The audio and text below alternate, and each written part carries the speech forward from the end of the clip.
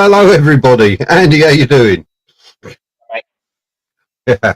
I just had a quick phone call about 5 minutes ago. Unfortunately, Red Bomb is very unwell and he's going to be unable to do the live stream. So he just asked me to do it. So here I am.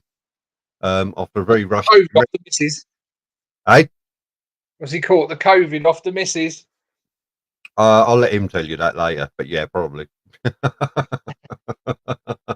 And I think Boo Rider was right. Where was it? You can't have sex, wear a mask and gloves, and expect to get away with it. Yeah, that comment from Boo, nice one. Yeah.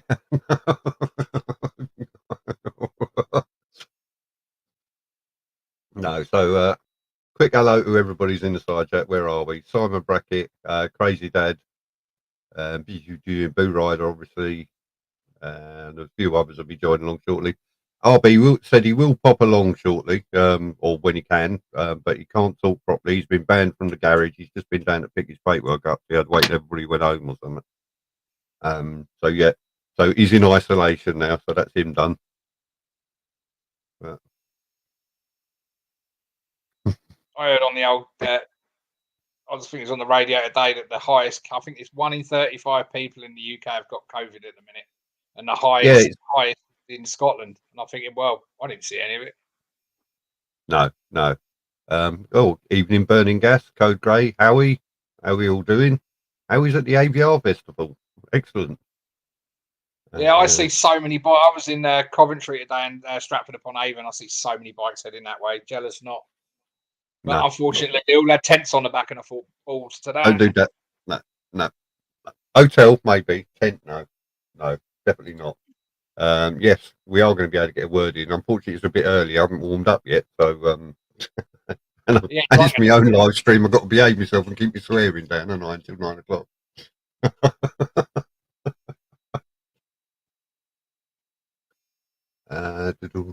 What was it?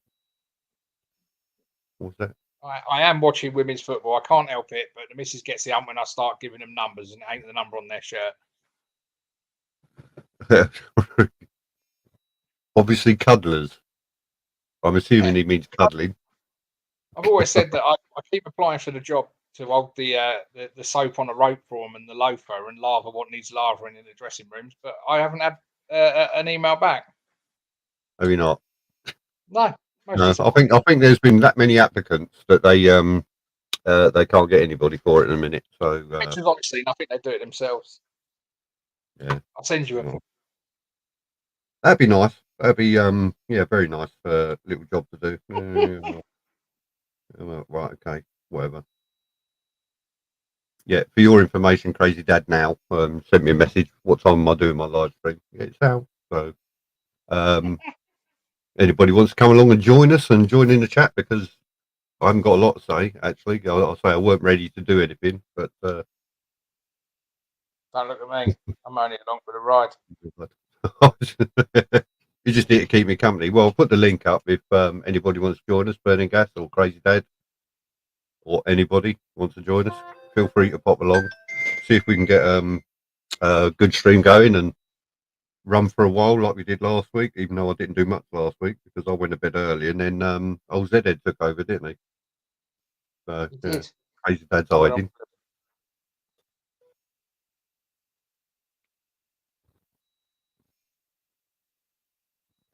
You're nowhere near 40th, Gareth. Nowhere near it. You know. Hippodrones. Okay. Hippodrones and Mr. Fish. Nice bloke. Nice one. Hope you're having a good time down there. Not my thing.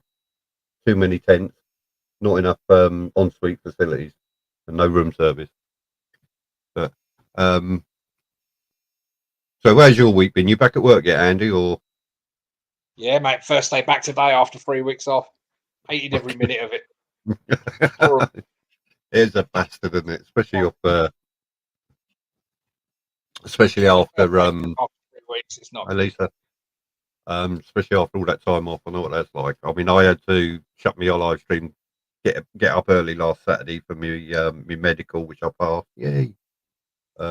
And then I've spent this week trying to learn how to drive a lorry. So no practical yet. No, I'm just trying to do all the paperwork.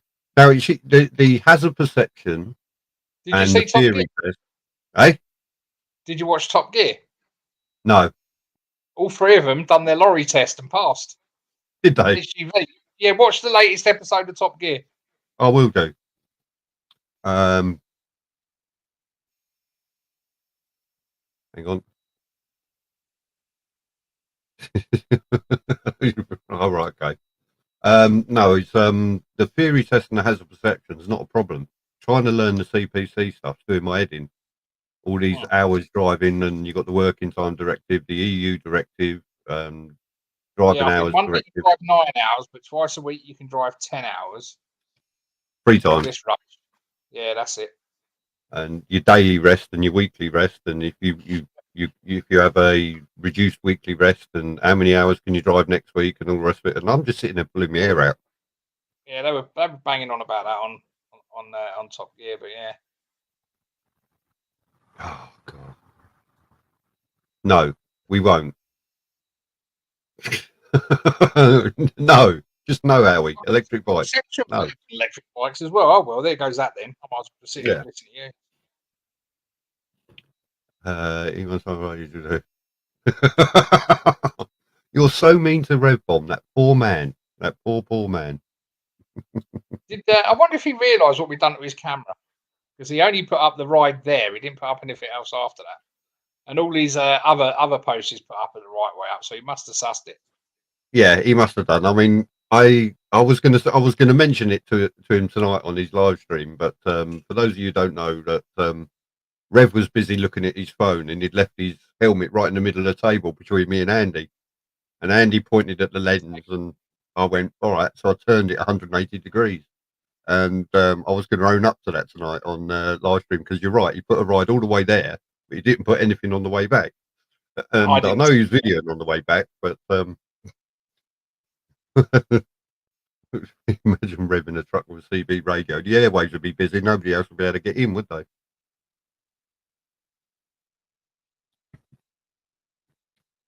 It's good to see. Yeah, there you go. Revving a truck, CB radio. I'm not used to doing this so early. Everybody's usually had a drink and a bit more loosened up by the time we get onto my live streams later. And obviously, you're at work in the morning, so you're not. I'm off by. I got to be off by sort of 10 to. Yeah, no worries, mate. But yeah, I was just having a look through some of my subs, and I watch a guy called Adventure for Life, and he really did rocket to 1,000+ subs quite quickly. His content's really good. But he's put nothing up for like 3 months. No. It's just a lack of content going up from people at the moment. Plenty from the guys in the States. Yeah, there you go. I think I got a video coming out every 2 days. I've got about 4 or 5 more to come up, something like stupid like that, 3 or 4. I've got one more to do, thank God, in that trip. Hours and hours of footage I'm going through, and it's driving me nuts. You can't put it all up. No. There's a lot of footage, a lot of stuff I wanted to put up, and I've just deleted all the footage now because I can't be asked to traipse through it all. I'm going to have to think of a different way of doing things. But speaking of the devil, anyway, here he is, Mr. Sick Note. Just change my name to Sick Note tonight, mate. Speaking of the devil, anyway, here he is, Mr. Sick Note. Right, mute your YouTube. Yeah. Oh shit! Hang on. I breathe into the mic. Yeah, breathe into the mic. Yeah. You got a bell, Simon, with a little bit of incense you can bring.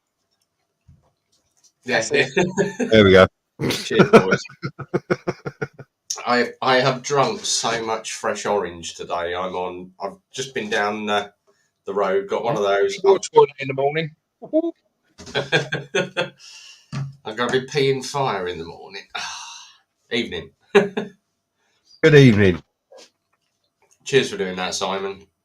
That's quite all right. That's quite all right. I say I'm a bit out of place because I'm not used to running things this early. And yeah, Ali and Hayden have got it as well. Have they? Yeah. Have you had it before? I've had it loads of times. I was having it every week through March. Yeah, what about COVID? No, because I've got the high immune system. They were using my blood for COVID testing, so we were getting injected with very mild COVID to release the antibodies, so they could pull the plasma off the following week. So I had to have a different one. So yeah, I feel fine. I've just got a really tickly throat and feel a little bit warm, but otherwise I feel great. But obviously for the safety of the staff safety of the staff and customers, I'm banned from the workshop. So I've been down. I've got all my bike paperwork, and I'm working remotely from home. So which I shall be doing tomorrow. So I'm going to be sitting here taking phone calls and dealing. So if you phone tomorrow, you're going to get me. Yeah. It's just as well I didn't pop in to see you on my way home today. It was no, I weren't there. I weren't there. I've been banned, mate. You've been banned. Excellent, good stuff. Well, as long as you weren't infectious on Sunday and give it to all of us, that'd be all right. Well, no, because the missus, I think it was Sunday night. She felt a bit rough. She tested Monday morning. She was all right, and then Monday afternoon, boom, and I was like, oh shit. Yeah. But I said to her, I'll be fine. I'll probably get a little bit of it, but my immune system. Once it's in the house, you can't get away from it. I don't care what you do. Thing is, I said to her, with my immune system, it's, I'm going to probably get a tickle, and that's about it, which is what I've got. I feel fine. I want to go to work and do bikes, but Phil said to me, no, you can't. You've got to stay at home. Yeah. There's no actual rules now to make you stay at home. It's up to the employer's discretion. You're welcome in your right to say, no, I'm coming to work. Yeah. But we've done it as the employer's discretion, and Royal Mail have taken a stance that if you've got COVID, you go home. Yeah. The thing is, if Keith gets it, because Keith's in his 60s, he's the main repairer, so and he's not going to obviously deal with it as quick as someone like me. So cheers, Ali. Yeah, I've been on today. I've ordered myself a duck. You've ordered them for what, off Amazon? Yeah. I've got the one with the machine gun and the bling. Yeah, well, they do packs, so you can get all different ones, can't you? Yeah. I'll see if we can find them. I've been sitting around. I've been sort of while I've been doing garage stuff. I'm like, oh, let's just see what little extras. I tell you what, I found a lovely BMW today. I was like, oh, and everyone's going to go, you traitor. Let me just bring up my eBay, Simon, because I've been watching this. I thought, if I was to win the lottery, it's done. Where is it? 7,500 miles. 7,430 miles, but it is absolutely fully loaded with every optional extra. Let me see. I've got to figure out how to share my screen now, haven't I? Hang on. Click on share and that, and then I'll let you do it. But is that the one you got, Rev? Hang on. Let me go back to the. That's the kiddie. Yeah, but I've got the chrome helmet to match my chrome helmet. Right, I've just shared that up for you. Look at that. That is nice. Is that 1250? It is, isn't it? Or is it 12? It's 1250 GSA, but he's got it's got oh god, what is it? Tracker 5 on it. It's 15.5. Yeah. It's got all the extras: spotlights, fog lights, pannier rails, front engine bar, taller screen, main stand, sat nav prep. He's got the. I can go on with the talk screen.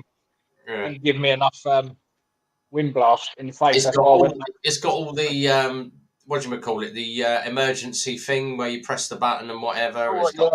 SOS. And he's got oh god, what was it? Mudslinger on it, side stand puck, handguard extensions. It's got the Garmin, and it's got some special bloody nav or something on there as well. Tracker. Yeah, there's loads of spec on it anyway. But I thought that's a bit of kit. Just buy it, isn't it? Yeah, it's a nice ride though. When you actually the guy, there's a oh god, what is it? If you go on YouTube and put in 1250 ride review, because I was showing someone yours, Andy. And there's this guy he does like an off-road course, and he takes people through gravel, through shale, and then he puts them up a bit of mud, and this guy actually pops and jumps his bike on a hump. Oh, nice. Squealing his head off. He's like, I'm there to be jumped, not poodled over. Jumping. Yeah. He must clear the ground by about 2-3 foot, though, but it comes down, it was like boing, and it doesn't even feel it. No. I get some good air off of Durrance Hill in Hemel. I can get about 5 foot air off that. And if going towards B&Q from the sort of actually going towards B&Q, if you hit that at about 60, you can jump about 12 foot. Oh, bloody hell. It's great fun. Yeah. Over that. Right. Rubber in contact with the road at all times. No, don't do airborne. It's not got wings. It's not a plane. Don't do it. No. Playing with wings as well. They're good fun. Oh, bless. It's right. A load of people just put everyone into Simon's channel, and you can catch us on the live stream. But everyone's putting on mine. Oh, get well soon. I'm fine. Honestly, I've just got a tickle. You can't beat having a tickle, can you? I know, exactly. Yeah. You've got to have a tickle. Tickle. She went to bed. That's nice. Yeah. Unfortunately, I can't go in the bedroom because she's in there. But that's the infectious room. It's like the zombie plague in there, mate. You can't. Well, you've already got it. That's true. Can't get it any worse, can I? That's No. You might as well. I might as well go and have a bit of fun with her then. I'm waiting for her in the background to say, "Oh no, you're fucking not." She's watching. Because I've been working in the office today, taking calls. I've had a steady stream of Casualty, Emmerdale, EastEnders, The Bill. She's had the old Gold channel on playing all the soaps and that. So yeah. Good evening, Els. How are you doing? Evening, Els, buddy. How you doing? We got a very, very, very, very poorly Rev Bob here tonight. So yeah. I ain't that poorly. I'm just lurgy time, innit? Yeah. All good, mate. Oh, number 12, nice. At least I can still vape. Well, this is true. It's not affected me breathing, so. No, that's a good thing then. Yeah, so I'm not puffing and wheezing. So. Are you all vaccinated up or? Yeah, I've had 3 or 4 of them now. Yeah, that's good stuff then. Yeah. Yeah, we've had a lot of cases in work. A lot of people come down with it, and a lot of people's friends in work have come down. The thing is, because I've got that high immune system, the first sign I knew that I'd got an issue was yesterday when I was in the garage, and I said to Becca about 12 o'clock, and I went, my back's getting really hot, and I've had a mask on all week, so I've been working with a mask on all week, so just in case. And it wasn't until 12 o'clock when I did my test yesterday that it came up 2 lines, and I went, oh shit. And I said, the first sign I knew, my back was red hot. It literally feels like I've got 30-degree sunburn on my shoulders because my immune system's kicking off. So that was it. Phoned Phil and he went, right, no, get home. You're not coming back in today. So, no, fair enough.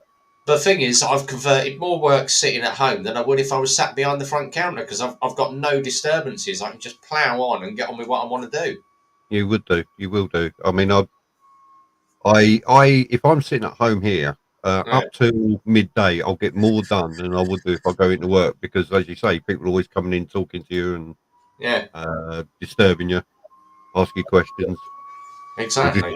Just generally interfering with me. I don't like it. Flying squad on my doorstep. I've seen that.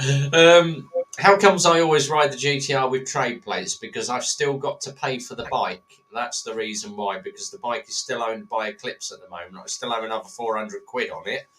Once that's paid, then I can transfer the bike into my name and put some tax on it. But for the time being, it's insured. I've been telling everybody you're too tight to pay road tax. No, it's the fact that it's still owned by Eclipse, mate. So I've paid the insurance on it. Insurance is actually got me me valuation today, and he said to me, he said, "How much did you pay for it?" I went 4, and he went, "All right, what you done to it?" I went, "This. Oh, we're going to put your valuation at 5 then." So they've insured it at 5 for me. There you go. So can't. And then when they want to pay out, they'll give you 2. Yeah. Yeah. He said, "Oh, crazy, Dad! Can you catch COVID?" You'll probably catch COVID if you put it in a tube, but Or it depends if the tube's got COVID before you put it in or not, doesn't it? Exactly, yeah. Watched your video on the way to the HCAF. Never seen a video on the way back. No, because I know someone turned my bloody camera upside down. One of you bloody lot, wasn't it? I put my hand up. I put my hand up. It was me. But you're lucky because Simon done the deed. Yeah, I only got 10 minutes of the ride home because my battery ran out. I saw you looking in the mirror at your camera. I thought he's trying to figure out if the lens is the right way up or not. No, I was trying to see if I'd still got battery, but the light had gone out, so I'd lost power on the battery already. But I say, I did a bit of a vlog on the way back, and I did a little bit as well where I kept pointing out that you'd left your indicator on. I was looking in the mirror and saying, look, all the way down this road, everyone's left his left indicator on or his right hand indicator on. I get all the way to the garage, and I looked at my crash helmet. I'd never even switched the camera on. So, so there you go. That was a bit calmer for you. That was good. That was actually a good ride. Actually getting used to doing this filtering now. So yeah, I'll tell you what as well though. I don't like Audis. No, exactly. They appear out of nowhere. Stupid woman, wasn't she? What speed was I doing? Went a little bit over the limit. Yeah. Hence why I blurred everything that time. I think even I took Boo by shock that time because he wasn't expecting me to come past that hard.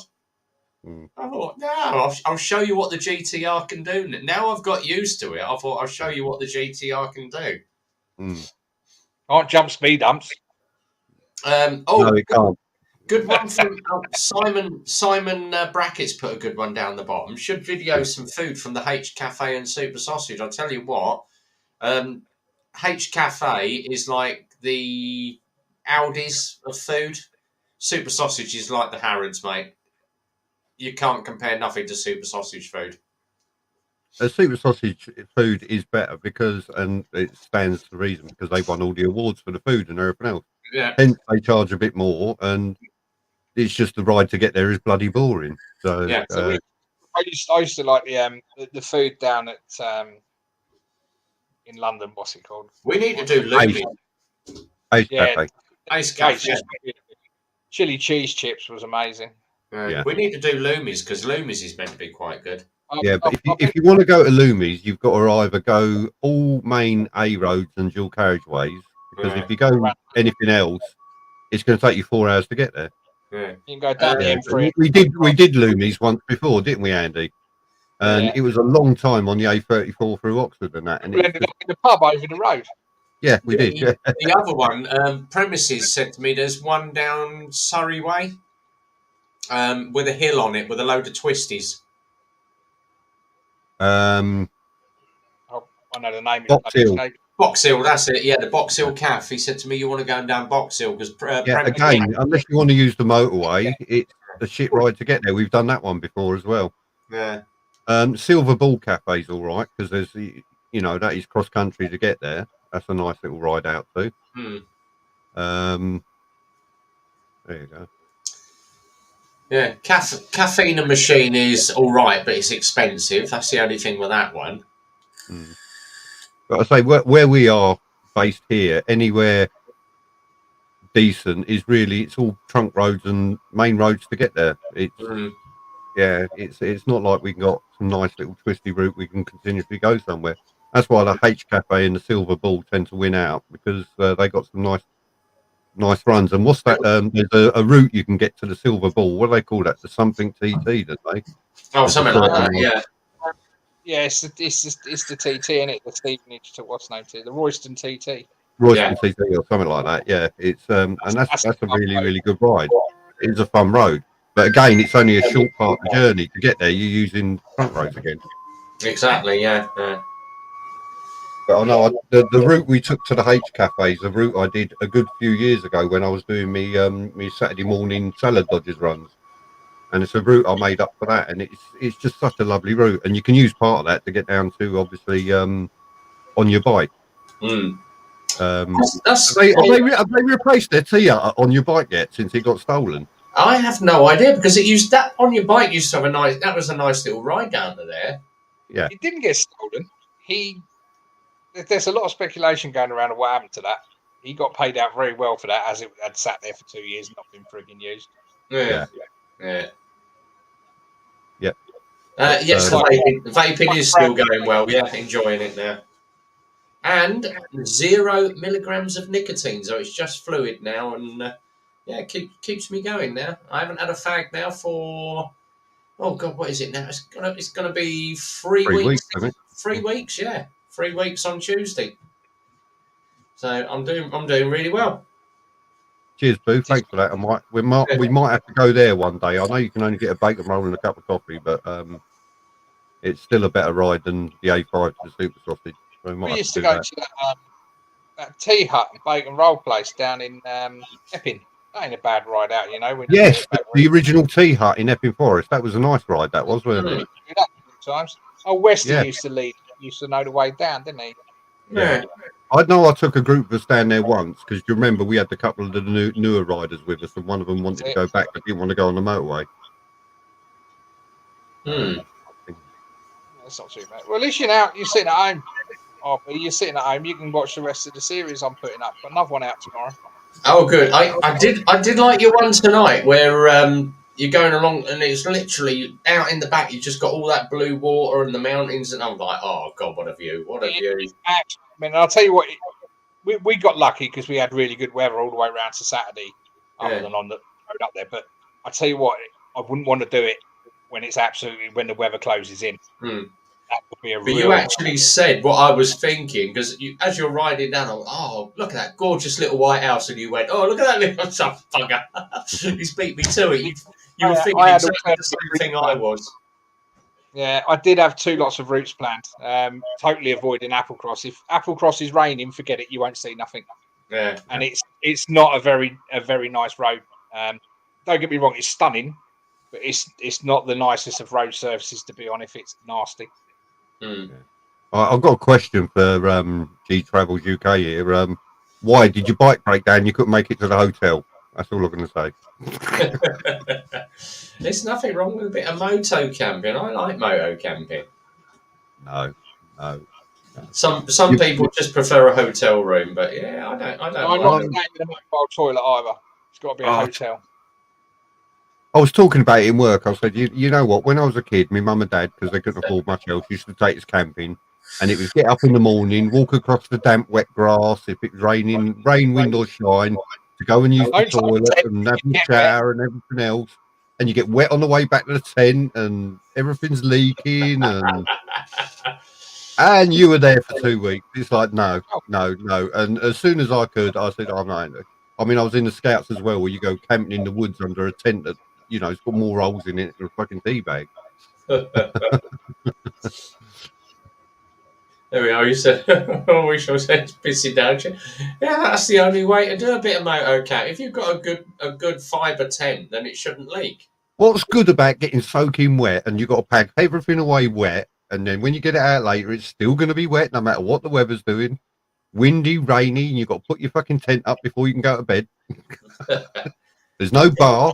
You've got to pee in a bush. Bury shit. It takes hours to get to Scotland because we went from Cumbria. I wouldn't want to build my accommodation when I got there. No. It's literally, if you get one of the new tents, something like a Summit Man one, you can literally just pull the centre, pop it, pull the clip. Walk up the truck and go, please. It's done. I'd rather walk into a building and give somebody my credit card and they give me a key and I go and nice warm shower, ensuite toilet, get yourself freshened up. Downstairs, you've got a restaurant and a bar. Yeah, you get to a certain age. You have an ensuite toilet when you're camping. It's just called a tree. Yeah, you just piss up the next bloke's tent. Yeah. It's all part of the adventure. There we go. Oh yeah. Have you seen Mad Old Biker's latest video? No, I haven't seen it. He's out riding that. I think it's a street triple or. When he did that one, yeah, I did see that one. It's like, I like this. Oh, it will take Scares the shit out of him. Yeah, brown pants time. Yeah. But I did it with that band because we've sold the Bandit goes tomorrow. I'm going to miss that thing because I took that out for a quick test ride, and that Bandit did a half bloody shift. I tell you. For a 12.50, that is nice. They're for other people, exactly. Yeah. Yeah, but if you take Andy along with you, he can clear a space in the bar for you. Oh, it's easy. Yeah.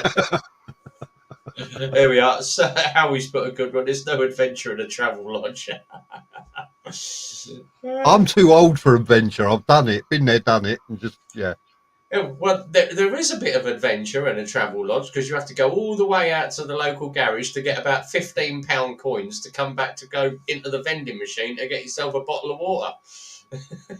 Yeah. Oh, look, mad old biker. He was on a BMW S1000R last night. Oh.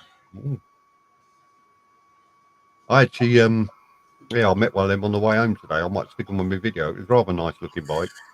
I did let him pull away from the lights from me, but he could ride it as well. He was doing really well. Well, here is it. Here we go. Yeah. I don't care where it is as long as it's got an ensuite and a bar. Get 0 to 50 in months. Yeah. Put mine up against yours and I'll show you what it does. Yeah, you could be on an hiding for nothing there, crazy dad. Yeah. Go up against the pair of them to see which one comes past you first. Bristol has been like, well, you past him with a billion in the air over a speed hump. Some hotels are just like that. They're that busy a hotel. They are like being in the war zone. There's so many people backwards and forwards, and it also depends where you're going. In Bristol, you're probably getting loads of people going there just for one night before they go to the airport or something. And yeah, exactly. Yeah. Choose that one. We sat in the hotel lobby in Glasgow, me and the missus, for about, I don't know, half an hour, 20 minutes, having a couple of beers, waiting for Darren, who was talking to Hitler. I mean, his ex-missus on the phone. We were just sitting there, people watching, and it's so funny watching people come in, all different nationalities, and a coach load of they must have been from India or something, turned up on the way from an airport. At like 6 o'clock in the morning, 3 of them were jumping in the cab and absconding because they were looking for them to put them back on the coach about 3 hours later. It was really funny. Yeah. I must admit, I like doing that as well. You go somewhere and you see all these different people walk past, people watching, and you sort of making up what they do, and I make up the conversations they're having with each other as well. So yeah. See, I got a Facebook ban a few years ago. I got a 3-month ban because I put up what was it? An Englishman, an Irishman, a Scotsman, a Chinese man, an Italian, a Kurd, an Afghanistan, an Afghan. You can't come in here without a tie. Was that one? No, a Pole. No. I've done every nationality. All walk into a pub. No, it's not the start of a political joke. Welcome to Milton Keynes. And I got Facebook banned for it. There's one of them that goes all the way through, and they said, "No, you can't come in here without a tie." Spelled T-H-A-I. Yeah.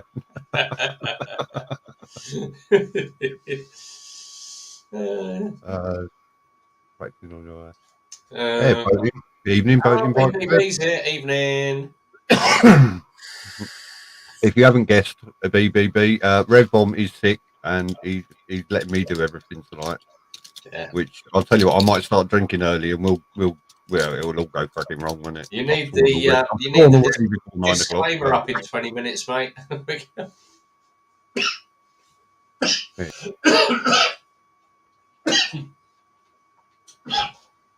Oh, Jesus. Oh. Cough it up, it might be a £5.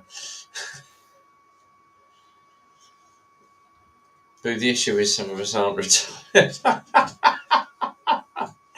That's true. Right. Well, as soon as you're on there, I can do my bit on MCN. I don't think there's much on MCN tonight, actually. BMW have confirmed they are not doing a hybrid motorcycle. Don't blame them. An MT-07 was recovered in 6 minutes of being stolen after it had been fitted with a tracker. Well, that's good. 2-wheel ultra drive bike. I'm watching about getting a phone call. Oh, I tell you what. I think. Mud plug-in 125s, are they worth green laning on a 125? Not really. The only decent one, I tell you what, I wouldn't mind actually buying this and going out and having a trek around on one of these in the woods. Let me share this up with you.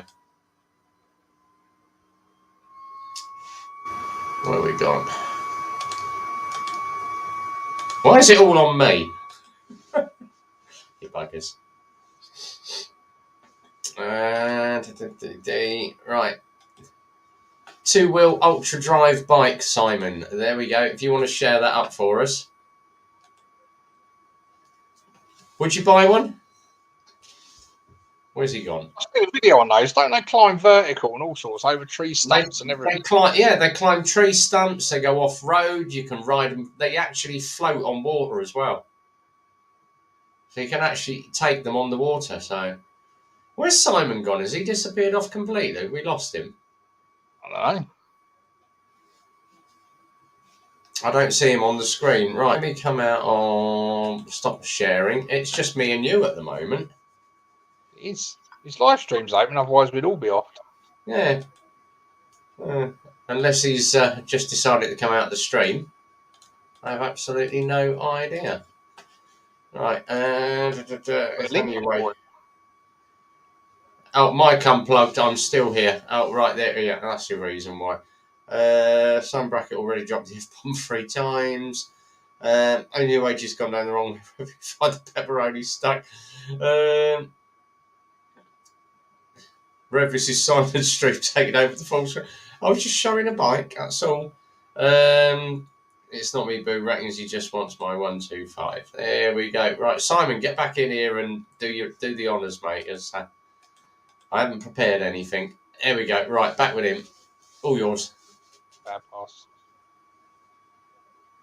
No, he's not got a mic. Oh dear. What's going on there? Check your settings. Simon's gone for a quick COVID test. I have absolutely no idea then. Just means he's going to have to chat in the put it up in the side chat then. Or go into your mic settings. Hello. And, hello. Oh, that's better. There you go. Can you hear me now? Yeah. I can now, yeah. What do you do? I know, for some reason I had a message come up saying my mic is unplugged, and I'm like, no, it ain't. It's still plugged in, and it just wouldn't connect. So yeah, I just had to unplug everything and plug everything back in again, and then I forgot to switch it back on again. So right, yeah, I've got you back. So back over to you now. Yeah, no, I thought I'd give you the solo layout while you was doing your MCN bit. So there you go. Oh right, cheers, buddy. There isn't much on MCN. I think a lot of people are picking up now that they're doing sponsored shit now. Yeah, it's just like, yeah, the only decent bit is obviously BMW are not doing a hybrid bike. Thank God. I had one on was it MOT on Tuesday. I had the electric it's called the Evolution, BMW Evolution. And that's not a bad bike. It's not a bad bike for a BMW. It's not bad. It looks like a scooter. Is it the C? No, it wouldn't be the CEO4. That's new, isn't it? Yeah, that's it. CEO4 Evolution. Yeah, because that's the one that who is it? What's his name? Exeter. That's one Exeter rider did a review on, and I actually quite liked it. Yeah, that's what the guy. Well, he brought 4 bikes in, so he brought that in. He brought in his Ducati Diavel, but it's the titanium edition, and it's one of 500 bikes. There's only 11 in the UK, and he's got one of them. And I went, all right. They all passed, and then Thursday he brought in his V-Rod and his Fat Boy. Yeah, nice. Yeah, they've all got less than 2,000 miles on them. He doesn't ride them. They do 200 miles a year. Has he got 4 wives that he don't ride and he's saving for someone else as well? I don't know. Oh, stop it. Oh, Jesus. Yeah. Have you watched BVG's video of the BMW? Yeah. It's all... There's actually a good one out. It's the new Energica that's just been released. It's the adventure one. but Yeah. it's 27 grand. Now the only decent thing about it is 160-mile range, and you can charge it in, I think, 50 minutes, 55 minutes, from 0 to full in 55 minutes. That's getting there. But it's still not eco-friendly like everybody reckons it is, and all the tree huggers want. So exactly. Did you not say about you do it to me every week. You start me off on this fucking rant about electric bikes. You do it to me every fucking week. And they're fucking ugly. And they're ugly as well. Yeah, thank you very much, Tracy.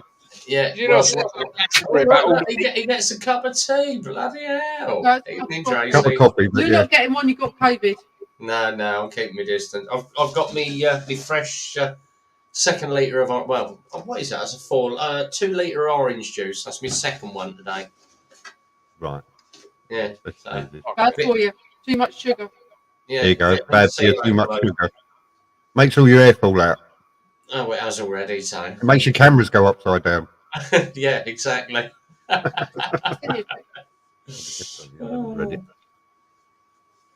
Hello, Andy. Sorry. Hello. I was saying about all the vegans going to Glastonbury and putting their veganism on hold because they're actually going onto a working dairy farm. Do people still go to Glastonbury? Oh, Jesus. It's bigger than ever this year, isn't it? The thing is, Glastonbury used to be a rock venue, and look at it now. It's all like, oh, well, I'm going to go along and see Sean Paul and Ed Sheeran and all the crap. Diana Ross, Robert Palmer. Yeah, exactly. Paul McCartney. There you go. Yeah. All the young rockers. Yeah, they had Rolf Harris there 4 years ago. Yeah, but he was only there with 2 little boys, weren't he? Yeah. Oh, you're a bad man. Oh dear. Sorry about your problem, but Evening, Shadow. How you doing? Welcome from across the pond, Shadow. The evening, Shadow. So I'm up at stupid o'clock. So right, mate. Have a good evening, and I'll catch you all again soon. Enjoy your day at work tomorrow. I'll think of you while I'm rolling over at 5 a.m. and touching myself inappropriately. 5 a.m, I will probably be nearly in Coventry. Yeah. I was there last Saturday. It's the shithole. I know. I was up there today, and Stratford. Not good. No, and Nuneaton. Another dump. Oh, Energica got a stand there. I'll tell you what, Howie. That is their energy. I've ridden the Energica. Oh God, what was it? Ego, and that is all right for an electric bike, but it flies. It absolutely flies, and everybody that's ridden it said it's 0 to 60 in 2.6, top speed of 150, and it does do it. I've been out and actually ridden one, and it impressed me. So can't wait to see what the new tour is like. But give me a petrol any day. Yeah, Howie, sign me up. My email is kissmyass@electricbikesuck.co.uk. Yeah. Actually, I might just make that Gmail address, electricbikesuck@gmail.com. Yeah, we'll send all the flyers there and see how many stickers we can get. Yeah. Electricbikesuck@gmail.com. Down to you, Simon. You can make that one. Oh, I'm gonna. It's you get me started on every fucking week, and everybody knows, and it's just like a red rag to a bull, isn't it? It is, yeah. You want to see Simon go off on one here? Will mention electric bikes and how much he loves them, isn't that right? Yeah, exactly. Yeah. Oh God, what was it? There was I think it's called Fail Army, with the guy. Oh yeah, the Fail Army lot. Yeah, the guy with the electric car. Have you not? No, I think it's on the latest one. He pulls up at a petrol station and pours petrol over the electric port. Why? He's like, pops the cap, there's the electric socket, and he gets the nozzle and he's trying to jam the petrol pump into the nozzle, and then he pulls it and the fuel shoots out straight over it. I'm like, oh, there's an instant fire hazard if you ever seen one. You strap solar panels, you're back to go anyway. Yeah, pretty much, Shadow, pretty much. Yeah. I do have several live wires, and they're all in the plugs in this house, and that's what I use to run my electrics from. Yeah, exactly. I was about to say that, yeah. Next, crazy, you're not funny. No, I did see a funny video once about a Tesla broken down or stopped at the side of the road, and this guy pulls up and he starts videoing it, like, because he can't believe what the guy's asking for. And so he starts video and he says, "Can you tell me what you want again?" He says, "Yeah, can you lend me $10 for gas?" And the guy was like, "But it's an electric car." He said, "Yeah, I just need $10 for gas." He said, "But no, it's an electric car." He said, "I'll tell you what, I've got a can of gas in the back of my truck. I'll give it to you, and you're telling me that's going to get your vehicle running." He went, "Yeah, it will." He said, "But it's an electric car. How's this going to work?" And it goes backwards and forwards like this for a while. In the end, this guy goes and gets his can of gas out the back of his pickup. He walks up, he puts it down and says, "Right, I'm recording this. I want to see how you're going to get this gas to start make your electric car go." The guy opens the boot and pulls out a Honda generator, fills it with gas and plugs it into his car. Oh, Jesus. He travels everywhere with an electric generator in his boot that unfortunately had run out of gas, and that's what he needed the money for gas for. So I did find that rather amusing. Oh, well. That's something different, anyway. As Poe keeps running on the emotional tempo he smokes. Is it electric, Howie? If so, you have my permission. If it's electric, you have my permission. But there you go. There you go. So that's the electric vehicles done with. COVID's done with. Right. What else? What else we're going to talk about tonight then? Next. Talking of that. Next weekend. Next weekend is the Milton Keynes Bike Show. Yes, it is. I need to ask a favour. Go on. Are you about early in the morning? No, I've got a run planned. Oh well. I've got a run planned. I'm going to be at Leighton Buzzard McDonald's, and we're doing a ride out from there. I'm planning on going up through Swanbourne, Stukely that way, and then dropping in the other end towards the MK Bike Show, and I'm hoping to bring a load of people with me. Oh, cool. Why? What did you need? Did you need me? Right. We are there. We're going to be getting at the garage 6 o'clock on Sunday morning. Mm-hmm. We're going to load most of the bikes, I think, Saturday night. But we figured it out. If we're taking all the Lex Motos, but they're going to be in the bike trailer, I've got to bring down the 4 big bikes, but I'm going to ride them down there. Right. So I just might need to borrow a couple of people, but I'm taking my bike down and put it on the stand as well.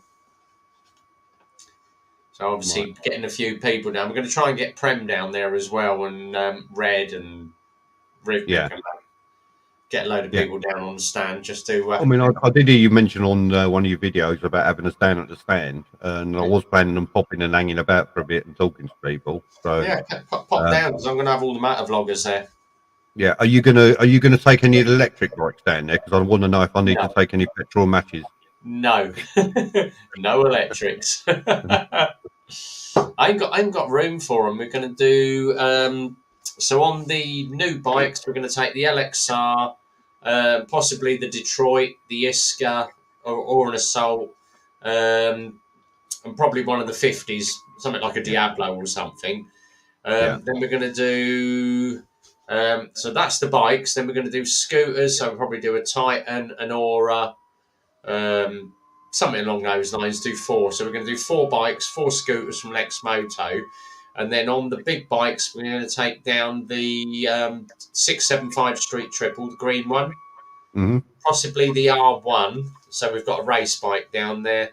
The VMAX, all the big VMAX down there, because that'll pull a few people in. And then possibly one of the others, but we don't know which one. I might take the Gixxer 650 down there, because that's quite a nice one, yeah. And then obviously my bike in the corner of the stand. just to show off. Yeah, Boo Rider, we're planning on meeting up at Leighton Buzzard McDonald's on the bypass road next Sunday. I think I'll put the meeting time down for about 9:15 for around about a 9:30 departure or 9:45 departure, thereabouts. I can't remember off the top of my head. I could just have a look in the group. That would be the easiest way to do it. No, that one. And then I'm going to do a nice twisty ride around to the MK Bike Show, and from there, where's that bleeding hell they in all the things now? Events. There we go. Apologies. 9 o'clock meet up at Leighton Buzzard McDonald's. Bike show starts at 10. Yeah. So I've got a 9 o'clock meet up, leaving around about 9:45, and a twisty ride to the MK Bike Show at the stadium. So we'll probably get there for about 10:30. Cool. Stick it in your diary. Come down, join us. Have a little lead ride. I'm planning on bringing my 360 camera with me, so I can do a bit of footage other than just the front of the bike. I might stick my drift on the back as well and see which one comes out better. Cool. And then loads of pictures and things at the bike show. And then last year we left the bike show and we went to a little pub in Bletchley, and we all had something to eat and that, and then we went home. So it was the weather was really nice. Hopefully the weather will be nice next weekend, but you never know. Exactly. Right, we've got a little bit of an echo somewhere. Is that me or is it you? It might be me, actually. I don't know. It might be my system. Oh, mute you. It's probably going to be you. Right, I'm going to turn in for the night, mate. I'm starting to get a bit tired here. Don't know, I've knocked you out having this. yeah, it's one of the things, isn't it? Right, before Red Bomb goes, does anybody want to come in and join me before I go and get a beer and get silly? Exactly. Anybody want to come join us? I'll hang around till someone jumps in. Get Boo in, or get Howie or Crumbly in there. Crumbly. Oh, Crumbly, evening. I wasn't aware you was along with us, mate. How you doing? Is there a date on the mental health awareness? Yeah, I had the Brandon shared it to me on Facebook, didn't he? He did. He shared it to me as well, but I can't. Let me get into my, because it's on my diary. So let me have a quick look. My events to come up. Sunday the 14th of August at 11 o'clock. There we go. So, hang on a minute. Let me just. I might be able to share it in the chat, actually. You might be able to. How do I? I'll tell you what. Let me private it over to you, Simon. All right, mate. There you go. That's the link for it. So 273 so far. Andy Stocker and Brandon, everybody, and it is at the Tote Cafe. So it's local enough for most of us. Yeah, it's doable. It's doable. So it is doable. Yeah. And it's all for a good cause. So absolutely. I reckon it's a doable thing. So yeah.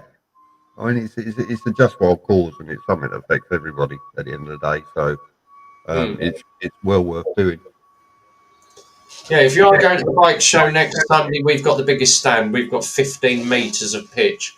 Not to say that we've monopolised it again, but you won't be able to miss it because we've got the Lexmoto tent. Lexmoto have actually given us their tent for hire, so you can't miss the Lexmoto tent.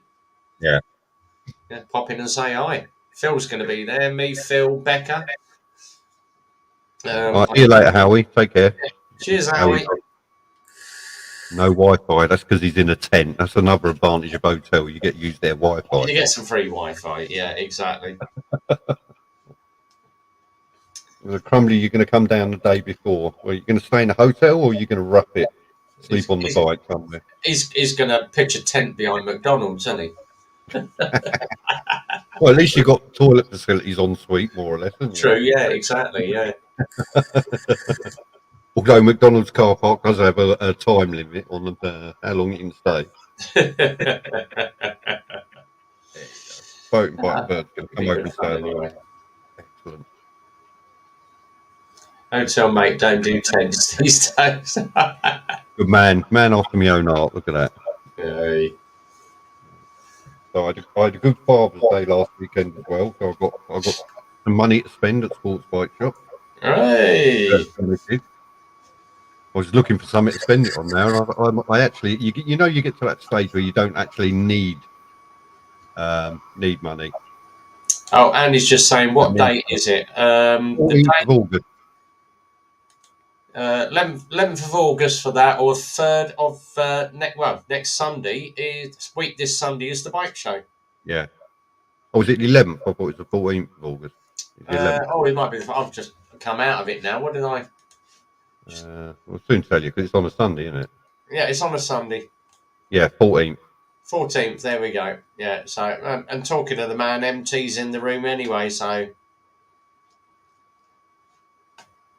get Brandon in. Let him tell you all about it.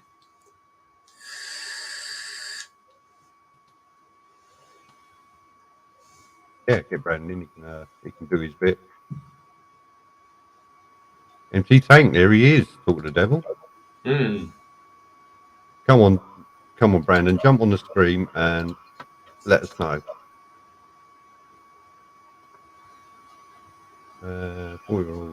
Link. Oh, he's on his phone. So. Oh, he's on his phone. All right, okay. I'll put the link in the chat anyway. Copy link. Shut up.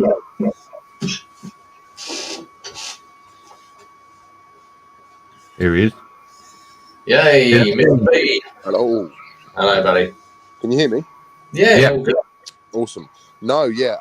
My dad's basically messaged me. I was like, "Are you free?" And I was like, "Yeah, I'll jump on quick." Yeah, I don't know what you guys want to know, but by all means, I'll ask questions, or I can give you like a rundown or whatever. Right. What you got going on there? What's going to be there?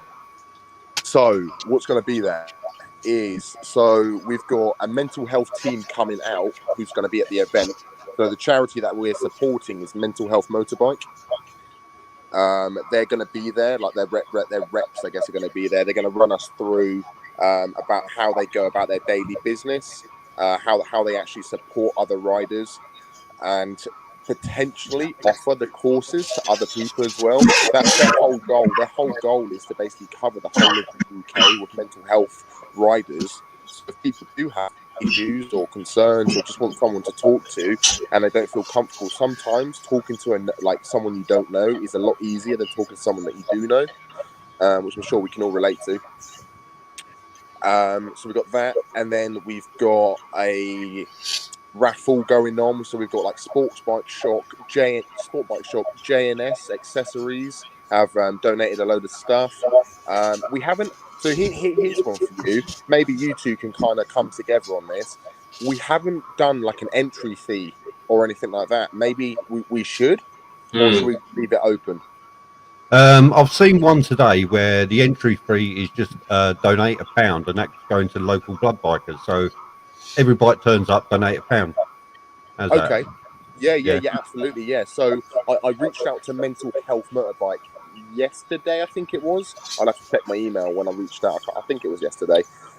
In regard to this, because I'm trying to get leaflets sent out. I think I spoke to you guys briefly a little while ago about getting some leaflets, dropping some off to you guys, and when you go to events and see people, just like, here you go, sort of thing. I went to a bike night last night and I was speaking about it, and I'm a massive no to having a leaflet and leaving it on bikes. I think it's very forceful, and I don't want it to be a forceful thing. I think it should just be if you're interested, come along. You know?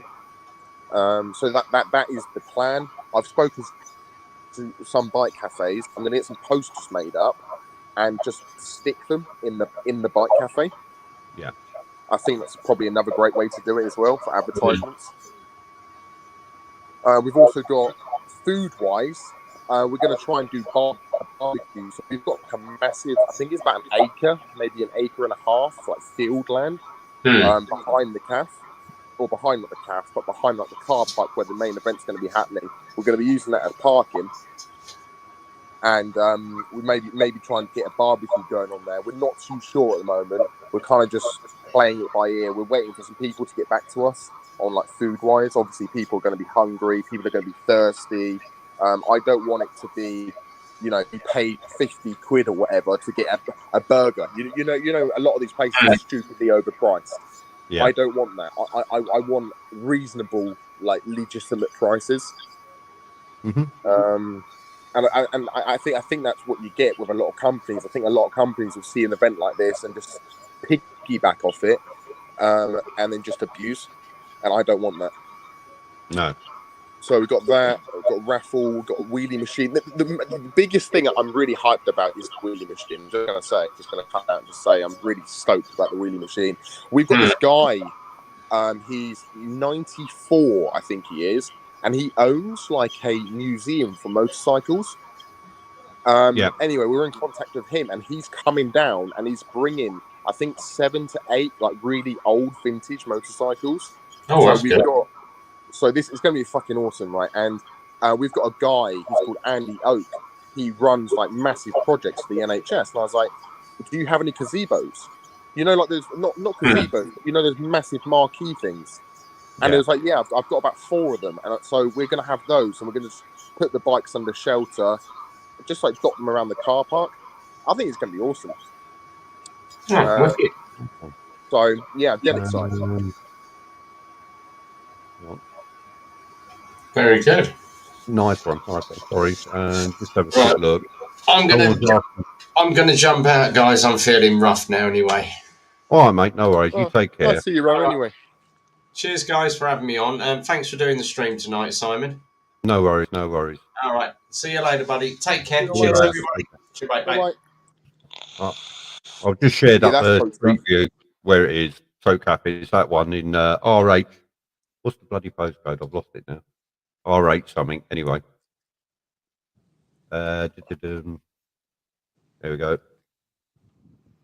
The best thing about this whole event, I think, is when I set up the when I set up the event. Oh yeah. There. I initially I was rushing around, and I was like, shit, like I need to notify the council. So Pulborough Council. And they're actually really, really supportive. Most of the time when you reach out to councils, like you're on the phone for like 2-3 hours, you don't get anywhere. I got put through to some like really high up advisor, and then they were like, we're going to put you through to our licensing department about music and things like that. Yeah. And they've been super, like literally, I can't say a negative thing about them. They've been so supportive. Then I think what I want to do, maybe you can kind of like guide me here. I mean, because it would make more sense for me to do it, but maybe you can guide me. I want to reach out to maybe like the fire brigade and try and get them down to do like a safety or like some sort of like, you know what I'm on about, like a first aid sort of thing. Yeah. Each fire service runs a biker down course, their own one. Okay. So if you get in touch with whoever the local brigade is that covers that area, what would that be? Like a phone number or like an email? Yeah, it'll be a phone number or an email. It might be an email, as most people are working home now. But if you get in touch with them and say, look, you've got this big mental health day, blah blah blah, for bikers, etc., etc., etc., would you be? Because they love all that PR stuff anyway. Yeah. And there is a guy, he's bucked fire, so he won't be able to come down there. But I know I think he stopped doing it now. But he used to go around to all the cafes with his little pull-up stand on his bike, with a biker down, and sign people up to courses and things like that. Yeah. They'd probably definitely be interested in something like that. Okay, because I was speaking to the council, and they were saying like, if you're lucky, you could piggyback if the police or the fire people, and just have them as like designated first aiders as well. Yeah, you can do. I mean, they're all trained actually, so yeah. So I think we're going to do that just to cover our asses. You could do that. You could also approach the local St. John's, the local ambulance service. You normally have to pay for stuff like that, don't you?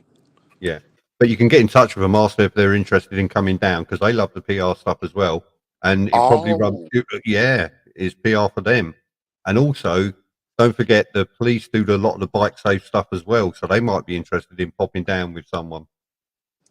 Okay. And it's always handy to have them on your side. I know we don't always like them, but it could be.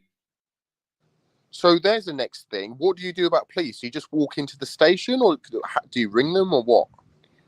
You need to find out. Obviously, again, it's where the headquarters is for that area. Get in touch with them, and they will have a PR person, public relations, Okay. and start speaking to them, and he will put you in touch with the right people for what you need. All right. Well, I'm gonna probably start doing that tomorrow then, or tonight. I'll have a little gander, see if I can get some emails, and then just kind of write up a really, really formal email. Yeah. Make sure it's spell checked. Like, tell them you've got this big event coming. You've got bikers coming from all over the country, all to do with mental health awareness for bikers and things like that. And would they be interested in coming down and that? You're not doing any organised road or organised ride or anything on the road, so you wouldn't have to notify the police that you're running it anyway. Okay. But the fact that you've told them it's going on and that, they might be interested in popping down. I mean, they go to car shows, they go to bike shows, they're always hanging around, they know it's on. Mm-hmm. So, yeah, and if you invite them down, and you could have their local police motorcyclist might want to come down with his bike safe stuff, because they do it in conjunction. They do it in conjunction with the fire brigade. Wow. Okay. That's interesting. That could be very, very useful.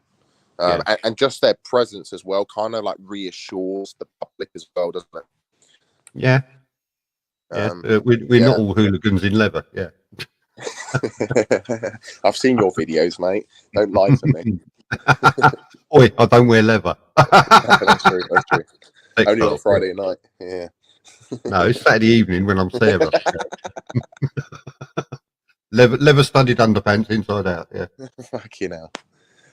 But yeah, I'm dead excited. We've also, so in like 4 weeks, I think it is. I'll have to double check the dates. We've got a Cheddar Gorge event coming up. Yeah. And there's about 500 of us going to that. Awesome. Yeah, that's going to be awesome. It's an all-day event sort of thing. Basically, we did one last year, during like the fuel crisis. Yeah. And it was like Friday. We cancelled it completely because it was like, no, people can't get fuel. And then we put it back on for the Saturday or Sunday. I can't remember what it was. Anyway, last minute notice, we put it back on, and we had just over 400 people turn up. Wow. And I was like, that's just like phenomenal. That's insane. So we've had forward planning of just over a year for this. It's just going to be phenomenal. Like, we've got like rally points, I guess you can call it, or like checkpoints. Yeah. Yeah, it's going to be awesome. Yeah, nice one. That'll be fun. I was speaking to who was I speaking? Oh, so I went to a bike night last night, and it's kind of amazing how many people want to do charity events for different charities, but just don't know kind of the right steps to take. Yeah. And I was speaking to this lady, she's quite an old lady, and she was saying that she wants to do one. She can organize it all, but she just can't get people. And I was like, well, I can get you people. And organizing is not rocket science. It's a lot of stress. Yeah. But it's not rocket science. So there's loads of possibilities. And this is what I was saying to someone yesterday was, I live for networking. If I can network that, like, it's just amazing what you can do for the community. I'm dead excited. It's going to be a good event, the one in August. That is going to be good. I am planning on making my way down, but I don't know where I am and what I'm going to be doing lately, because I'm taking on this HGV training. So I don't know where that's going at the moment. I've just passed my medical for that. Oh, that's awesome. I'm doing all the online studies for the practical, the theory, hazard perception, and the CPC stuff. So I'm learning all that at the moment. As soon as I've got that, I'll be out doing the practical driving. Oh yeah, mate, that's going to be awesome. Yeah. So touch wood. You're just thinking of the money. Actually, no, I'm just thinking about securing my future in work. Yeah. I work for a large company that has the big red lorries. Yeah. Well, you mean like Royal Mail? Oh, it could be that one. Yeah. and at the moment, it's about securing my future, because obviously the workload is dropping on the indoor stuff, which is where I work. Yeah. But the networking stuff and that is increasing. So if I can get that license, I've secured myself for another 15 years of work. So, oh man, that's awesome. That's awesome. I love hearing how people have kind of started where they are, they motivate themselves, and they're progressing. There's a lot of people that kind of like myself actually, which I'm trying to improve as I'm still young. You know, I still like to think I've got a future ahead of me. People who kind of just sit there and they become stale and stagnant, and I think that's such a negative way to look upon life. yeah. So it is nice to know, Simon, mate. So even not calling you old or anything, but so it's like just nice to see that people still have I'll put my motivation hand up. I am old. to I'll put my hand up. progress in life. You know, it should be. Oh. We should see you as motivation. You know, if you can do it, in theory, anyone can do it. You know. Well, yeah, they can. They can. They literally can. I mean, I've spent a varied career working everywhere, not really knowing what I wanted to do. Yeah. I worked at the ambulance service for 10 years. I worked Royal Mail 20 years. I worked in architects' offices. I worked in warehouses. I worked on building sites. I was even a milkman at one stage. And it's sort of like, well, what do you want to do with your life, Simon? You know, I'm 53 and I still haven't figured it out. And I'll be the first one to say, yes, I am old, because I now can't get up without making oral noises. Oh, my legs. You know you're getting old when you know you're getting old when people in the other room know you're getting up because you go, oh, ow, oh. Love it, mate. Fucking love it. No, that's awesome, man. Generally stoked for you. As you Good know, luck, even mate. at my age, I still throw my leg over a bike and ride it like I stole it. So. Oh yeah, no, yeah, I've seen some of your recent videos. Yeah, absolutely.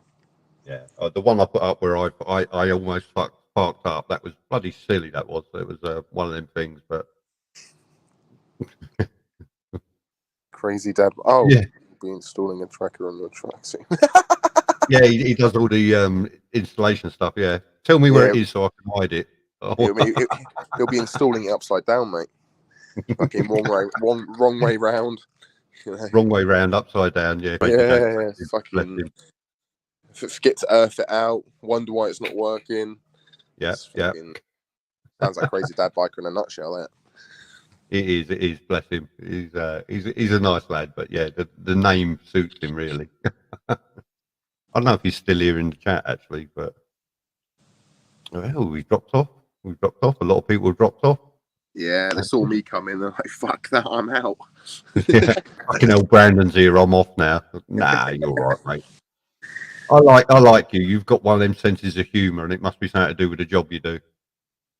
Yeah, I kind of think like when you go to work, if you've got to enjoy what you do, right? And I think if you don't enjoy it, I think you need to kind of have a bit of banter.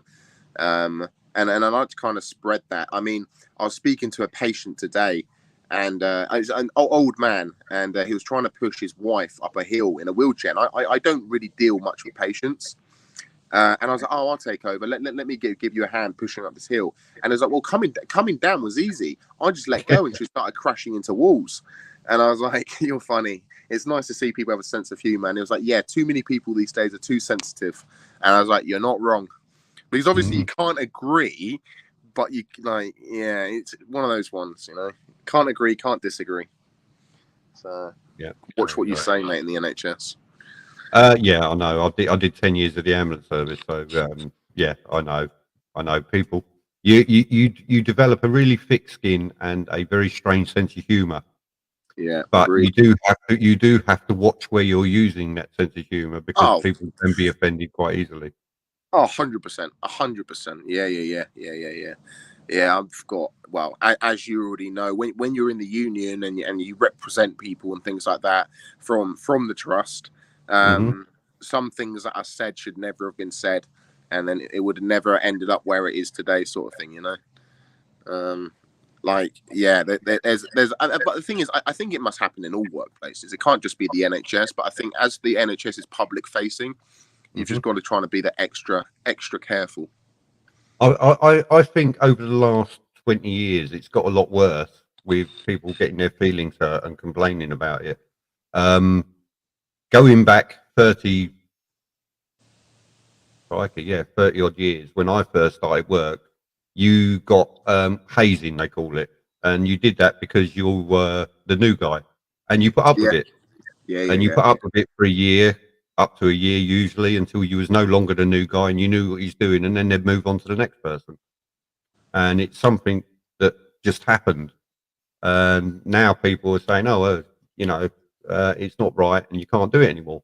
So you've gone from hazing people to having to watch your P's and Q's, and people actually losing their jobs for saying the wrong thing to the wrong person. Absolutely. I've also noticed, it's funny you say that about losing their job. There's a lot of people within within the two trusts that I work for. So I work for two. I work for NHS Property Services and Berkshire Healthcare Foundation Trust. And it's actually impossible to sack someone or dismiss someone. What we do is we do like a site transfer. So when it gets to like a disciplinary hearing, and if you're found guilty, they're like, oh, sorry, we can't sack you. Too many politics are involved. We're going to have to site transfer you. And I'm reminded daily. So I do weekly meetings with our clinical director, and he reminds me daily that we can't just get rid of people. We can only move them. Yeah. And it's pretty shit. You look 20 years ago, 15, 10 or 5 years ago, even, you know, you're gone, you know, but you can't do it anymore. Yeah. Any good ones that don't run off the battery? Our Port's on about trackers for his bike. Yeah, I think you can get some, can't you? That kind of just run off like AA batteries. But why do you want?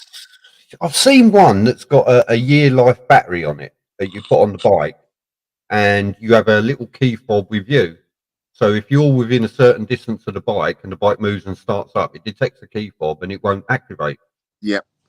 But then if you're away from the bike and it moves and you're not, obviously the key fob's not in range, it'll activate and tell you it's tracking. But it still relies, or they all still rely on you having a SIM only contract or whatever to go in it to use that data. It uses GSM and what have you data, but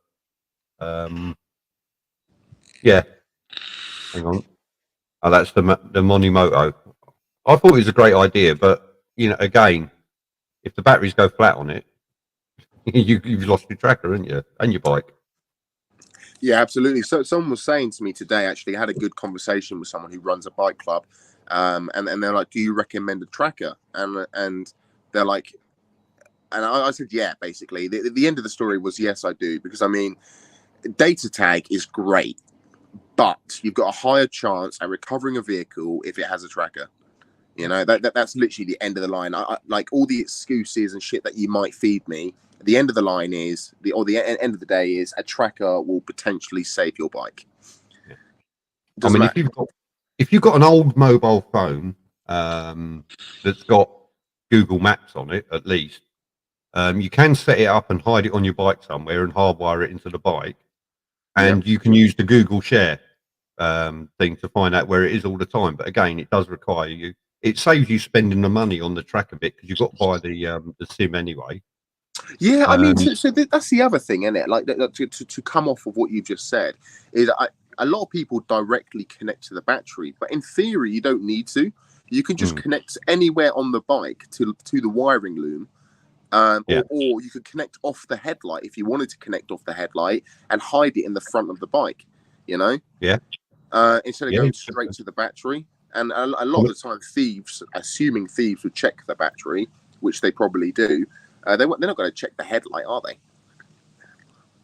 Yeah, no, that's very true. A lot of bikes have an auxiliary port on them as well for the auxiliary electrics. And if you've got like a mobile phone that isn't being used, will usually last for 2 to 3 days without being charged. As soon as you switch the bike on, it's charging the phone up, and they charge up quite quickly. So there are options, but yeah, there's tons of I was just reading the comment. There's tons of options out there. Yeah, it's funny. It's kind of like, you know, when people say, "Oh, what's the best fuel? What's the best tracker to use on a bike? Well, what's the best indicator bulbs to have on a bike?" You know, it's such a controversial topic. It's just kind of not even worth answering. No. Well, I've never had that one. What are the best indicator bulbs? Yeah, I must admit, I've never. I've had lots of discussions over E10 and E whatever fuel and things like this, and At the moment, just put the cheap one in it. You'll be saving yourself money at the end of the day. So. Yeah. In the current climate. Yeah, mind you, you're only talking about £1.90 a litre or £2.50 a litre, aren't you? Mate, where I am at the moment, mate, it's fucking £2.5p for regular unleaded. Oh wow, man! Yeah, I filled up earlier. It killed me off. I had to go over to Oxford today, and I filled up at Tesco's in Oxford because I thought it'd be cheaper, and it still cost me £27 to fill my bike up. Sounds about right. £1.94 a litre, I think I was paying. Yeah. I think it was. I was in Oxford today. Then I went down to Reading. Yeah. Actually, to be fair, I think the cheapest I found in Oxford, I didn't go to Tesco's, but the cheapest I found was £1.96. Yeah. And then when I was filling up, I saw the numbers going up. It started flashing. I was like, oh, here we go, you know. And then went to like 198.4, and I was like, you're having a fucking laugh, mate. Yeah. It's changing while I'm filling it up. The price is going up. I think you start filling up now. Do you remember the old one-arm bandage? You'd pull it and the numbers used to roll round. As soon as you touch the handle, it's like, yeah, bloody mate, hell. that's what it feels like. Yeah. I kind of what it feels like when you to put a plug in the socket and you hit the on button to start charging something or turn something on. It kind of feels like it just starts spinning around, you know? Yeah, but yeah, 5.5 every 2 weeks.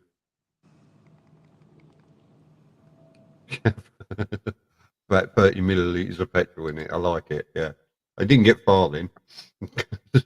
That's a one way to do it, is to stop people stealing your bike, is drain the fuel out of it, because nobody's going to put fuel in it. Oh, they can't afford it. No, Why just stealing your bike? Fucking hell. Put a notice on it. This bike has no fuel. Yeah. But no, trackers. Yeah, worth it. Getting the right one or the best one is the hard part. You can get the cheap ones off of eBay, I suppose. But yeah, go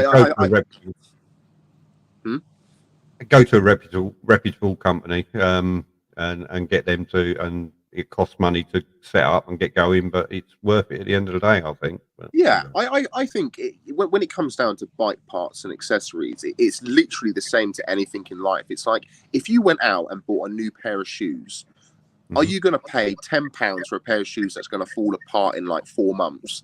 Or are you going to pay 60 quid for a pair of shoes that's going to last you like a year or 2 years? Yeah. You know? Yeah. And it really just comes down to that, I think. I used to buy the old cheap motorbike boots, and every year I get a new pair. Just over 18 months ago, I splurged on a pair of Denisi short boots. And I thought, they're a bit more expensive, but I suppose I'll have to replace them in a year, and they're still fine. Wow. They're still fine 18 months later. So, and with all the amount of mileage I do, and the amount of wear I get out of them, I'm quite pleased with that. The only thing I've had to replace on them is the laces, because the laces actually broke on me. So that's not a problem. Should have spoke to Boo Rider, mate. He's got like 50 pairs of those. Literally, no, I'm not even lying. I'll go around his house and be like, just bought a new helmet, or I've just bought new shoes. I'm like, fucking hell, mate, you need to chill out. It's like he's won the lottery. He's got a new passion in his life, hasn't he? He's got a new passion in his life. Yeah, that's true. It used to be golf, and now it's bikes. Yeah. He'll move on to the next thing, so it'll be shooting. Yeah, it will be, mate. It will be. Yeah. Well, that's the thing, because as soon as he was getting into bikes, I was getting into shooting, and I started doing hunting and things. Right, yeah. And then he was like, "Oh, so how much are these guns and stuff like that?" And I was like, "Oh God, here we go," you know. But I've kind of just kept that on the down low now, so hopefully he doesn't go into guns and he stays into biking. Well, now he's into biking, he can't afford to go into guns. Come on, no, he can't. No. No, if you ever want your kids to stay off drugs, get them introduced to biking. They won't be able to afford drugs. Oh, mate. Absolute joke, innit? Absolute fucking joke. Especially with the cost of fuel just lately. Run down to H Cafe last weekend and back, and I had to fill the bike up again. I'm like, oh wow, and that was just for a jolly. And it cost me. I'm spending nearly £10 a day anyway just to go back to work. So I went up to H Cafe, obviously, to come say hi to you guys. And I was kind of like, I rode up on like a half a tank. So by the time I got there, I was like, yeah, it's going to be empty. And I was like, you know what? This is a good idea because that means Boo Rider can fill my bike up. Anyway, didn't quite work out, did it? So he was like, I really want to ride the MT10. I was like, mate, just take the keys and ride it, expecting that he might see the fuel gauge and think, you know what? There's only a petrol station down the road. While I'm riding it, I'll go fill it up. Came back, threw me the keys, and it was still empty. So, you know. Rotten sod. Yeah. Is that why you offered me a go on your bike? And you was hoping I'll fill it up for you? Mate, anyone. So I know what I do. You know how like you can set your you can see your trip, your total mileage and everything like that on your bike. I have it so I can see my MPG. So when I pull back that throttle, it's just a bit depressing. I can see the MPG dropping. And all the way up to H Cafe, I was doing like 11.6 miles per gallon. And I was like, oh wow, man, this is just depressing, really. It's nice to know though, because when I'm in sixth gear, like 70 mile an hour, I get like 44 miles per gallon. It's just when you twist the throttle, it just drops. Yeah, I like to stick the range up on my tank, stick the range up on the display, so I know how far I can get on what fuel I've got. Yeah. And as I say, I filled up in Oxford. I was coming back up the A34. It's all slow moving traffic, so I'm just filtering slowly. I kept it in the high gear, and I weren't in any rush. So I looked down, and it said range 290 miles. I went, yeah, that ain't gonna last. I got home, and my range is about 190 miles, and there's no way that's 100 miles away. No, but I mean, I saw your HCAF video, and there's no way that you even got 100 miles out because of the riding style, Simon. I'll be honest with you, actually, Simon. Right, I'll be honest with you. Right, so what I do, like, I'm not the best rider in the world, but I know when you watch a video, you're kind of like, oh, he could have done that better. You know what I'm on about? Like, you start to kind of criticize them. And I watched your video, and I'm not here to kind of like be an arse lick or anything, but I watched your video and I was like, fucking hell, man. Like, I generally can't criticize anything like this man is doing. Like, I watched it, I think twice, maybe 3 times. And I was like, there must be something I can pick him up for and kind of rinse him for.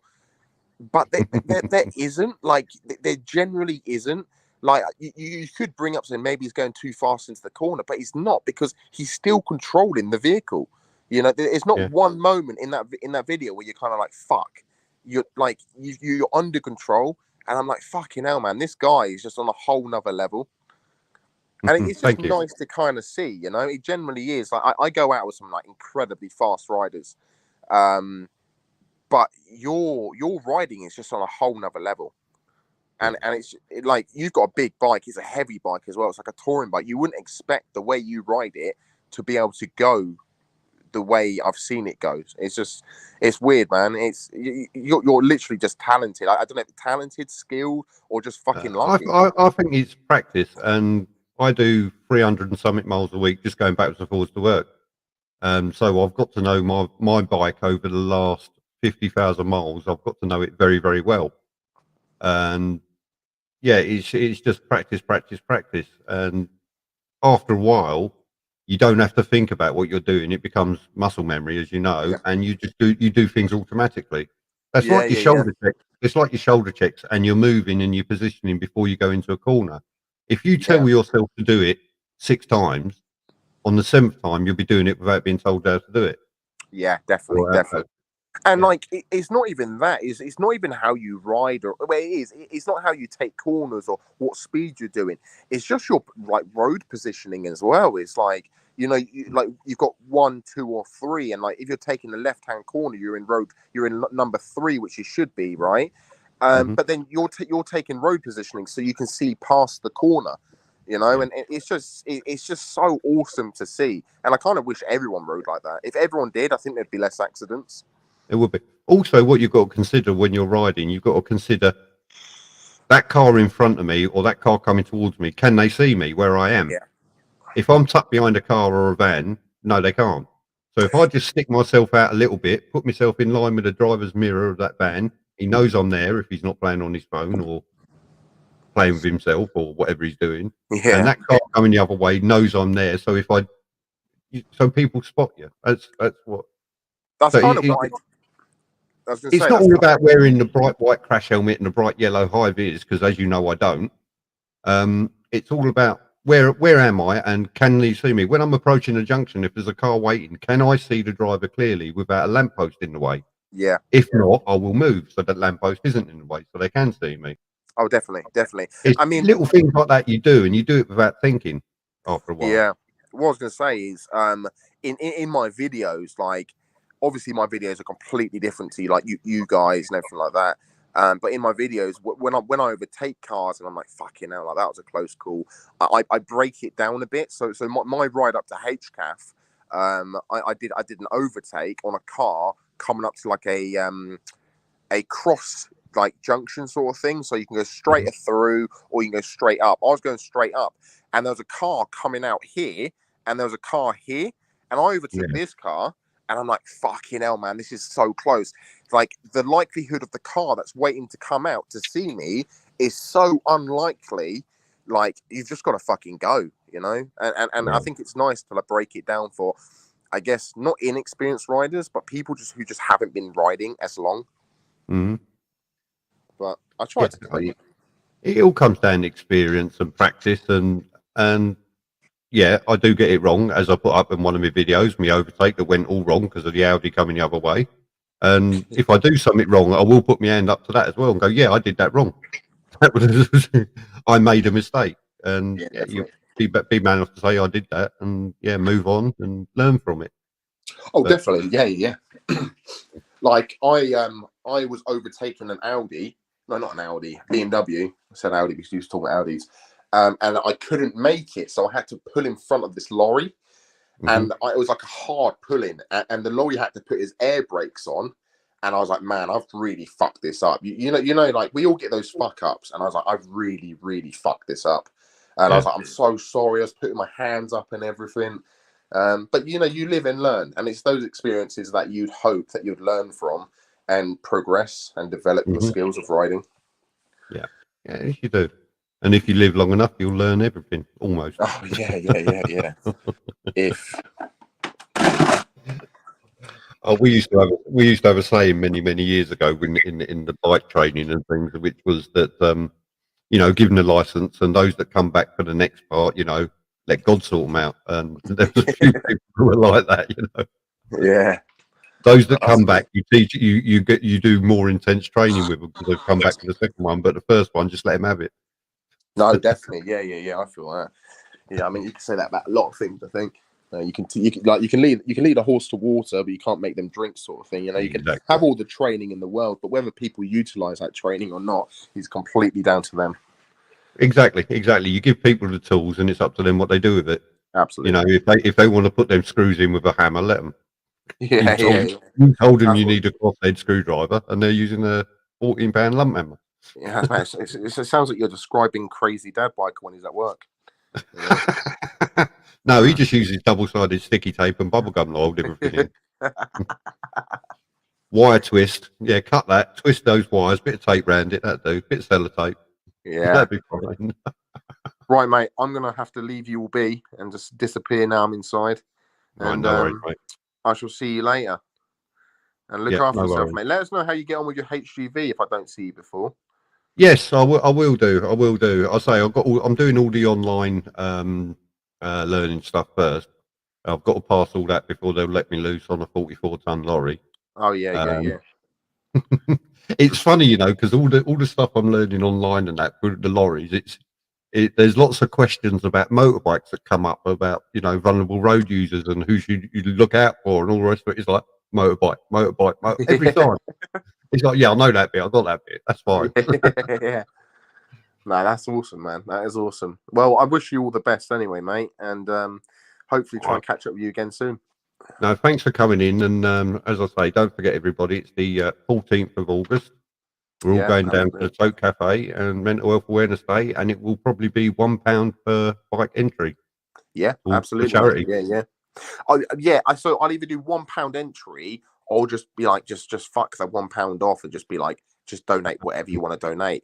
I think when you cap it, people are like, oh well, here's a quid sort of thing. Well, I wanted to give you a tenner, you know. Yeah. And a lot of the time people don't have a quid, and they're like, I've only got $5, but fuck it, keep it sort of thing. I'm like, all right, mate. Well, I'm not keeping you could it. put down minimum £1 donation, as long as you put it as a donation or a just put donation. Yeah. You know, so it's not an entry fee; it's a donation. Yeah, no, definitely. No, it's gonna be absolutely fucking awesome, mate. I cannot wait. Anyway, I'll see you later, Simon. All right, see you later, take guys. care of yourself. Rub side down. Yeah. Cheers for that. Where's he gone? Oh yeah. Cheers for that, MT. Right. Does anybody else want to come on with us, or am I going to go and have a beer and go to bed? Anybody else want to join us? The link is up. I'm here on my own. This is about the time I would usually start because Red One's going to bed early just lately. So would anybody like to join me? Come and join me. Otherwise, I'm going to go to bed. What do you reckon? There must be one of you wants to join. No? Let me have a quick look. Anything else that's going on? Nope. Nope. Nope. Nope. Nope. Righto, guys. Then, anybody want to join me? Last chance. Last chance before we disappear. Don't forget, we've got the MK Bike Show on the 3rd, Sunday next week. I'm doing a ride out from Leighton Buzzard McDonald's, and we're going to be going to the MK Bike Show. We're going to see Eclipse Motorcycles and Red Bomb there. Oh, Crumbly, you're coming on. Okay, mate. Cheers. I'll give you a mo then. And hello. Yeah, next Sunday. You're invited. You invite your wife to these things, and then she claims she didn't know all about anything about them. Oh dear. Right. Okay. Yeah. So that'll be next Sunday. So the wife will be with me. Thumbs up from the wife, hiding behind the corner. Can you get me a glass, please? I'm going to have a beer. All right. I'll get my own glass in a minute when Crumbly comes on. And so that's on the 3rd of July, next weekend. So that'll be good fun. Lots of stands there. I believe the Fire Brigade are going to be there again with their biker down stuff. And then the 14th of August at the Tote Cafe, we've got Empty Tanks Mental Health Awareness Day for motorcycles, which we plan on going down, which is another Sunday, so I'll probably have the wife in tow then as well. So that'll be good fun. So,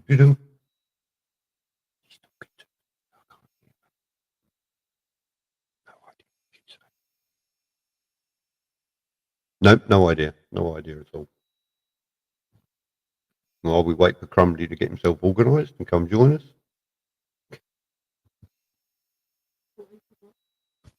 The 14th of August, Coke Cafe in Fulborough. Mental Health Awareness Day for motorcycles. Not far away. It's going to cost you a £5 to get in though. No, it's going to cost me apparently. There we go. There we are, and here he is. He looks all ready. It's Crumbly Mal. Hey Simon, you all right? Hey Crumbly, how you doing? Yeah, I'm good. I'm good, thanks. Yeah, I'm quite looking forward to coming down for that too. For that. Yeah, Andy's offered you a room at his place. Very kindly, yeah. He's Hemel Hempstead, so it's en route, and we're all going to be going down together anyway. Oh right, okay. So I'll sort of sort it out with him then, I guess. I might take him up on that. On the 14th. So yeah, if I come down in and he knows the way that I do, and then I'll just matter of following, isn't it? Yeah, well, I should imagine we'll all be going down as a group. I should imagine Red Bomb, myself, Andy, Crouch will probably come along, and we'll drag a load of others down there with us. I'm sure we'll get Rhythmic Bike or Uncle Red and all those sort of guys will come down with us. Yeah. So there'll be plenty of people vlogging on the way down, and then we stay down there for the day and then come back. Like I say, MT's going to be putting loads of stuff together for it. As you probably heard earlier about getting the fire brigade involved and local ambulance services and biker down people, police, get all them people down. They all love it. It's good PR for them. Yeah, absolutely. It'd be a good do, I think. Yeah, and donating on the gate is the best idea without mention of any particular minimum or anything like that. I only said that about £1 because I've seen another event coming up. I think it's this weekend that appeared on Facebook. And what struck me on it was there was a donation on the gate of £1, which goes to the local blood bikers. Okay. Because obviously they're all charity run, aren't they? Yeah. And I thought, yeah, that's brilliant because nobody's going to miss £1 these days. You know, you're paying, that's only half a litre of fuel. It's not an hour's parking anywhere either, is it? Yeah. Yeah, Crumbly, you'll be well looked after at Andy's. Yeah, you might even show you where the dog's dangles are. Ah, be nice to see. I'll take advantage of that if I get an offer. Be rude not to. Yeah. So it's his own little bar up there at the end. There you go. Oh, I was looking at a GS. It was a 1200 2006 one today. All right. It's and you can get that sort of, if you can pick a good one up at that age, they're a good price, you know. They're not ridiculous money. This one were about £4,000, and it had full service history, 30-odd thousand on a clock mine, but that's nothing. You know. I wonder if actually, because I know Eclipse did have a GS. Did they? Yes. Here it is. Hang on. What one is it? What one is it? What one is it? What one is it? Now, where's the description? I wouldn't get rid of the XJ, but it'd be a good bike to sort of have for bad weather kind of thing, or if you needed, you know what I mean? Right, hang on. I'll see if I can share this because I knew I'd seen it at Eclipse Motorcycle. Let me just share this one up, and there we go. Oh yeah. Is that that's the 1200. Obviously, Red Bomb's done his usual loads of pictures on it. It's on a 10 plate. All right. Okay. £4,895. On a 10 plate. Yeah. It has done 56,000 miles. It's registered as black. 2010. 1200. So That's a lot of bike for the money. Yeah, that's a good one. It is. And if you go to Eclipse's website there, you can see a video of it and everything. So I might take a look at that. Yeah. It's yeah. Looks like, yeah. That might do you. I mean, it's 2010 bike, 4.8. That's a lot of bike for the money, I think, actually. But yeah. Yeah, it is. Yeah. I mean, if you're in the market for one, you know Red Bomb will look after you. Oh yeah. I'd expect that. Well, while I'm down that way, why not have a browse? Well, this is it. You stop off on the way to Hemel. It's en route. Yeah. If you do, let me know and I'll meet you there. Yeah. And yeah. I wouldn't mind having a look in Eclipse anyway, just to nose while I'm down there, you know. Yeah. Hang on. Accept the link. I would love to accept the link, except I can't find it. Hang on. I'm going to have to open YouTube up now. You're on, Sod. You make me open up YouTube.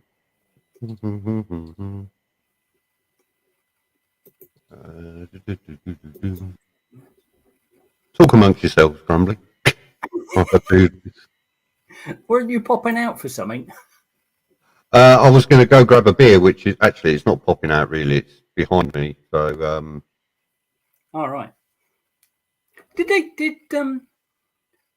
RB sell that Kawasaki? What was it? A 1600, wasn't it? That cruiser one. Did that sell in the end? I don't know. I don't know if he did. I've got no link showing up, Crazy Dad. Sorry. No, I haven't been on the site for a while now, so I don't know. It was there last time I was on, but that was a while ago. Yeah. Tell you what, if I have a look now, I better get some sort of commission off Red Bomb. Absolutely. UK motorcycles. What is it? Kawasaki 16, wasn't it? Oh, I'm looking at all sorts all the time, but I mean, there's so many good buys out there, you know. It really is. You don't have to spend a fortune, do you? no, you can get the right deal. You can get the right deal. You're laughing, aren't you? Yeah. But, Even ZZRs and GTRs are for the bike, and you know, for quality of bike is, you know, fair prices. Oh, what have we done here? there you go. $6,000. That's the six. Was it the 1600? Yeah, That's the one. Yeah, pretty bike. yeah. I quite like it. Yeah, That's again. That's a lot of bike for the money. it is, and it's tidy too, isn't it? It is. You know, and I'm guessing that they're not strangled by the Euro 5 stuff and all that crap, are they? These No. And Crazy Dad bike, I'd love to, but the easiest way for me to do that would be to find it myself.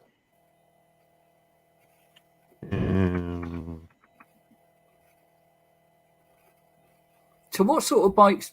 Do you know what this? You know, this guy who MT said was, what was he, in his 90s or something? And he's bringing a load of classics.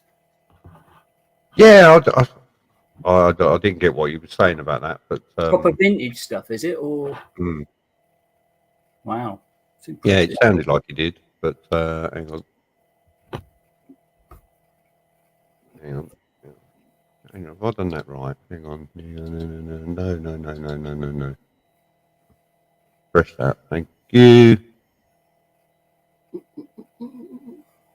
Copy. There we go.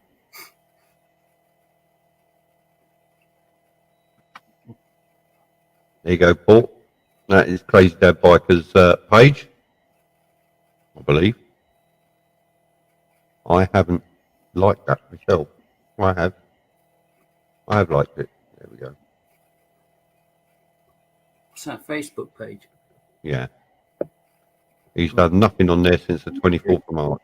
Yeah, Lazy God. I've moved away from Facebook really quite a lot. You know, pop in occasionally, see what's going on, but I'm in TikTok quite a lot.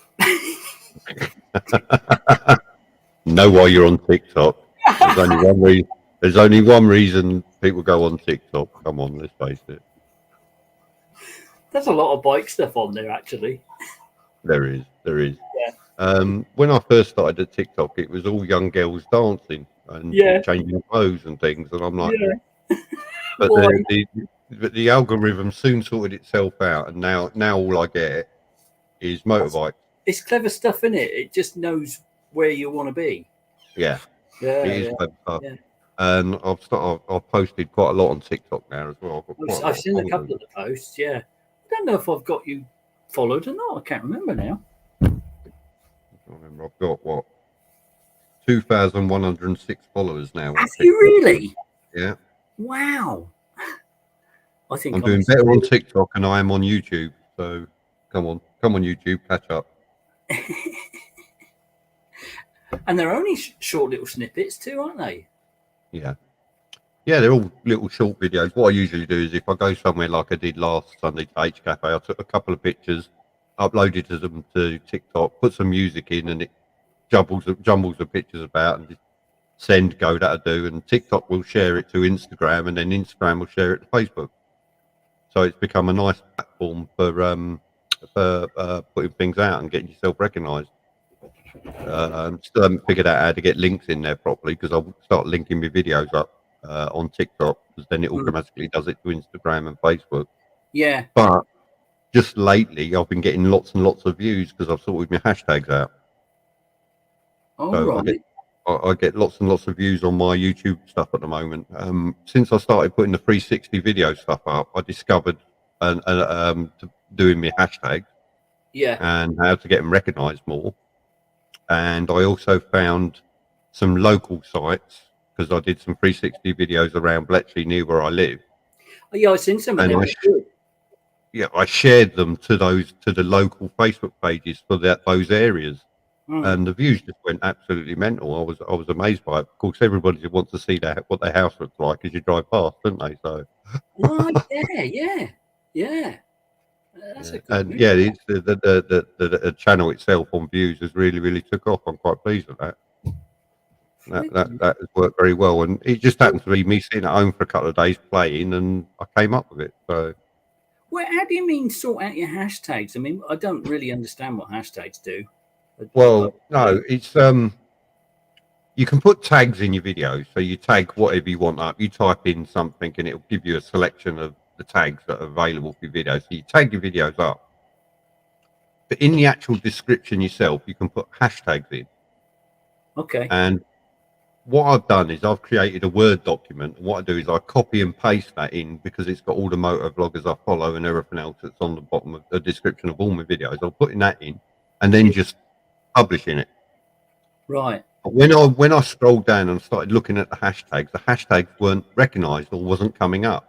And what I had to do is I had to go in manually and change the hashtags so they said what I want them to say, and then YouTube actually brings up a description of these hashtags underneath which one you want.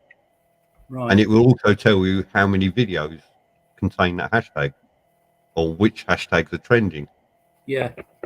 So since I've started doing that before I publish my videos, I'm getting a lot more views.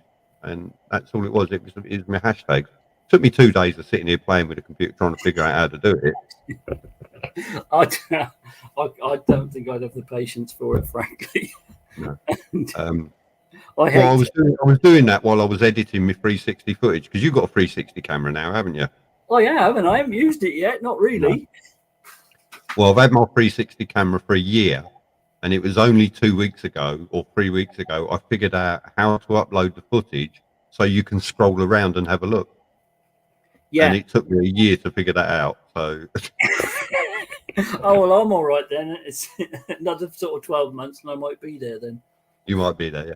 But no, with the 360 footage, it takes a long time to edit as well if you want to do it that way. It takes a while to upload too, because I've done a couple of practice ones in the garden and stuff. And when you do it in the 360, it takes a while to get uploaded. Yeah. So what I do is I upload it from my camera onto my hard drive. Yeah. So I'm working off the hard drive rather than the camera. Yeah. Yeah. Because I found that's quicker. Yeah. Then I edit the footage in the Insta 360 program because you have to edit in that first. Yes. And then when you save it as a 360 video. Right. Once you saved it as a 360 video, which takes a long time because there's a lot of data there, I then upload it into my Cyberlink. And as you put it onto your timeline for the Cyberlink will ask you, do you want to do this as a 360 video? So you have to click yes. Okay. And then when you save that again, you save it again as a 360 video, but it will come up in with all your bits and pieces you want to put on it and music and everything else. And then you upload it to YouTube. Now, when you upload it to YouTube, YouTube runs its checks. And what you do, YouTube checks will go right the way up to 95% really quickly. Yeah. And then sit at 95% for about 30 minutes or to an hour, depending on how big the video is. And it just sits there processing 95%. It doesn't move. And then what I do is I tend to get that going, get it uploading, and then I'll leave the computer alone. I'll just go to bed or whatever, get up in the morning and it's processed it, and it's now done the HD version as well. But I always try and do them in 4K as well. So it is a day-long job to get it done and get it how you like it. Yeah. And then I'll go and publish it, and I'll look at it and I'll go, I forgot to do this, I forgot to do that, I didn't put this on it, I didn't put that on it. I've started putting cards on my videos with links to my playlists because I'm putting everything in playlists now as well. And it's like a full-time job you don't get paid for. Yeah. It's a full-time job. I mean, I've got this, I haven't done an actual vlog this week, and I didn't do one for the bike night because I was dealing with something else, and I've been so busy that it just went out of my head to do one. Didn't even take any pictures of the bike there or people or anything. And I've got this week's footage. I know I've got some bell ends in there. I thought, right, I've now got to go through 5 days worth of footage of me commuting and remember where the bell ends are so I can put them up. I'm like, oh man. So you have to watch all this right the way through to pick them out, yeah? Hours. There is hours of it, and I'm trying to figure out a way when something happens, if I remember to turn the camera on and off again, because then it will always be at the end of a clip. Yeah. So I literally only got to watch the last couple of minutes of the clip and go, right, yeah, I want that clip, I want that clip, I want that clip. That's what I keep forgetting to do it. I keep forgetting to do it. And Crazy Dad said I can do it, but there's a remote you can get for the drift that I could press on and off. It'd be easy for me to do it rather than fumbling around with my gloves on and the crash helmet. All right. So that's something I'm going to have to try and remember to do. But when something silly happens, you can't always. It's not always the first thing you think of. Turn the camera on and off again. No. No. No. So yeah, it is a full-time job. It is a full-time job, YouTube, and it is difficult. But there you go. It's what we do, and then we do our live streams on a Friday night, which are so much easier because there's no editing. No. No. I mean, I've been going for nearly 2 hours now, and it's been fun. And yeah, it's. Well, you don't I'm just need enjoying to myself. one, do you, now? Because you've been on 2 hours already, so you don't need to be up to 1 o'clock in the morning, do you?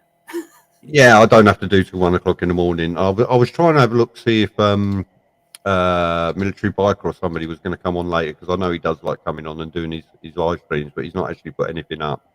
No. No. I haven't And seen. Last thing I seen of his was what was he? He was showing something off. It wasn't panniers. It was something else, I think. He's done a couple of them now for whatever company. Yeah. Mudguard. He changed. He put a new mudguard on the front. That's it. Yeah. Yeah. How to install. It looked good. I was surprised actually, because when he had it in his hand, I thought, "What's the point? It's the same as the one he's got on there."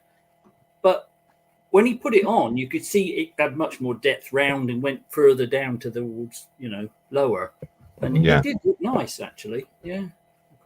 Actual fact, the last live stream I saw Military Biker on, I was sat in my living room. I wasn't going to go on live with him, and I switched my thing on, and he was having mic problems, I think, and he gave up in the end. Bless him. Right. Right. What's he put up here? A custom garage door opener for a Harley Davidson touring bike. The GoPro mic adapter is a piece of shit. Yeah. The reveal of the rapper hugger for the front. That was the one you were talking about. That's the last one I seen. Yeah. Yeah. The Avon Black color match touch up. Whatever. What was that? Touch up paint, was it, or something? It's a touch up pen for. Oh, right. Obviously for touching himself up. I'm assuming. He can colour his legs in to match the bike or something. When he's in shorts. That's what I'm going to ask you, MT Belly. What drift camera is it? Because I've got the XL, and I want to make sure the remote works with it before I go and buy one. Because that'd be a lot easier for me. I could just strap it to the grip. I could strap it to the clutch actually. I think you can get one with the one I've got, but I thought about it, but I didn't get it in the end. It's about the only thing I'm missing. It's the only thing I'm missing. It will come in handy. It will come in very handy, especially if it's got. I did read somewhere that one of them has an alert button on it. If you press that, it puts that in a different file on your Drift Ghost. Oh right, okay. Ghost Test. He's got the Ghost Test. There you go. Yeah. I want to know if it works with the XL before I go and buy it, because then I'd end up going out and buying a camera that's compatible with it, and Mrs. GTR 1400 would not be happy with that. Really? Make sure she's not standing over my shoulder. She hides around the corner. Oh right. Careful what you say. Yeah. Absolutely. You got to keep the wife happy, and you don't keep the wife happy, you're in trouble. Makes life hard. Yeah. Happy wife, happy life, apparently, they say. Absolutely, yeah, absolutely. I've got to make mine happy first. Mine broke her wrist last week, so Bless her. I've got to do everything, even the ironing now. No, that's out of order. Can't you adapt the iron somehow? Comes bloody hard. I tell you, it's exhausting me. God, Jesus. Yeah, suitcase. Yeah. We spent 8 hours in A&E in Salisbury. Yeah. Friday night. So, yeah. Yeah, QTube 2020. Yay, Crumbly on the big screen. There you go, Crumbly. Hey, Q. He was on last. Did you see that when he was on Ask Garner today? No, I haven't actually had a chance to watch hardly any YouTube this week. I've watched 2 of Burning Gas's Hauling Ass. He did a couple of shorts. I've watched those. One was about nodding, and some it was about riding like a knob. So I've watched those of his, but that's about all I've had time for this week. Right. Actually, did I or did I not? I think it was on in the background anyway. I had Red Bomb's 1250 Bandit. He did. I had the Bandit one. Yeah. G Travels UK. Look at this. Look, he's in his tent. We're live from the tent. It's not raining. Someone's sitting up against it. Look. Loving it. Oh, wow. Well, it's the weather for it. Fucking been pissing down for the last 3 hours. I'm not going back out there. Has it? Oh, shit. Yeah. Yeah, we've got wet. I managed to pick the worst day, the worst week to have off work. I've got 7 days of rain in Wales. Don't go to Wales. It rains all the time. Don't go to Wales. Yesterday was beautiful. It was like 34 degrees. And today we've had the, I don't know, the redemption. Yeah. So, well, don't forget the weather was bound to be bad this weekend because it's Glastonbury. Yeah, true. I know, but that's in England. Yeah, I know, but the weather's just always shit around Glastonbury. I'll tell you what, though, that GTR, boys, what a comfy ride here it was.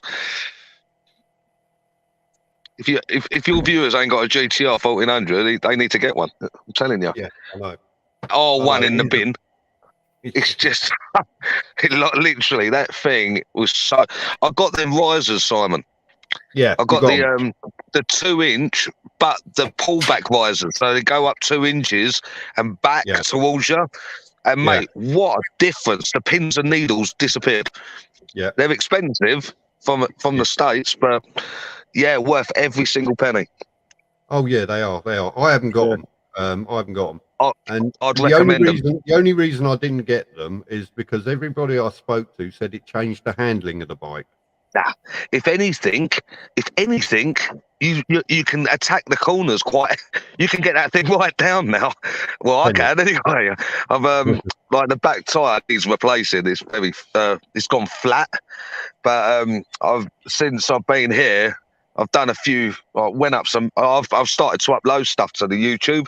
I'm going to start doing the shorts. You know, the little short clips because they're easier.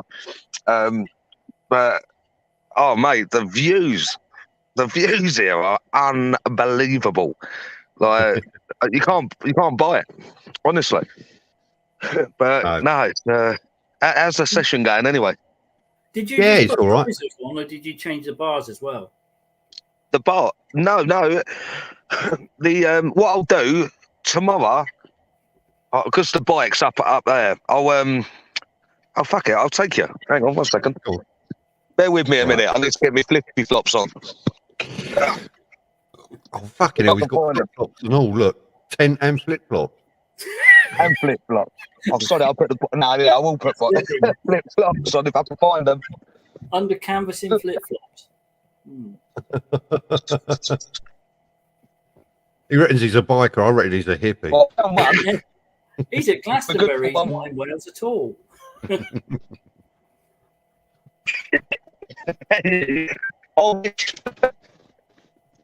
His picture's frozen and the sound's gone.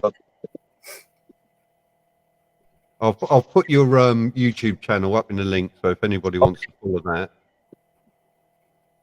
There's not much on there, but I'm going to start posting quite a bit. So thanks for that, Tom. No worries, mate.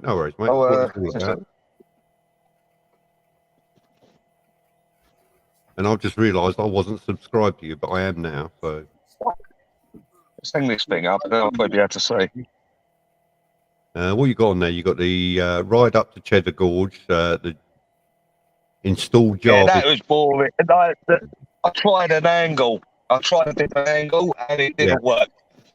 No, all I can see is half your left, right arse cheek and your knee. I know. So I mean, it just did not work. No. Right. I don't know where my fucking flops are. Someone's such a stolen small these tent. flip-flops. Yeah, I know. What's going on? You're sitting on them.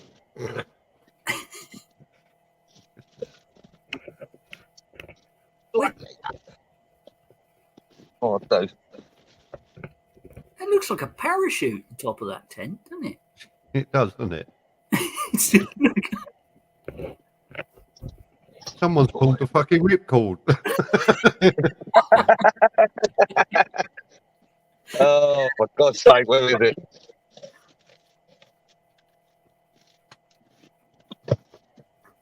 Right. Biker boots are going on. Bin the flip-flops, biker boot. I should have stayed in the hotel. It's been a lot easier putting things on, I tell you. Yeah. I'll tell you what as well, when you want to show your bike, all you do is you look out the fucking window and there it is. You ain't got to go traipsing across the field. Mate, I'll get up, if I stay in a hotel and I need to get up in the middle of the night to go for a piss, there's a light I can turn on. I can see where I'm pissing.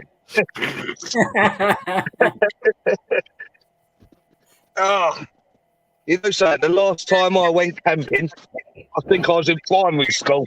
So this is an extreme challenge for me. There you go. Got a title for your video. Extreme camping. Yeah. No, call it That might get the wrong sort of viewers, but just call it "Don't Do It." just call it, don't do it. That's what I'll call it. Camping's all right if you're completely blathered and you knock yourself. Oh, right. We're outside. Here we go. You've still got some daylight. And he's gone. He's lost his signal now. He'll be back in a minute. Oh dear. But here we go. Here's his channel. There he goes. He's back again. There you go. That's the He 10. pressed the wrong button, didn't he? Look. All right, I'm going to take you up to the. I don't know what the internet's like. There's literally no phone signal here at all. No. It's like being off the grid. So I bought their internet. Oh, fucking hell. Not so good. It's still He's fresh. getting a fucking workout now and all. Look. I'll tell you what, Si, I need it. I'll tell you what. Look at all them wobble boxes. Look at all them wobble boxes. They're fucking horrible, aren't they? They take it out of there. There was a family camping just next to us. And I heard someone earlier go, Rich, I thought it was someone on the phone. So I ignored it. And then I've just got out of the tent and they've gone home. Left me to it. There is the baby. There's some fucking weird bloke here in a tent. We have to go home. All right, fair enough. Yeah. He's snoring. There you go. There's the baby. Look at that. You can see that. Yeah, just about make her out. Can you flip the camera on this? You should be able to in the camera settings. No, let's turn that off. There's got to be a camera spinny button on it somewhere. It's a circle thing, isn't it? Like a... Yeah, I pushed that and it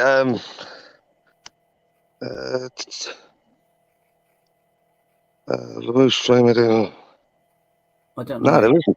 Because I've tried it in. I have done it before on YouTube on my phone. Can't you just turn the phone round or something instead? Yeah, I'll try. There you go. Yeah. There you go. Look at that. She's a beauty, isn't she? That's my baby right there. She's in the best colour. On the side. Yeah. That doesn't really help the top box. No. Got the beautiful Acroprovic, look at that. Acroprovic. That's a few bobs. I've got to tell you, she sounds like Brands Hatch when she gets going. This is dark here, but I don't know if you can make it out. Oh yeah, just about, yeah. So you don't change the bars. Yeah. Put the blocks on. Yeah. With this, I had to. The original bolts were going here. Yeah. I had to take off 10 mil. Oh wow. Off of all 6 of them, because you use their bolts here. Yeah. If you can see that. So you got 3 of their bolts. They bolt in to the yoke. Yeah. Then you use your old bolts. But the American market, the GTR, are 25 mil bolts. The European UK market is 35. Yeah. And so I had to trim off 10 mil off of each bolt. But the idea of it coming back towards you is literally a game changer. Well, beforehand, like that. Yeah. They literally, it literally. See there. I was having to stretch. I was having to stretch for the. Yeah. On the motorway, it was horrible. Yeah. That's no lie, because of the pins and needles. But since I put them on, I can sit up straight. The screen can do its job a lot better. You can still get the wrap around where it pushes you, but you're in a position where you can hold it back, hold yourself back with your back. Yeah. If that makes sense. Instead of having no power to push back because of the angle you're at. But she's like the top box. She's inside in the tent. She's 2014, 8 years old. She looks brand new, bless her.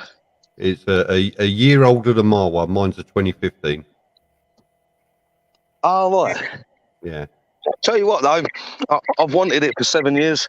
I got it. Here you go. Here's a little trick. Don't do Richard. See this here? Yeah. This is a quad lock. Wireless mount. It's going back. The moment you turn it on, on your display, no transponder. Yeah. It's the electromagnetic field. It doesn't work. Yeah. So for £65 on the GTI, it ain't worth the. No. It's good quality stuff, but it doesn't work for the bike because of the way where you position it. You want it in the centre, and it just doesn't. Yeah. Well, so I've got do anything to the bike. You just can't see any of your displays. Yeah, I've got a TomTom mount, as you've probably seen on my videos. I've got a TomTom right in the middle there, and that works brilliantly. It's a little bit lower than I'd like because I do have to tend to look down to see it. Yeah. Other than that, I mean, I've had TomToms on all my bikes, and I do prefer them. They're so much just better. Before coming to Wales, I bought them these tank sliders, to stop you sliding. Absolute game changer. Yeah. I thought, what difference is it gonna do? But I'll tell you what, grip it with your knees, sort of thing. Yeah. The thing is, you don't even have to push on them. You just sit there, and with your material and your bike gear or your jeans, it stops you sliding. And with the upright position, it helps such a lot. Yeah. So, yeah, man, every time I look at this fucker, I can't stop smiling. He's one of them bikes. One of them bikes. He's one of them bikes. Anyway, don't go anywhere. I'll go back in the morning. Anyway, anybody's interested, this is GT or G Travels UK web Facebook page. Have a look at that. Go and join it. Subscribe it, and I'm sure I'll put those videos up. There's not going to be long videos. I promise you that. Not yet, anyway, because I need to understand the automation system. Yeah. We'll try and upload and make good content. But for the shorts, there's going to be loads. They're all going to come thick and fast. My God, look at that. That mountain. That's beautiful, isn't it? It's a shame that the view's obscured with wobble boxes. Hey, look at the old phone box. Wow. Yeah, you found somewhere to go to the toilet where the light's on. Funny you say that. I need a piss. Where's my Evian bottle? That's right. I've got 2 tents, someone else's tent, so I can piss up. Yeah, Simon, I see your ride out with the lads. Yeah, that looked good. I'll have to join you when I'm off. I'll have to come and see go for a ride out. Well, say Sunday the 3rd. Sunday the 3rd of July, we've got the Milton Keynes bike shows on, and I'm going to be taking a little group of people up there. So, oh, fantastic! If you want to hit me up on the 3rd of July, so it's next weekend, Sunday. I'll be next Sunday. Yeah. I'll be back for that because I'm back at work on that day after. But where are you off to? It's the Milton Keynes bike show. Oh, fucking hell, I'm going to be riding straight past Milton Keynes to go all the way back. Let me think about that one. Yeah, no worries. I will think about it, though. Yeah. And then on the 14th of August, we got the Mental Health Awareness Day for bikers down in Pulborough. Yeah. Oh, right. Yeah. I'd have to check my dates because I work a week on, week off. Yeah. So if it lands on the week I'm off, I'm all for it. Yeah. Well, you can always look me up on Facebook, Simon GTR 1400 on Facebook. Send me a message on that. I think you sent me your number. I'll send you a message. Yeah. I'll send you a message to get some dates because that'd be a good crack. Because it'd be nice to do this tent camping with other same-minded. I'll tell you what, I'm sure the hotel I'm staying in won't mind you pitching that in their car park. You could imagine it, couldn't you? Yeah, I've got one room and the parking space for this clown with a tent. Yeah. Get this. I've set all this up in my back garden, yeah? I thought, I've got to test it all before I go away in case it's just a no-go.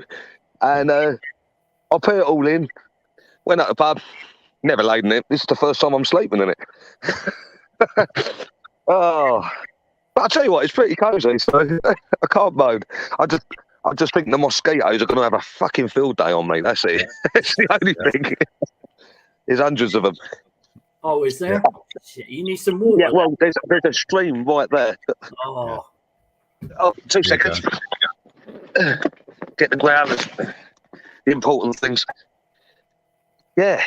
But I tell you what, on a serious, the GTR, she is a beauty. Absolute beauty. On the motorway, she was great. Going up this pass earlier, I said, "Are you all right?" And she said, "Let's go." So, all right. And she went up there in second gear, no problem at all. I tell you what, when we got close to the edge, she didn't like that.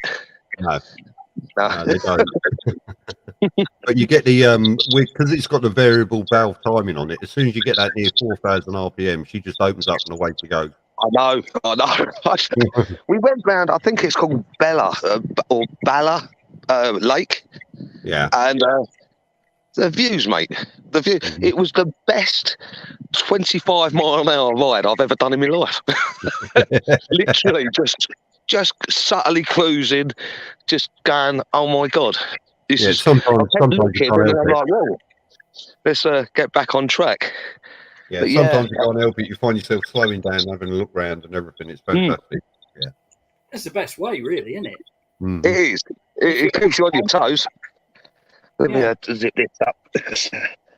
Mosquitoes are gonna love me. There we go. Don't worry, I've got one of them lamps. The lamp wasn't on in there. When you turn the light off, you can push the blue light with the zapper. So I'm gonna have a load of them exploding across my face later. Yep. You're gonna wake up in a graveyard of fucking gnats. Yeah. Limbs missing when they've just been gnawing at me all day, all night. But I'll tell you what, I've got some plans. I'm going to that. I can't remember what it's called.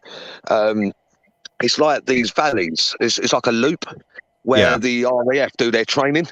Oh yeah. So Yeah. they fly low. So if you climb up the hills, they actually fly below you. Yeah. I've seen it a few times on YouTube, but never knew where it was. I thought it was in Scotland, but it ain't. It's on this loop. I can't remember what it's called, and it's not far from here. Fuck off, Mozzie. So I'm going to go and check that out. That'll be going on the shorts on YouTube. So yeah, that's just going to be a laugh. You know what I mean? Just seeing that'd be amazing. And then that will be. I'm just going to head to the wet south coast. I might stay in this campsite again tonight. Save me packing all this down wet. And travel the area and see what's around. But this is just, mate, coming from London to this, is chalk and cheese, you know, it's just, wow. You won't be able no to sleep, it'll be too quiet for you. Yeah, I know. I know. I mean, I know that. I used to live in London. I was brought up in London. And when we first moved out to, like, Bletchley, it was like, why can't I hear any ambulances and police cars? It's weird. It's but you know something? It's what I wanted. And I'm not joking. I just wanted to get away from all the noise. Like, especially at the minute. Like, I was at work last week and I was going through Clapham Common, just the high street. Took me 3 hours on a CB500, a work bike. 3 hours to get through. Someone cut me up, you know, when I was filtering, and a young out the window was going, "No, you ain't going past, mate." I go, "Why's that?" He said, "Oh, no, I'm not having you go past me, like getting to the front of the queue sort of thing." I've gone, "Mate, I'm working till 6 p.m. Do what you need to do. I'll sit here all day. It's lovely." And I'm getting paid for sitting here. How about you? Yeah. No, mate. With the few, what's it called? The train strikes at the minute. London's turned to and the protesters is just turned to a car park, basically. Yeah. So I think I picked the right week. I don't care about the weather. You know, I don't care. It rains. My skin's waterproof, thank God. So, you know, so. Well, you're a braver man than me. My hat's off to you. I wouldn't go tenting, so no. Mate, turn it on me Jones. You know what I mean? Just chilling.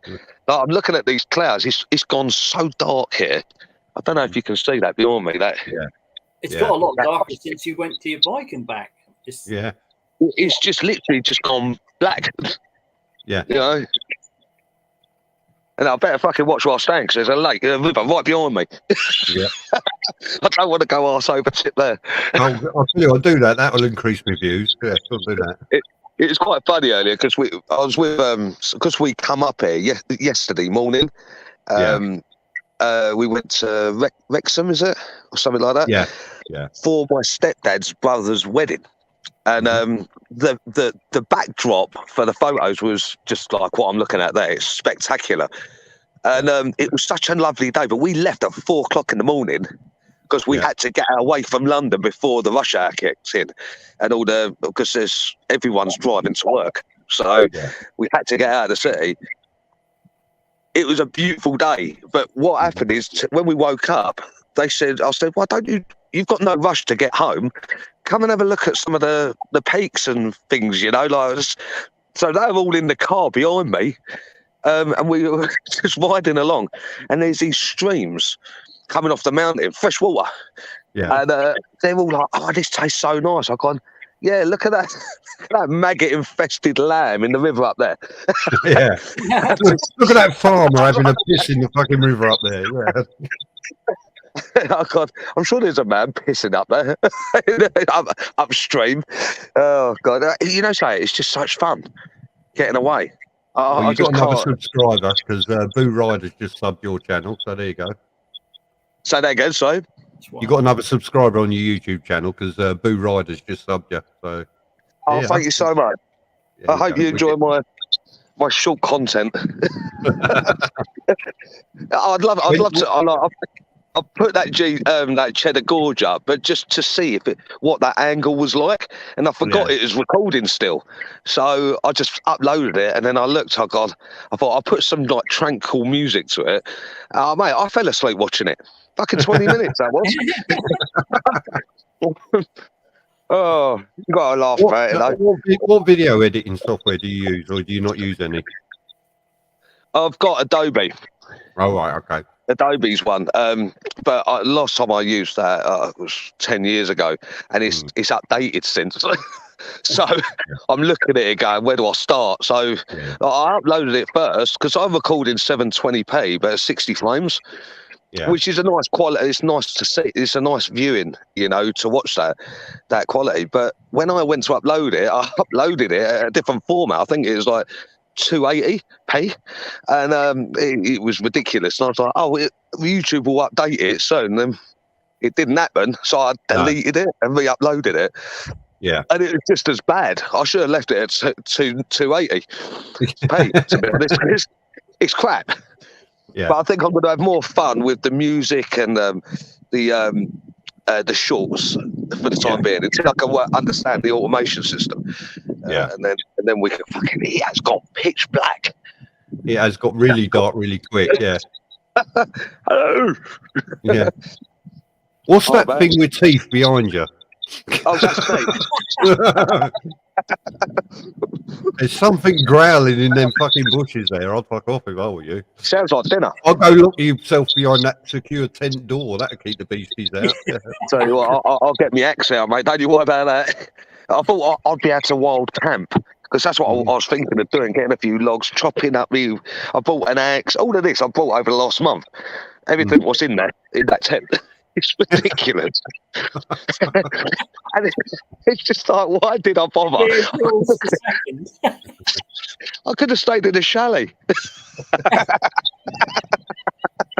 I did Cornwall this year, and we stayed in Shepherd's Hut, which is about as close to camping as you'll fucking get me. And I was sitting outside the tent one evening having a couple of beers. Mrs. is in there playing with her phone and all the rest of it. And all of a sudden I came in. She said, "Why you came in?" I said, "It got dark." She went, "Yeah," and I said, "There's fucking beasties in them woods over there. I'm coming in and shutting the fucking door, bollocks to that." It was as it got dark, all these noises start happening and things, and we was on a working farm, so there's nothing for miles. And I know where all the hedgerows are and everything else, and as soon as it got dark, there was things moving around and making noises. I was like, "No, fuck that, I'm off." I love it, I love it. Oh, we was just outside of Bodmin, so I'm convinced the beast was having a look at me and thinking, "Oh, look, there's dinner." I'm like, "Fuck you, I'm going in, bollocks." He starts making his way through that wooden door. I'm going to have him. Brick walls is best. Oh, hang on. Wet boots. So it's funny, you know, my boots don't get wet when I'm walking around my hotel room. Shut it, you. Oh. There we go. So what time's breakfast? Because at my hotel room, it's between 8 and 10. There's breakfast. We have breakfast. The cheapest of new potatoes. Is that breakfast? As well. I don't know yet. I've got marshmallows. I've just got a load of shit, really. I've come to Wales to starve. See, that's my problem. When I go away, I'll get a full English every morning, you know, and it's help yourself. Mate. They did say something about breakfast, but I think you got to cook it yourself, like. Well, you got to go out and slaughter it, yeah. You got an act, you're all right. I'll have that big pistol. Bear with us. I've got to zip up. It's cold out there. I should have got the hotel. This is ridiculous. Have you got one of them dome fucking tent things that pop up, or? Yeah. It's like it, yeah. Yeah, I won't do all the cold palaver. There we go. I'll tell you what, you'll have to go away with Red Bomb. He loves all that fucking tent lark. There we go, come on. Zip up. Bloody thing. Who invented a bloody tent? A fucking masochist, that's who. Oh, that thing. That one up. Oh, fucking thing. Looks pretty roomy. I'm thinking I could stand up in it. There's no standing up in here. On your knees. Big time. There you go. I've got my little fly zapper. Look at that. Kill them all. You know. Oh. Well, you're a braver man than me. I wouldn't be doing that. So that's off here. You're missing out. You're missing out on No, some I'm very not. I know exactly what I'm missing, and I'm happy to miss it. Trust me. At one with nature. Fuck off, Fly. With me one flip flop. The nearest I'll get to nature now is I cut my fucking grass. we got sick and tired of that, so we put the plastic stuff down. Yeah. Oh, you know, so cheers, lads. Cheers. It's a good health and very comfortable sleeping for some. Oh. Yeah, I'm sure my I'll tell you what, roughing it for me is when I get rid of my fucking pillar stuff, my feather stuffed pillar, and I use the foam one. That's me roughing it. Oh, you know, so or when I piss the wife off and I got to sleep on the settee. Yeah. Next time I'm bringing the settee. I'm telling you, the GTR and drag it. you know something. Me and my stepdad, we're looking at. We've drawn it up, but we're going to try and design a one-wheel trailer for the GTR, especially for when I do Scotland. Have no idea how it's going to handle, but have a look online, because there is I've seen a GTR with a trailer before.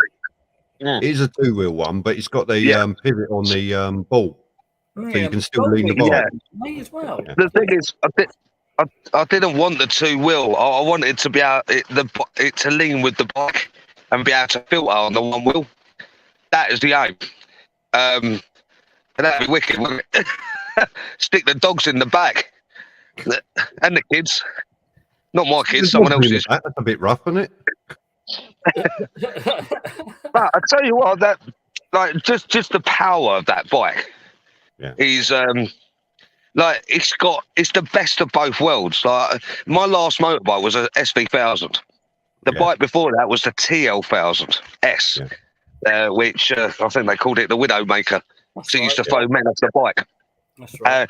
And I had that for 3 years, that bike, and even to the last day I had it, I couldn't understand it, but you get to love it. You start loving the unpredictability of it. You know, you don't know what's coming, or if it's ever going to move. It just throws you off. It's fucking weird. But I've had me fast bikes. I've even had a Honda DeVille 650, the old ones. And I think there's an 07 reg. Oh no, an 04 reg. That was. I've had some ranges of bikes, and you know something? Out of them all, every time I get on that bike, which is parked up there, I smile every time. Never had that with any of the other bikes. No. And because you've got that luxury of just cruising, but also if you've got like the sports can on it, you can make that thing sound like you're Brands Hatch. That's what I love. You've got the best of both worlds, and it will keep up with anything. Yeah. In London, especially in London, it's great leaving work on my bike and you're just pulling away from the lights and pissing over a Ferrari or a Porsche because they can't go anywhere fast. Well, I can. It's great. No, it's right. You know? It's not the best bike for commuting, though. No. Sure. No, whenever I take my bike back down to London, I remove the panniers. I've only got the top box on it. And I'll find myself filtering away, and I'll stop, and you get all these little cunts on these little scooters come whizzing round me and past me and going up little gaps. You're like, bastard. Hang on. Fucking split tea bag. Fucking tea bag. You're in a tent camping. You're supposed to be having a beer. I've got shandy. I'm just chilling, mate. If I have a beer, I ain't riding tomorrow. Yesterday, I had a shandy. No, I had a you know that glass of Prosecco or whatever they called it, that champagne? Yeah. One glass, I was pissed. Yeah. No, I was only pissed for about half hour, but it's half hour being wrecked. And I just don't drink. No. I want to drink. But It's fucking right, the cost of fuel, none of us can afford to drink. On the way I know up what here, you're saying. I know what M6, you're saying about the bike. So I had a Versys 1000, which has got the same engine as the Z1000 in, or the Z1000 SX. It's the same engine. And after owning that for 4 years, I found I was out riding it. I could do more than that bike could give me. So I went up to the GTR, which is the one I originally wanted when I got the Versys. I went and bought one of them without even test riding it or anything. I just went, yeah, that's the one I want. Buy it, deliver it. They delivered it to my house, and I got on it. And after the first day of riding it, after 3.5 years, every day I get on it, I've still got a smile on my face. What, the GTR? Yeah. Yeah, it's amazing, isn't it? And even after 3.5 years, there's no way on this earth I will outride that bike. That bike has got more skill than me. It goes and it does things I can't do. A few of the lads at work, 'cause we're all bikers at work, and they all say like, well, when you upgrade, what are you going to upgrade to? I've got two options: a BMW K, a Goldwing, or engine downscale to a H2. Yeah, that's it. But your upgrade options are the H2 SX. Yeah. Which you're going to get really fed up with the engine. Yeah, I did on the test ride of that. The BMW 1600 GTL. Yeah. Which you'll get fed up with the price. Yeah. Or the Goldwing, which you'll just get bored riding. Yeah. You're spot on. Oh, you've got the BMW in you. The whatever it is, 1250, is it? You got the 1200 one, but that's nowhere near. That's nowhere near the rideability of the GTR. That's nowhere near it. Hello, Zed. I'm just shocked they've discontinued it. The GTR. I'm mind blown from it. Well, they haven't discontinued it. They've just stopped selling it in the UK because of the Euro emissions. Oh, behave. You can buy a brand new one in America or Australia. Oh. In America, it's the Concourse 1400 in America. Yeah. But in Australia, it's the GTR. I tell you what, there's a guy that used to live in Milton Keynes, lives in Oz now. He follows me. He's got a GTR in Oz. Paul, and he does follow me and watches my videos. Hi, Paul and Sarah. And he loves these out there. And his is a new one. So you can still get them in other countries. The only reason they don't sell them in the UK and Europe, I believe, is because of the emissions. They didn't want to sort out the emissions for it, so they went, no, fuck it, we're not selling it there. How can it have any emissions coming out? You see the size of the standard exhaust. It's like a cigar. Yeah. Well, yeah, I mean, I had the standard one on mine before I cut it in half, and you cut it down, did you?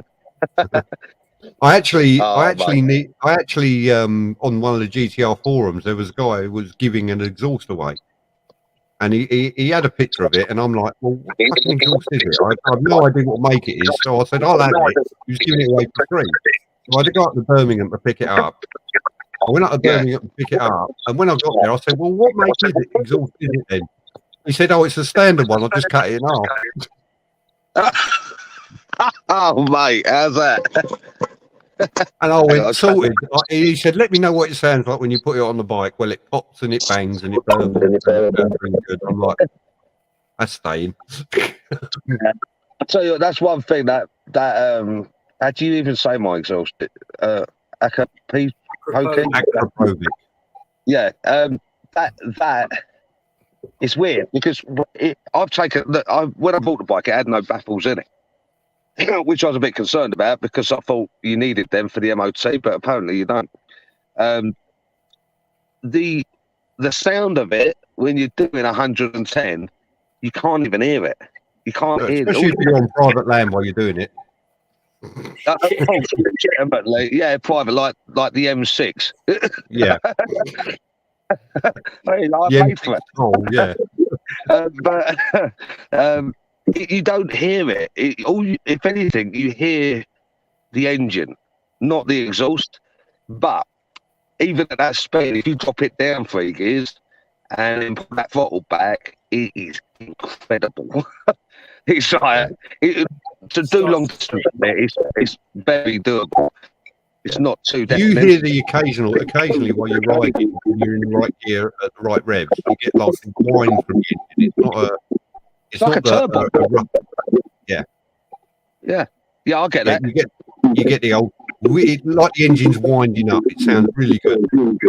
It's impeccable. I think it's the right word for it.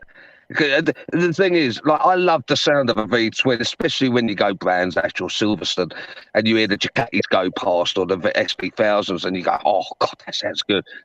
I've never really thought I'd enjoy the sound of an R1, because that's the sort of sound that's straight four, isn't it? It's that same sort of sound, but like where I went Hastings, and there's about 200 vehicles. Motorbikes, quads. There's about 40 quads in our convoy.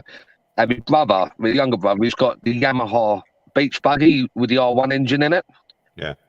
And he led the convoy. But when we got to Hastings and everyone was revving, and I'd only just got the bike the week before, I was like, I really want to rev it. But I didn't want to, because I didn't know what was going to happen. Like, I didn't want to break it. And the lads got, "Go on, Rich, give it a go." And I was like, "Oh, fuck it." I pinged it. And the look on the guys' faces behind was like, "Oh my God." Like, that hissed over my arm, that hissed over my BMW S1000 or whatever. And when I asked them when we pulled up, I said, "What did that sound like?" It sounded like a dragon. It overpowered us all. I was like, "Okay, I'll say that." That's nice. Thank you. Thank you. Now you can buy me new spark plugs. Yeah. No, I can't stop talking about me bike. Like, even the lads at work go, "Hey, why did you buy something so big?" I've gone, "Because of the range." I was getting, on the way up here, on the M6, I was cruising at between 70 and 80. And I was getting, I think it was 63 miles to the gallon, which in my life is amazing, you know. And that's on is it the average or the Coven? No, the Coven was 63. The average is 53 miles to the gallon. And I don't hang around. I tend to reset mine every year. And with all of my riding all year long, well, that's going out with the lads and opening her up and commuting and everything else, I'll get 49 to 50 for the year per gallon. Oh, that's overall everything. Now, for a 1400cc bike with variable time and everything, perfect. It's crazy, isn't it? Yeah. 45 to 50. And we've actually got Zed in the room, and he's got a ZZR 1400, and he said the same thing. Yeah, same bike. It's very nice. Exactly the same engine. Yeah. One less. Yeah, there's a lot of tweaks to the GTR, isn't there? Yeah, they tweaked it down a bit more for comfort rather than aggression and out pace. They stuck a shaft drive rather than a chain drive. And they've also they changed the gearbox, the ratio, so it's a lot more smoother and it's designed more for pulling weight and everything else rather than. And there's about a 50 kilo weight difference, I think there is. Yeah. Our bike's a bit heavier. Yeah. What is it like? But you don't know it. You don't notice it when you move. When I was at work the other week, I was putting my work bike.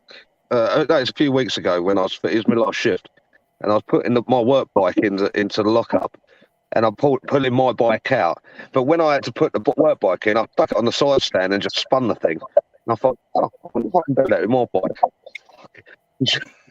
Should have seen the bow in my side stand. I shit myself. I was like, that don't work. It's like a quarter of a ton of a little bit of metal. I was like, don't, if you GTR, don't try and spin it. I've seen a mechanic spin mine on the fucking side stand. I'm like, if that fucking breaks, you're replacing anything that else breaks. You know? I've seen it. That's so. Spinning one of them on a side stand. No, it's too much of a risk for my liking. You know, like, if someone's able to do it, it's like wheeling, right? The lads at work before I finished last week, they said, like, you can get that on the back wheel. I wouldn't ever dare try.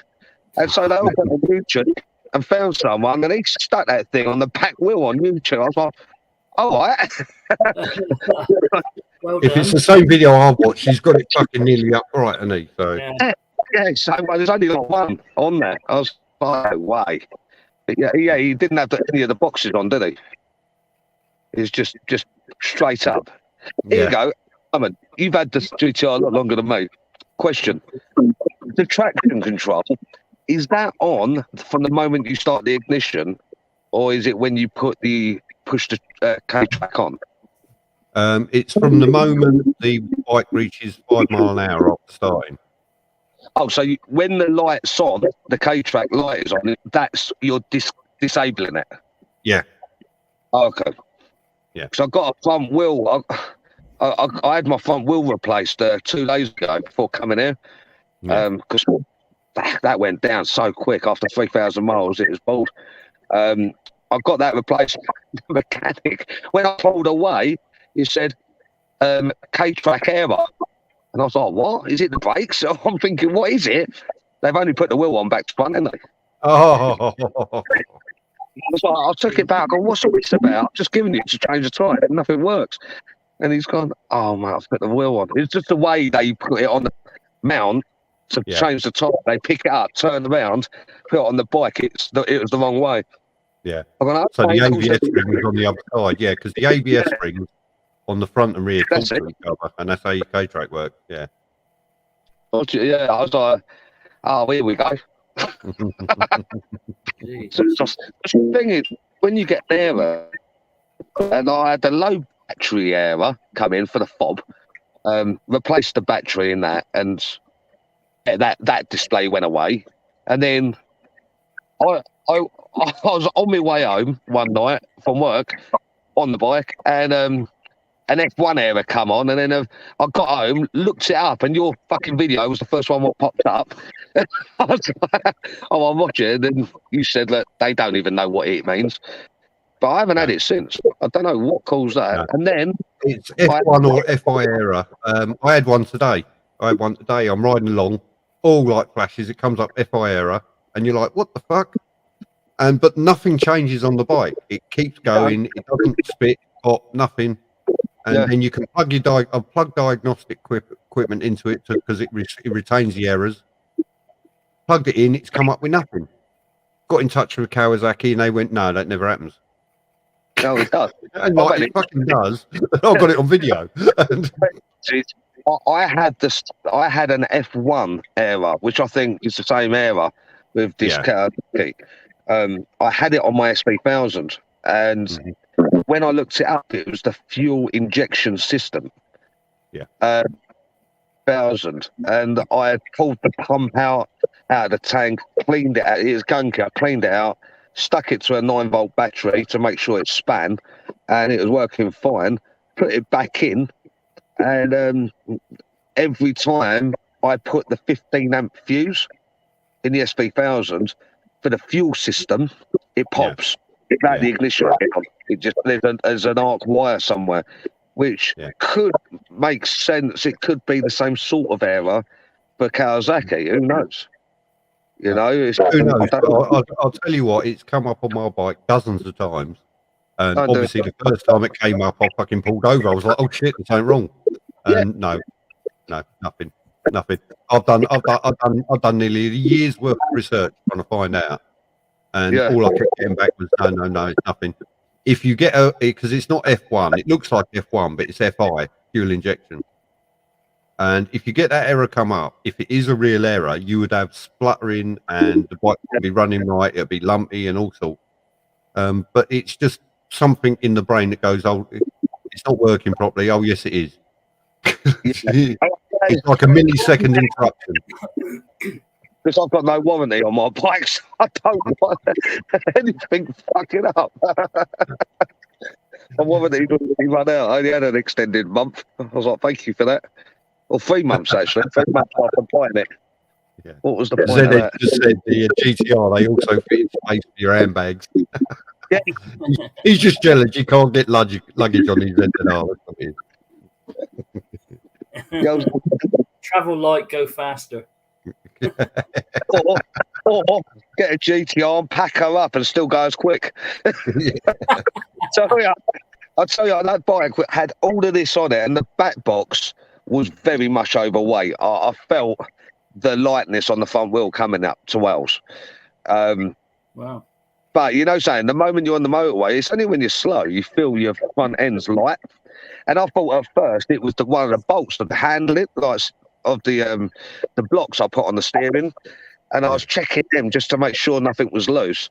And all it was the weight on the back box was just pushing down the back and making it light. But it's on the motorway, then that screen just pushes the thing down again. It's like, oh, so great. Having that screen, it's just, it's great when you, have you done the settings on yours? Yeah. Simon, where I've set my screen to 3. So the moment I turn the ignition on and start the engine, straight up to level 3, it's just like, so cool. People look at you like highest level then, level 3. Yeah. No, 4 is 4 is. Oh, it goes up. 4's the highest level. 3 is a level that's sort of intermediate, but you can set it in the settings.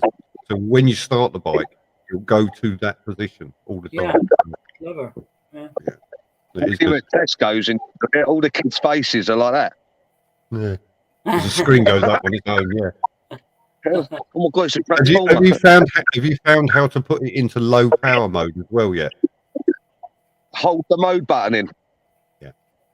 I found that out about a week ago. And I tell you what, I'm getting out of my tank. I don't trust the digital displays when it says how many miles you got. Yeah. But it went into 1 bar and it said I had 95 miles on it. But when I looked at my trip A, from when I last fueled up, I had 275 miles since I fueled up. Wow. Yeah. But man, that bike's worth every penny, you know, just for the range. The range. Like, there's times where, Simon, you'll be the same, wouldn't you? There's times where you go, got to open this up. Because it's just like, and I do it. I do that, and I did that when I was doing a test to the range, see how much range I could get. And that was it. I come back from Taunton.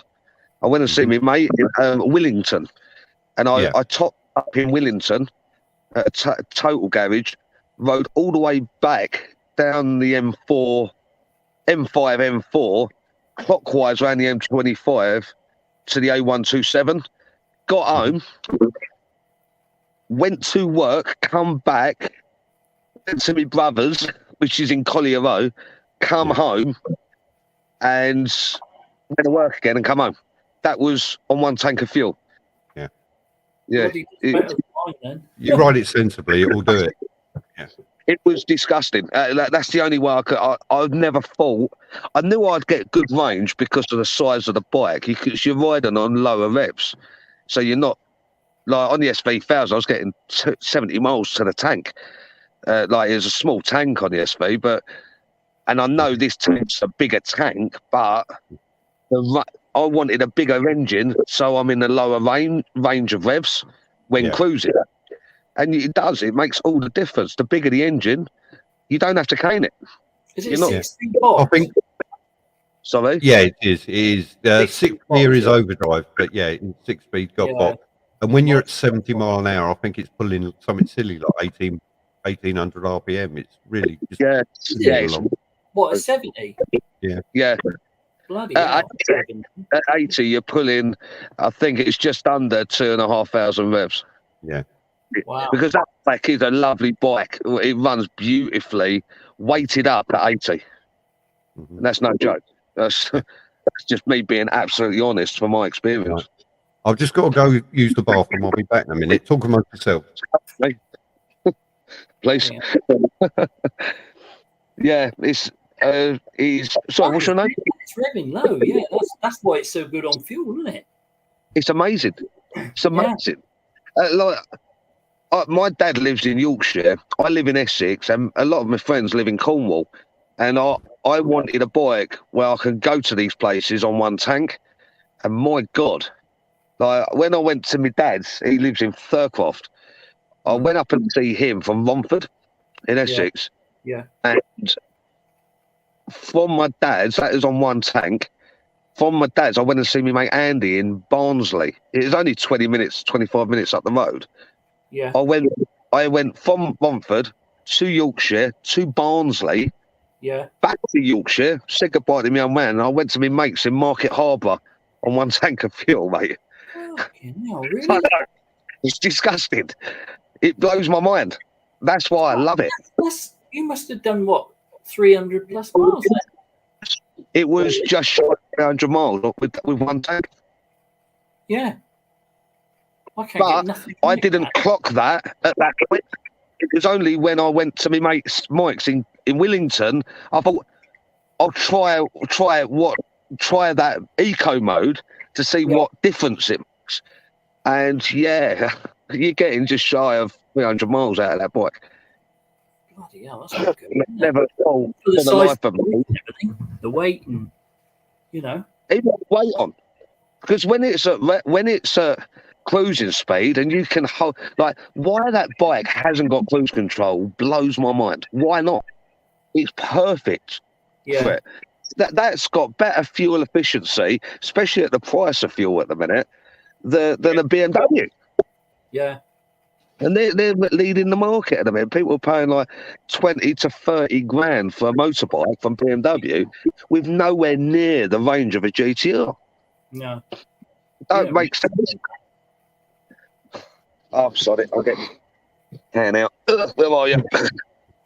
Oh, sorry. I knew he would. I've got to. Why not? I've got a river now I can piss in. So it's a permanent. What you can do is you can piss in your bottle and then leave the apple juice for the kids to find the next day. Oh, don't tell me. Look, Mum, I've got some apple juice. No, throw it away. There you go. Bavaria from Holland. That's what I'm Very on. nice. Yeah, it is actually a nice sherbet. I've actually got there it is over there. Oh, crafty Old head. Crafty Inn. A nice oak aged strong ale. Cheers. Enjoy. Oh yeah. Nothing much left. Oh, I've got a little bit left. As this is probably the last time people are going to see you alive because you're bound to get fucking murdered living in the fucking tent. Yeah, murder. It's not. I'm not feared of being murdered. I've got the fear of this going to me head and me out there and drowning in the river. Yeah. You're going to roll over at night and fucking roll straight into the river and fucking drown, yeah. Just tell me where your bike's parked so I can come get it. No will for it. He was a lovely bloke, had a great bike, and now I'm enjoying it. See ya. I'll drink to that. Oh, I tell you what, though, I weren't expecting it to be so quiet out there. It's so quiet, it's ridiculous. Quite eerie, to be honest. Yeah, love reviews just said he was getting 280 miles per tank in his Concourse, which is a GTR 1400 in America, on his ride in Tennessee. He was amazed by it. It really is good fuel economy on it. It really does get good fuel economy. It's really mind-blowing. Have they got cruise on them in America then? Sorry? If you've got one of them in the States, you'd have cruise on it, wouldn't you? Cruise control. You'd think. You'd think so. It doesn't come as standard. You can buy aftermarket kits to do it. Yeah, I've seen them, yeah. But it's a bit like a throttle clamp or something, isn't it? I mean, if I owned Kawasaki, there are two major updates I would do to the GTR. One would be I'd like a full LED display. Yeah. And the second one would be cruise control. Yeah. The best. I enjoy the analog. Yeah. I do like it. Yeah. But the little display, I think, should be a coloured one, at least LCD or something. You can. There is a kit. I've seen it somewhere. a guy that put all these LED lights in the GTR and changed the colour of it, so you could have it green or blue or whatever you wanted. Yeah, I see it. It's bloody good, isn't it? Yeah. I do like the green. That would look nice. Yeah. I I'm just think, still on analog. yeah, I prefer the analog. But if you're going to have digital, it needs to be a coloured LCD for at least the instrumentation side of it. Yeah. Yeah, I love to me, review it's loses like throttle locker. that boat. I Yeah. ain't even got Just the ABS on mine. You got what? Mine's Yeah. ain't even got ABS on it. What you got? XJR What you 1200. got? Oh, nice. Very nice. I see someone riding past me earlier on a Royal Enfield, but a proper old one, mate. Like black and white. Yeah. Yeah. Ah, I mate, it's noisy. like the Enfields, actually. Okay. Look at the Interceptors. The old Enfields always remind me of my nan sitting at home on a fucking sewing machine. They didn't sound that bad. No, they're bloody loud. There's no doubt. Oh, there's the flip flop. Oh, look, he's found his flip flop. Look. Oh no, so what? Fucking idiot. I have lost my papers though for my fags. I'll be back. I'm going to have a little browse while I'm on the phone. Yeah. But, yeah, I used to love the old tick tick sound you used to get from the old motorbikes, the old tappets. Yeah, I was looking tonight. I was watching the video, and they still have tappets. They don't have shims in the new ones. Yeah. Yeah. Oh wow. So you can do it yourself, sort of thing. You know, it's a simple engine still. Yeah. That surprised me, actually. Well, out of all your bikes, and let's leave the GTR out of it, yeah? What was your favourite? What you've owned in your life? Right, a string of Vespers, because I was a mod. Oh, right. I had a PK50, PK125, PX200E, and a P200, which was a 1977 Italian import. Then I stopped biking after an accident on the Yamaha DT125. And then I got back into biking. I got a Honda DeVille 700, which I had for 3 months. And I decided it wasn't powerful enough. And then I got a Kawasaki Versys 1000. And then the GTR 1400. So what would you say was your, without the GTR, would have been your number one bike? My most favourite bike was the 1977 Italian import P200. Nice. Vespa. And I'll tell you why, because it had so much character. It didn't have oil injector for the two. It was two-stroke, so it didn't have the oil injectors, so you had to pour it in the petrol. It had inner tube. It had inner tube split rims, so every 50 miles you got a puncher. I was about to say that. Bit of fun excitement. I put all the chrome work on it. I put the Florida bars on it. I used to carry spare inner tubes and spare wheel. So every 50 miles you get a puncher though. Someone said to me, "Oh, you want to put this on it?" I said no, because that'll lose the character of the bike then. Yeah. And I put the the Florida bars on it. I put the front crash bars on it, the front carrier on it, rear carrier on it, the flip flop seat on it, a little whippy aerial. I put a few mirrors and lights on it, and that was me. And I've still got my original USA Parker in the loft, and so's the wife. Yeah, my old man was a mod. My mother was a rocker. Oh dear. Yeah.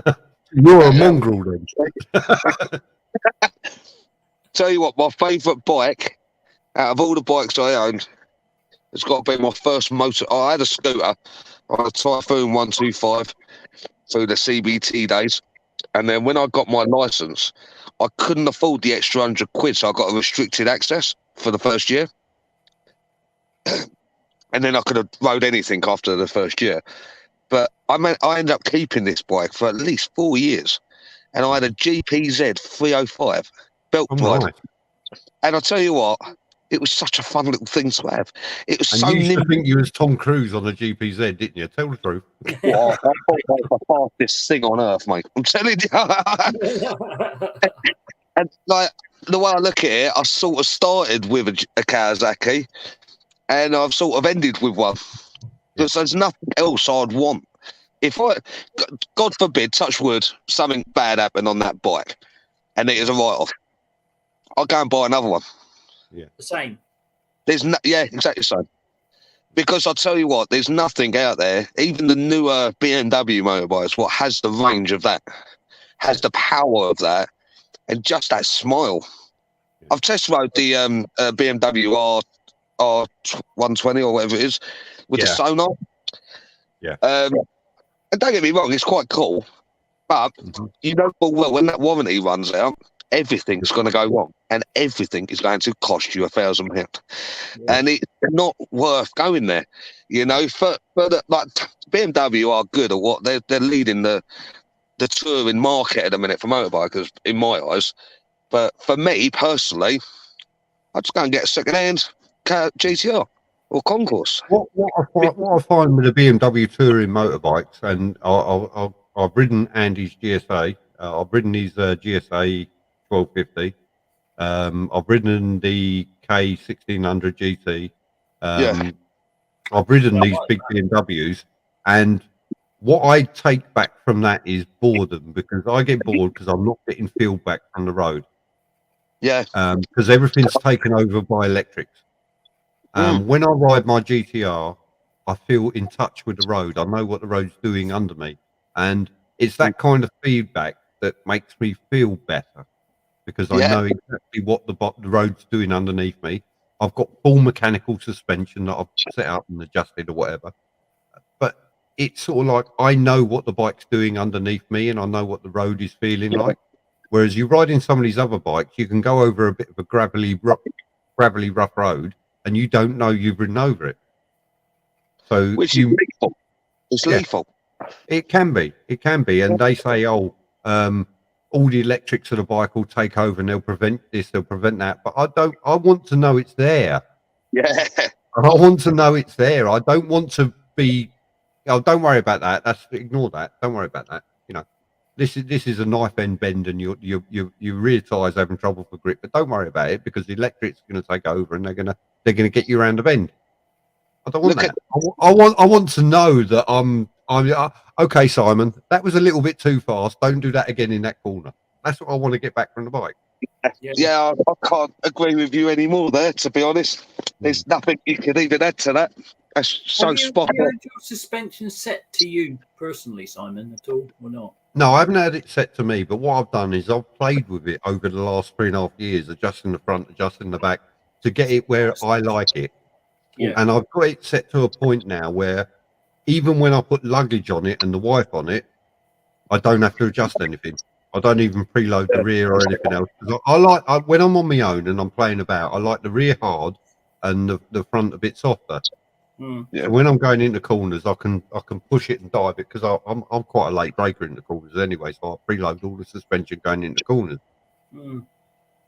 That's why I like it when I'm on my own. But when I'm with the wife, I've found that once I've got her on and all the luggage, the bike is set up anyway. It's happy, because I'm not pushing it like I would normally through the corners anyway, but it's still very, very stiff at the back.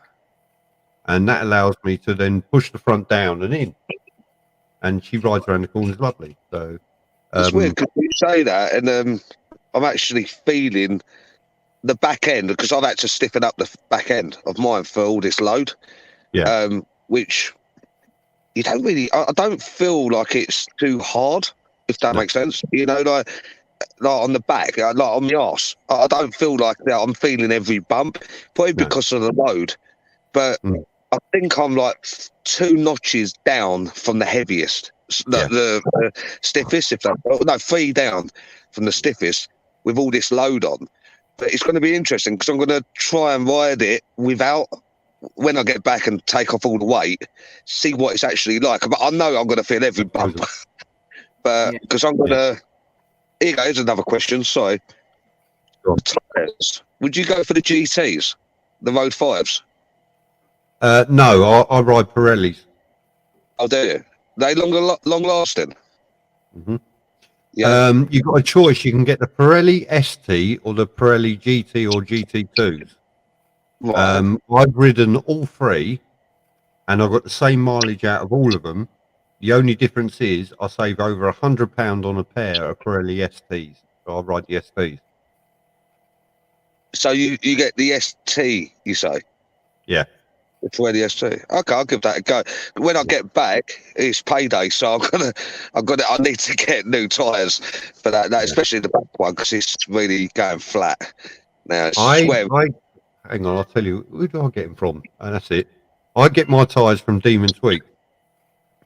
And sign up to their newsletter and everything, and they send you out offers every now and again. And when they send me out that they got a deal on tyres, I'll buy the front and rear as a package. And I will pay usually between £130 to £160 for a pair.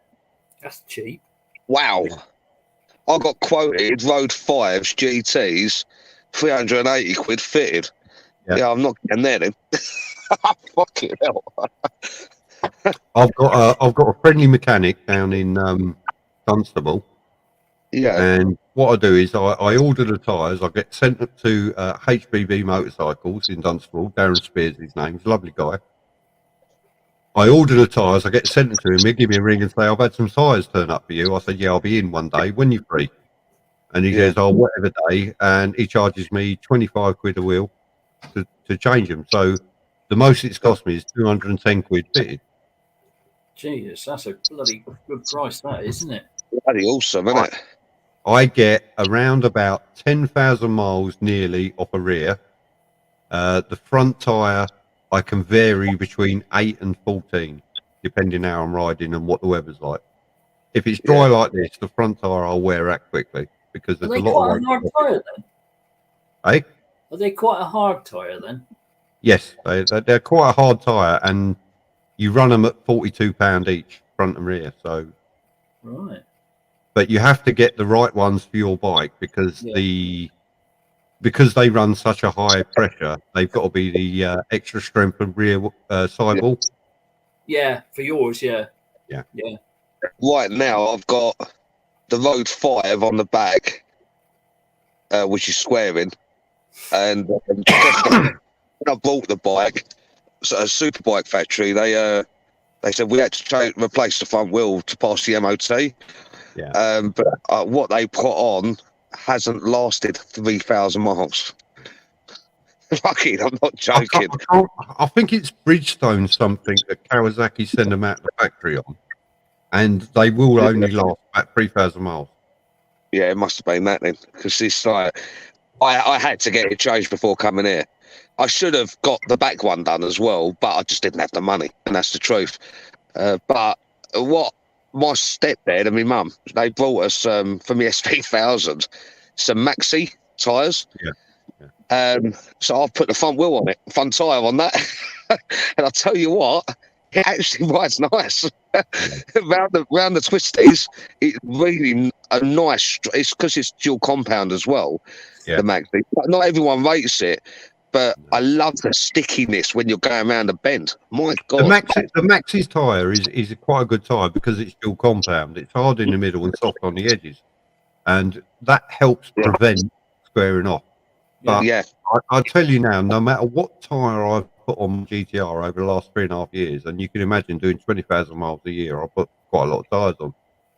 They've all squared off, no matter what I've got. I mean, I went up to GT2s because they're dual compound and this, that. By the time it got to the end of that life of that tyre, I was down to 1 mil in the middle. I'm looking at 3 mil on the edges. It's like, yeah, that's dual compound. That fucking worked, didn't it? No, it didn't, because the bike weighs 320 odd kilos dry weight. Yeah. and no matter what you do, unless you're going to be going roundabouts constantly or down roads that have no straights on them whatsoever, your tyres are going to square off. They square off. That's it.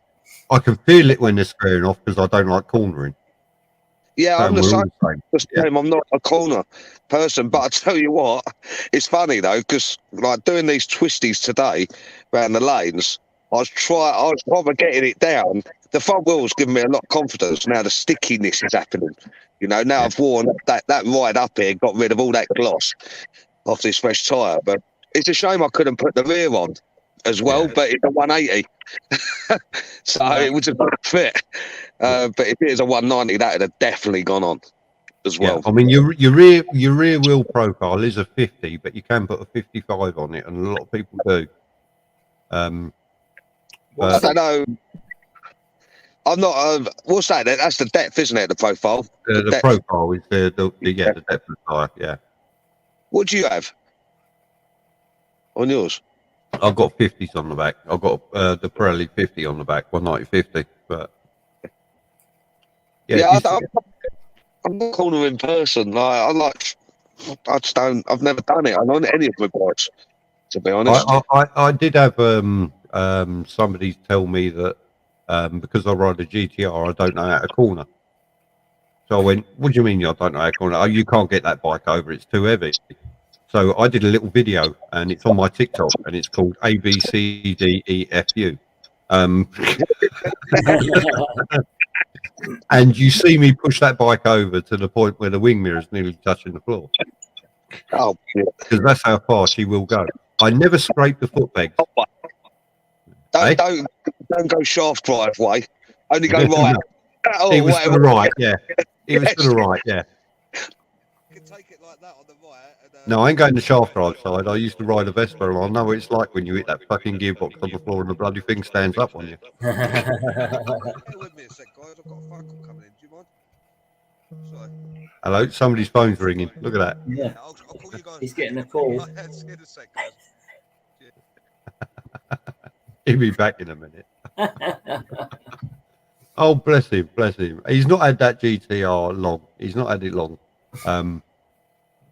And he latched onto my channel when he bought it, and he saw some of my videos, and he was like, "Oh, I've got to get in touch with this guy." And yeah. He's a lovely bloke. He's a lovely bloke, Grumbly. I like him. So he's honest. Is he? I mean, he's in the tent on his own. Yeah. Yeah. He's just gone to Wales on his own. Yeah. Yeah, he's just gone for or whatever. Yeah. Fucking tenting weirdo. Oh, yeah. Not for me. No, not for me either. It's not for me either, but there you go. But I like the luxury of a toilet and stuff rather than... Oh, I'll tell you what. I said it earlier. I did all my tenting as a kid in the fucking 70s with my parents going on holiday. My dad eventually, he upgraded to a trailer tent for 1 year. And then after that, we had a caravan. So we had a wobble box on the back of the car. Oh, right. Well, that's better than canvas anyway, isn't it? It's better than fucking canvas, and I fucking loved it. Because because the toilet was right next to my bed. And you weren't the one who had to empty it either. So. Actually, no, I did. I did empty it. Yeah, I did. It was one of these container systems that ended up in the fucking, you could pull along the floor, and I used to go and empty the Portaloo and, help my dad put the chemicals back in it and put it back in, and, I used to do all that. And all right, okay. And the caravan, it had a water system where you used to pump a foot on the floor to get the water coming out the tap. Well, it was my job as the eldest son to make sure we had enough water. So every morning I'd grab the water thing, I'll go over and fill it up and drag it back to the caravan and put the water hose and thing in, and that was my job. And I loved it because we weren't in a tent. No. Yes, we did still have to go. We didn't have a shower, so when we wanted to shower and everything in the morning, we still had to go to the toilet block. Yeah. But I wasn't queuing up to go to the loo or anything like I was previously. And I remember one year, I love thunderstorms. And I remember one year down in Cornwall with my parents on holiday, and we was all asleep one night, and I got woken up with this loud bang, and it was a thunderstorm. And we was parked at this campsite where if you looked out the back window, you had a look across the cliffs and the sea. Yeah. And I just moved the curtain back, and you could see the lightning going across the sky and bouncing. It looked like it was bouncing up and down against the sea. Yeah. And I swear I watched that for about an hour or two. This whole light show with the lightning coming across, and it was amazing. It was beautiful. It really was. Yeah. I mean, if it had happened now, I would have been videoing it. You know, it's absolutely beautiful. It's one of my most favourite memories of going on holiday in the caravan. Apart from me mum and dad's full English breakfast every morning we used to eat, you know, because we used to eat healthy as a kid in the 70s. You know what I'm talking about, crumbly. Yeah. There was no muesli and fucking apple and grapefruit when we was kids growing up, was there? No. It was cereal. It was cereal or a fried breakfast. And you know what? Exactly. Give me sausage, bacon, and black pudding. I'm having it. Yeah. How many fried eggs you got? Oh yeah. But yeah, that's my fondest memories. But since then, I mean, I did the old Boy Scouts thing as well, where you went on holiday with the Boy Scouts for a week, and you ended up in a wood somewhere, and it weren't even a proper tent, was it? It was a bit of. I don't know. I never did Boy Scouts. No, it was like, okay, lads, we're gonna make bivouacs. Yeah, how am I supposed to keep myself dry with a fucking couple of twigs and a fucking bit of fern over a bit of fucking washing line between two trees? Fuck off. I can see why you don't like tents now. Then big time. Yeah. Scarred for life. And it's like when the first time I went away and stayed in a hotel, it's like, what do you mean I can go away and stay somewhere that's got a toilet en suite? Where is this wonderful, amazing land? Yeah. Christ. No, I can't even remember the last time I was in a tent. I was probably pissed. But, I mean, I got a tent for the kids when they were little and that, and they could camp out in the garden. It's an adventure for them and everything else. But you know, they always knew if it started raining or anything, you woke up, you came downstairs and they were asleep on the fucking settee, you know. Yeah. Or we came in because it was raining. I remember one year we was camping and when we was kids, and the tents used to come with this extra pole, which was called a storm pole, which helped anchor your tank to the ground. Yeah. And my dad spent all night sat in a sleeping bag in the middle of this tent, hanging onto this storm pole. They'd parked one car on the fucking side of the tent, the other side, and strapped the tent to it. The other car was on the other side of the tent, strapped to that fucking car. Yeah. And my dad's holding it up, and he said, I sat up all night holding that fucking tent down. He's sort of like, could we not stayed in anything a bit more secure? Let's think of the old, the story of the pigs, yes? You know, one had the straw house, you know, the one with the brick house. Yeah, but the one in the tent had no chance. The one in the tent got fucking eaten, didn't he? I remember me and some mates took you used to be able to get them like house tent type things with frigging hundreds of poles and things that you had to clip together. Yeah. We took up 3 bikes and we had this tent spaced out between us, one of the poles and all this sort of thing. We went to Donington Park to watch some racing, and we always got pissed in the night, and it started lashing down in the middle of the night, and the fucking wind took the tent straight up. And I was in a sleeping bag in the rain, bloody couldn't do nothing about it.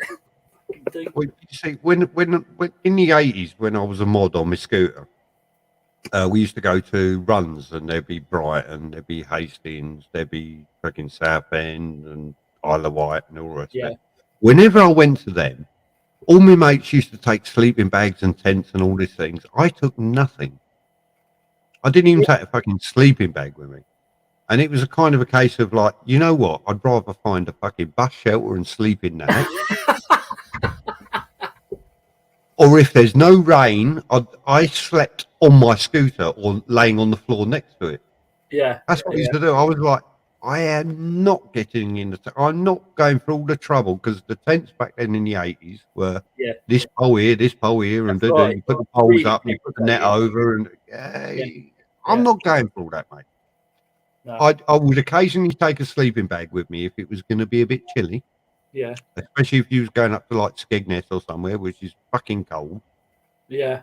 But when we went to the Isle of Wight, I just took my wash bag and clothes in a rucksack on the back rack, and they're like, "Well, you got nothing else with you?" I went, "No, that's it." And we got to the campsite, which was a fucking farmer's field. He thought, I can charge these fuckers £5 a time to even park on there. Yeah. And he said to me, he said, "You got a tent?" I went, "No." He said, "Well, what are you going to sleep in?" I said, "I'm not." He went, "All right, on you go." So he didn't charge me anything. My mate behind him, he said to him, what you got? He said, "I've got a tent. That'd be a £5." I parked up next to his tent. It was lovely weather. We went and had a load of drinks and the RSD club and everything else. And load of drinks, got fucking pissed and stupid. And went back and he's got in his tent, which he's paid a £5 for. And I sat on my scooter and had a cigarette and thought, what am I going to do? The weather's really nice. It don't really matter. And I just laid next to my scooter with my parker and everything else wrapped around me, and I want to kip. Yeah. And I woke up when it got light and, went off and got breakfast and everything else with her. And I went, oh, that was cheap. Mate's gone, cost me a fucking £5 for my tent. What did it cost you? I said, fuck all. I told him I didn't have a tent.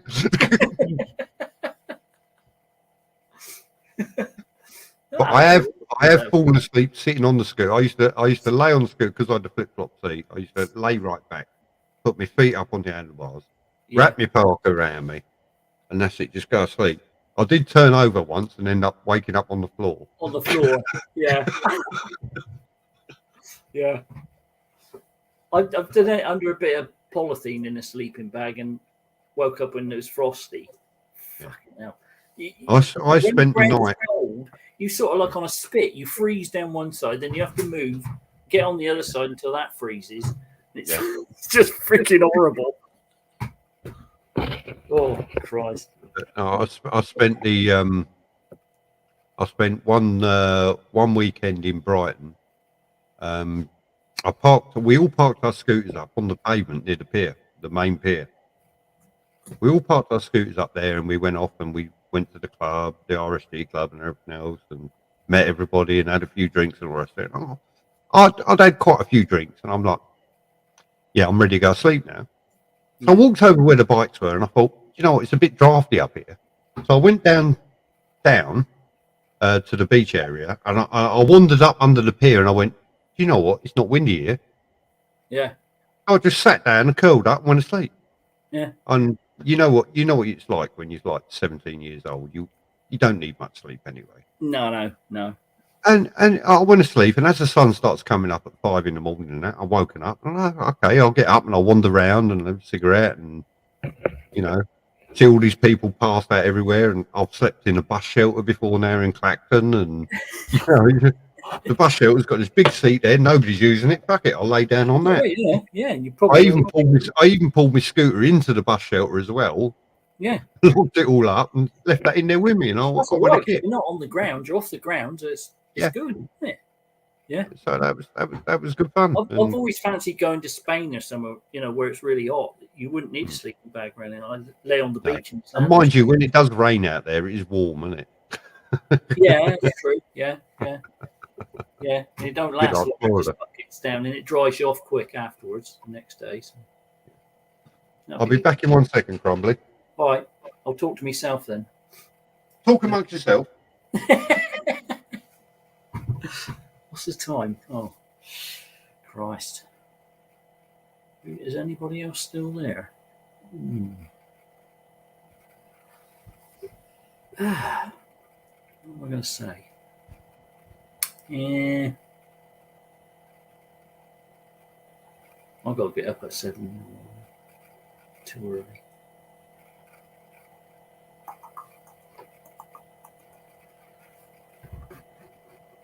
See what's going on here.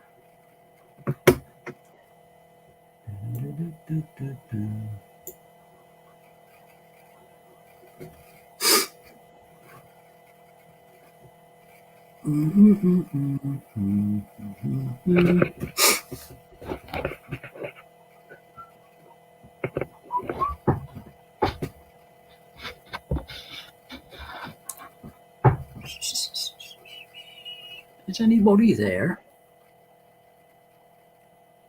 I don't think so.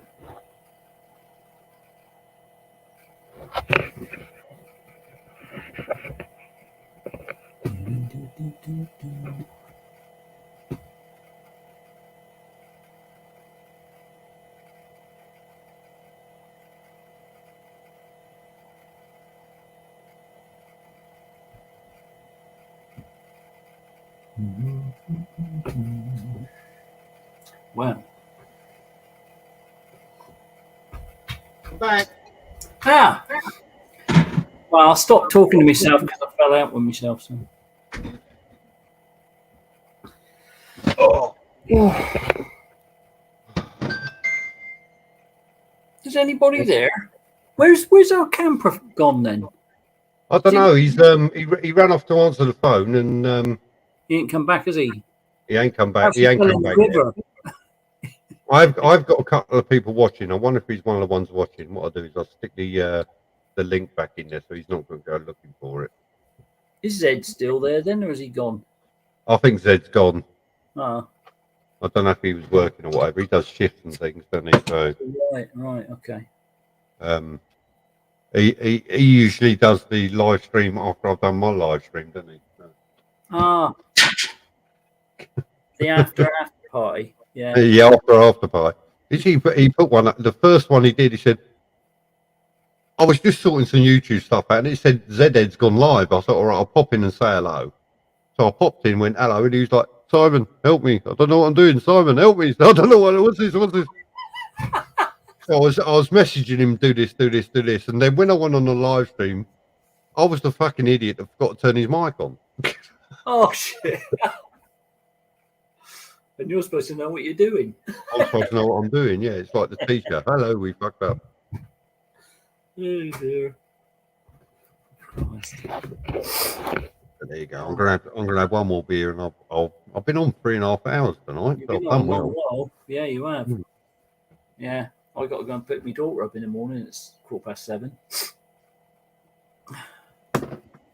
Why is that? Can't she drive? No, she's working nights at the moment. So. Oh, bless her. What's she do? She nurse or something? Carer, yeah. Yeah, for disabled people. Oh, bless her. That's an honourable job. It really is. It's a job. I haven't got the patience for it anymore, but yeah. Hey? I haven't got the patience for it anymore. No, it's not everybody could do it, really. No, when I worked for the ambulance service, I had the patience of a saint. I really did, and things like that. But I think as I've got older, and my lifestyle's changed, and that I want this, and this. I don't want it now, but it needs to be done in order and done in the appropriate amount of time. Yeah. But when you're doing a job like that, looking after disabled or elderly or anything like that, you've got to have an awful lot of patience. Yeah. And I found as I've got older, that's something I haven't got anymore. Yeah, that's true. It runs out very quickly. Yeah, true. What put you on to going into lorry driving then? Are you sort of finishing with? Are you continuing on with the post office, but as an Arctic driver or something? Yeah. That's the plan. You may or may not know, I'm a union rep for in Royal Mail. Yeah. And as a union rep, you get more in depth in what's going on and what's around, and for the last 20 years, I've worked for Royal Mail.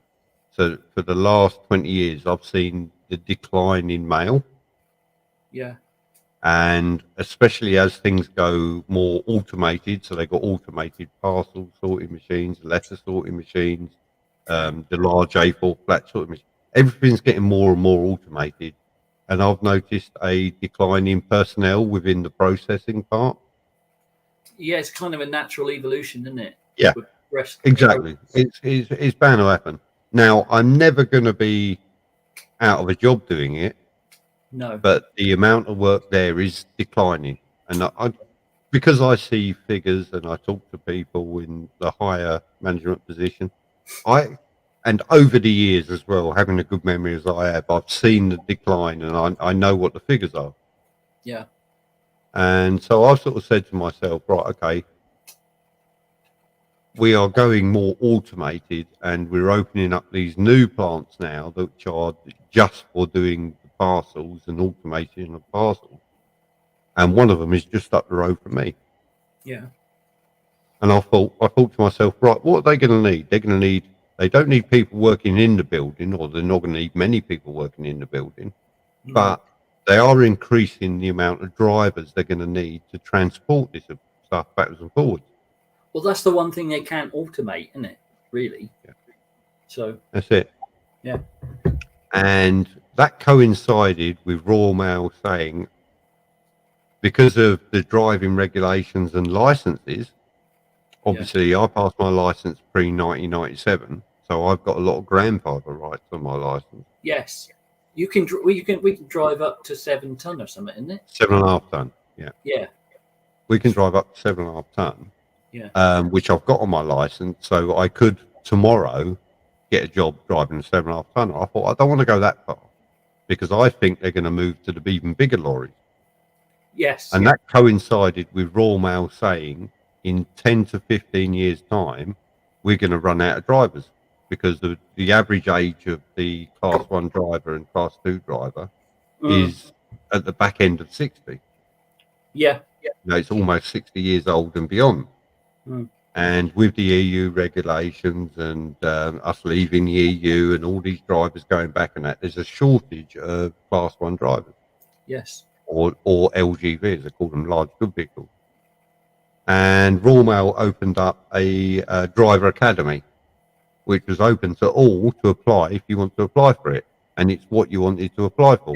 So I could have applied to go straight into 7.5 ton, because I've already got the license. And if you didn't, they would train you. Yeah. Or apply for Class 2, which they decided it's not a good idea. We just put everybody into Class 1 now, because they've changed the licenses now. You can go straight to Class 1. And I went, you know what? I've always wanted to be a lorry driver. I've always wanted to try it. Yeah. So just before Christmas, I applied, and my age being 53, and they broke it up into age groups and selected people. I wasn't successful. But they said, if I'm happy, they'll put me on a reserve list. And I went, yeah, I'm happy to go on a reserve list. And then a little while ago, I got an email saying, right, okay, you're in. That's it, you're done. We're going to train you. So they're going to train me on me. I'm doing the training now through Pertemp. Me practical, me hazard perception, and my CPC online. I've just had my medical last Saturday, which I passed. So now past that, I can progress on the other side. Okay. And they reckon they'll pass me by October. So what, you'll be out on the road, for a few months, I presume, before you get your proper test with it or something? What they do is, once you've done all your practical and theory, once you've passed all that, they then teach you to drive the lorries. And I've no idea how long that takes, but you actually go out and do practical driving. And once you've done your practical driving, they've taught you to drive to a standard. You go off to the DVLA and you do a test, which we're a bit like your Mod 1, Mod 2 and all the rest of it. They go through a test for them. Yeah. And then if you pass that, then you're then granted the license. I did have to sign an agreement that said that once I've obtained my license, if Royal Mail offer me a job within 2 years, I have to take it. Yes. But the job can only be up to within an hour's travelling of where I live. Oh, right. So they couldn't offer me a job in like Liverpool or whatever. Yeah, right. Okay. Yeah. Makes sense. So I said, yeah, okay, I'll sign that. And the new plant they've got opening up that's going to need a lot more Class 1 drivers is under an hour away from me, and that opens next year. Oh, that's where you'll be then. That's what I'm thinking. Obviously. I was talking to a couple of people yesterday, and they said by Christmas you'll have a job driving HGVs. Yeah. By Christmas. So It's pretty quick, isn't it? It's pretty quick. It is pretty quick. It is pretty quick. But if that happens that way, it happens that way. So it's what I want to do. So for well, now, yeah, I mean, you're obviously going to be able to do it because they wouldn't let you be doing it otherwise, would they? No. So, I mean, once I get Class 1 on my license, the only license I haven't got is PCV, driving buses. So I wouldn't want that. Wouldn't want that one. no, I don't want that one really. So will you be? So you'll be driving like these big parcel force things then? The big articulated Royal Mail vehicles, yeah. They do double stackers, single stackers. There's a couple of different types. Yeah. So so you'll be like going from depot to depot, I suppose, with them because it's basically like trunking runs. You pick up your lorry and your trailer and you load it up. It gets loaded up. You drive to one place, you unload, and you load up from there, and you go to another place, you unload, you load up from there, and it's backwards and forwards, trunking up and down the motorways.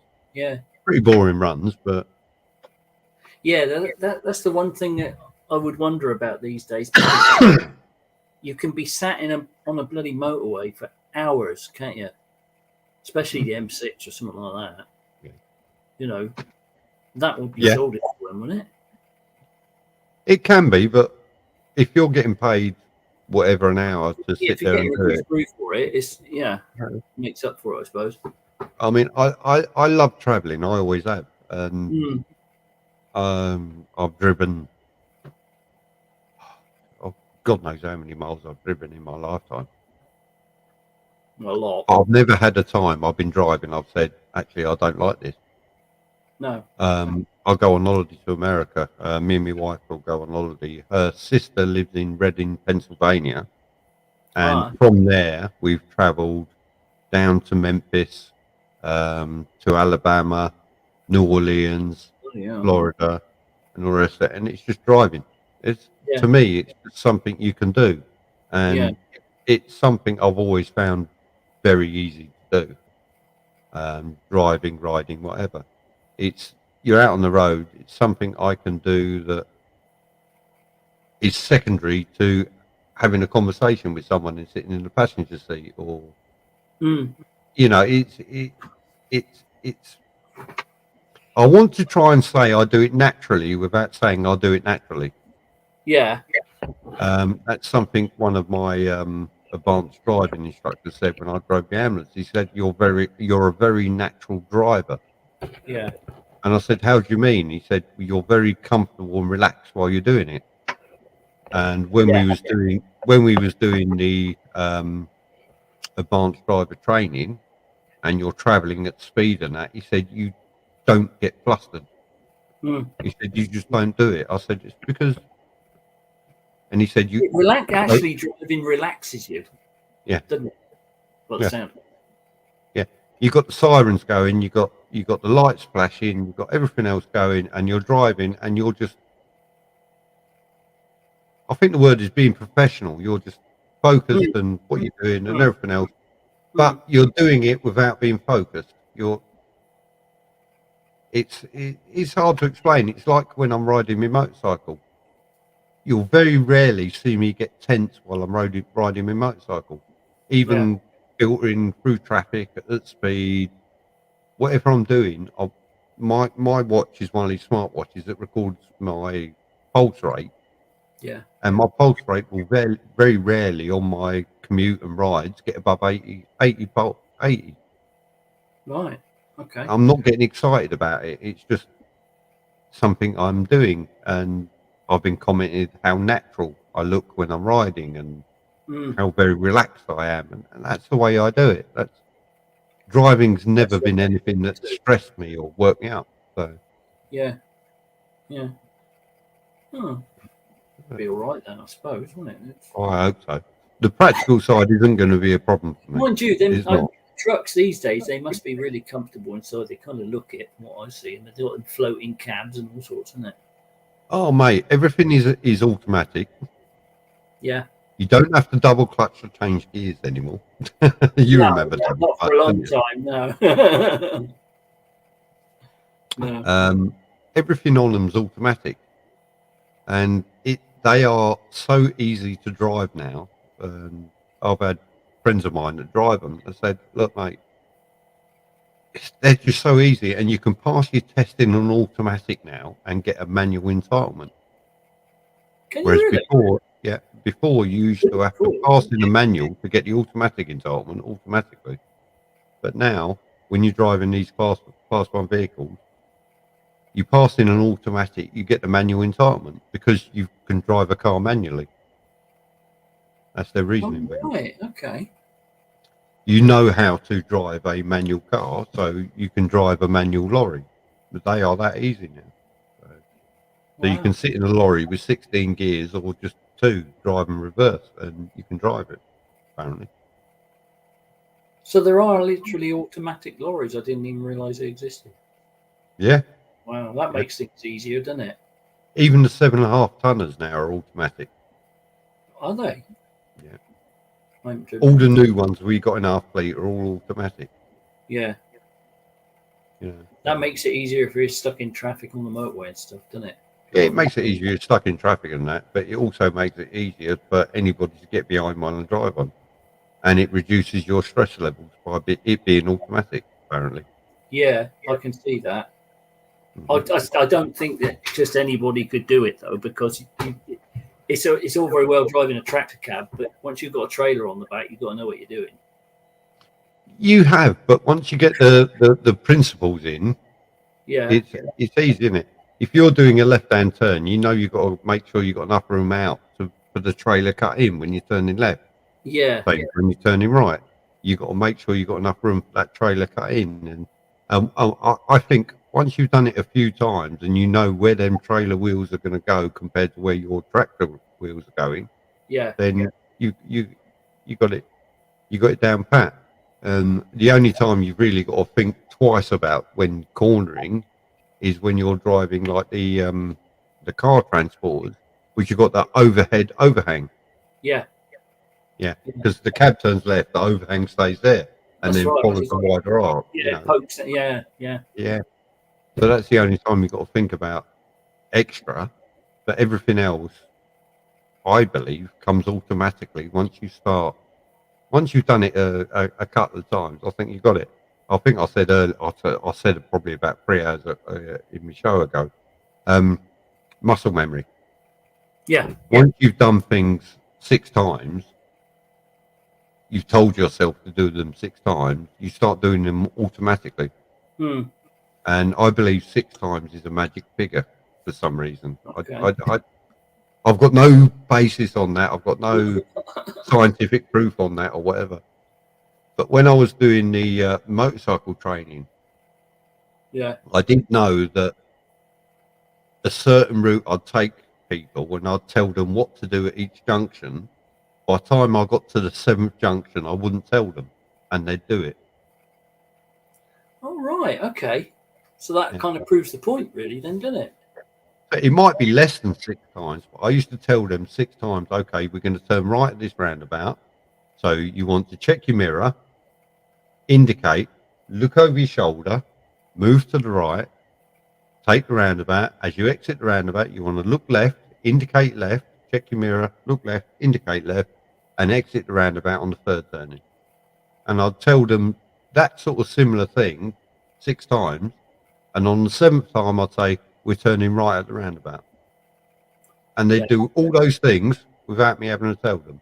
Yeah. Or if they didn't, at the next junction, I would remind them again. But 9 times out of 10, I'd say every single one of those people did it after 6 roundabouts. I wouldn't tell them on the 7th.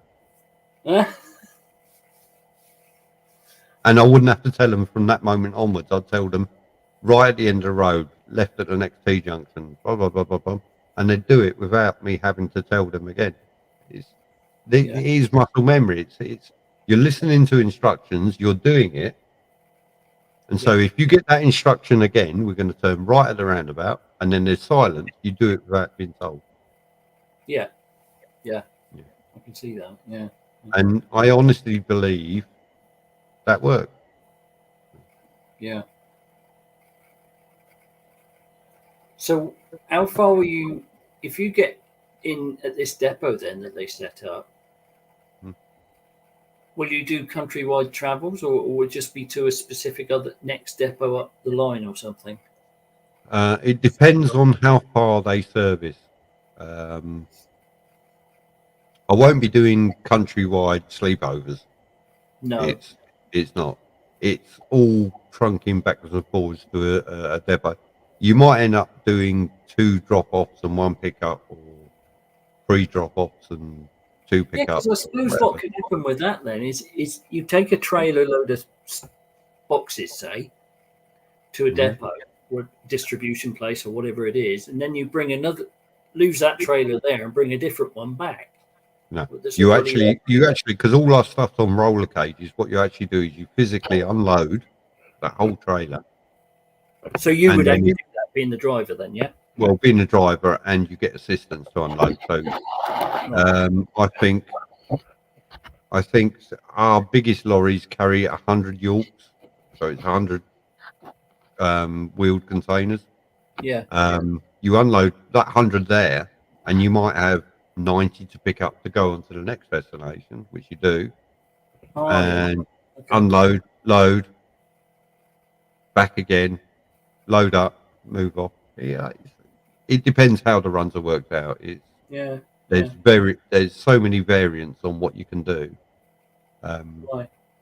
The only other side is working on that side. It's very antisocial hours, so you do end up working Saturdays or Sundays or through the night or something. Is that absolutely. Yeah, through the night is the majority of the work. Is through the night. Sure.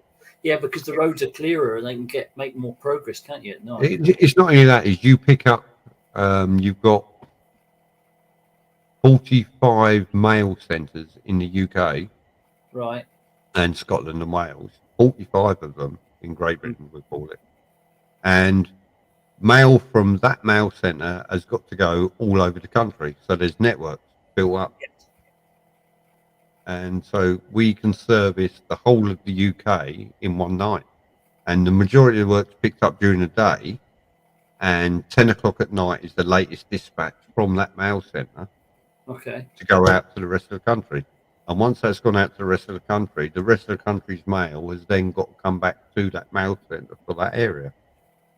Right. Yeah. Yeah. So it's a very complicated network. It's clever, isn't it? Really? It is clever, but there is nobody else in the UK that will send a letter from Land's End to John O'Groats for 95p. Impossible, really, isn't it? When you think about it. Yeah, but we've got the network that will do it. Yes. It's in place, and that's it. That's why it's so complicated. There's so many links that all match up. Yeah. I mean, they use planes. No other private firm could possibly come in and set up from scratch what Royal Mail's got, could they? It'd cost an absolute fortune. Yeah. Wouldn't it? You couldn't do it. They couldn't do it. No. They couldn't do it, but we manage it. And in actual fact, I think probably the parcel side of things must be even more busier these days, because especially if you look at sort of the eBay market and all that sort of the postal market now for buying stuff like that. Yeah. It's all got to go by parcel post, isn't it, really? Yeah. I mean, if you think about Royal Mail and what they do deliver everything from the biggest parcel you could imagine to the smallest letter you can imagine. And I've had some letters that aren't much bigger than a postal stamp. I've seen. We will get it there. It gets delivered. Yeah. And if you think of the network that's available to deliver that and the facilities available, it's pretty incredible. I mean, the likes of Eddie Stobart and DHL, TNT, Amazon, all of those people would love to have that network infrastructure. Yeah. Because you can get anything from one side of the country to the other side of the country in less than 24 hours. Yeah. Yeah. It is pretty incredible, and it's pretty much underrated what everybody does, but we manage it. And that what makes me proud sometimes to say, yes, I'm a postman. It's impressive. It is. Yeah. it's impressive and it's reliable too. Mhm. Which a lot. I mean, we do lose letters, we do lose parcels. Parcels do get damaged. I'm not going to say they don't, but when you're delivering, I think it's 250 million. No, yeah, must be. Yeah, it's 2.5 million items per day. You're going to when get you some look mistakes. at the sort of losses, they're minuscule, really. They are. They Yeah. are. Yeah. They really are. But you only ever hear about the losses. You don't hear about the other 2.5 million But items that got there on time. it's like that in everything, isn't it? Really. Mhm. Only the bad news makes the news. It does. It does. It is. It is. It's a shame. And since it's gone privatised, it's not been as good, but it's still good. And it's Has it still. lost a certain amount of efficiency through being privatised? Then, do you think?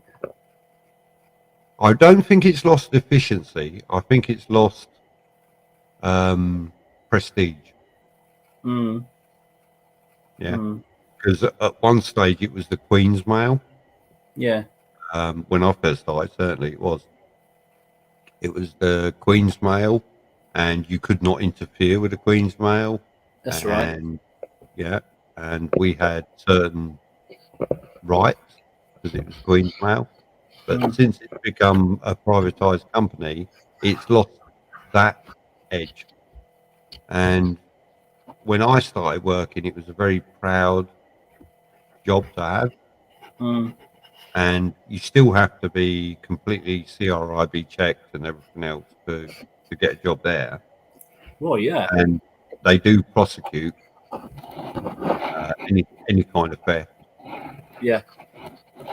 But it's sort of lost its edge a bit. If you Well, the only thing I can see from the ground where I experienced mail is you used to have a postman that had a round, and you knew him, and he knew his round like the back of his hand.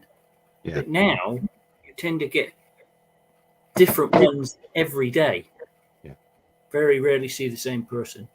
Yeah. Which I think is. I know exactly where you're coming from, because my postman for many years I knew very well. We were very good friends because we had actually worked together. Yeah. And we've even been out drinking, and he still comes to my parties I have. He still comes, and he's a good friend of the family. Hmm. And if I had parcels being delivered and that, he knew my job and he knew where I work. He knows where I work and everything else. We had certain safe places sorted so he could leave it in a safe place. Yes. Or Yeah. we had certain things between us that he knew he could deliver it here, deliver it there. He knew if I weren't home, he would, but I'd be home on his way home. He'd bring it home on his way home. He'd bring it. Right. You had this special delivery. I need the signature on this card, Yeah. And we do it, and he's on his way home, and he'd come in for a cup of coffee or whatever. Right. And I had him for many, many years, and now I've got several different postmen. And to be honest with you, it's not that personal service. No, it's different. Yeah. Not in a good way. I think it's lost something there, but I didn't agree with the privatisation anyway of that or anything else, frankly. But that's just me. No, as a union rep, I fought privatisation. I really did. Because you go away from what we was, which was a public service, to a profit-making organisation. Yeah, which for the consumer at the end of the day is never going to be good. The consumer loses. Of course it does. Yeah. The consumer loses every time because of that. Look at, prime example is the electric companies now that are all private. Yeah. It's just consumer loses. Yeah. Yeah. And British Gas as well, which used to be, used to be British, is now German. Yeah. Yeah. Well, you can't tell me that it was a good idea to sell things like BT and the gas, the electric, when they were all good businesses that would make the government money at the end of the day. Yeah. And for a short-term gain, they flogged them all off, and they've got bugger all. Well, Royal Mail made the government absolute millions. They made the government so much money. At one stage, they decided to take a 20-year of we don't need to pay into the pension fund. They made them that much money. Really? Yeah, that turned around and bit them in the arse, but yeah.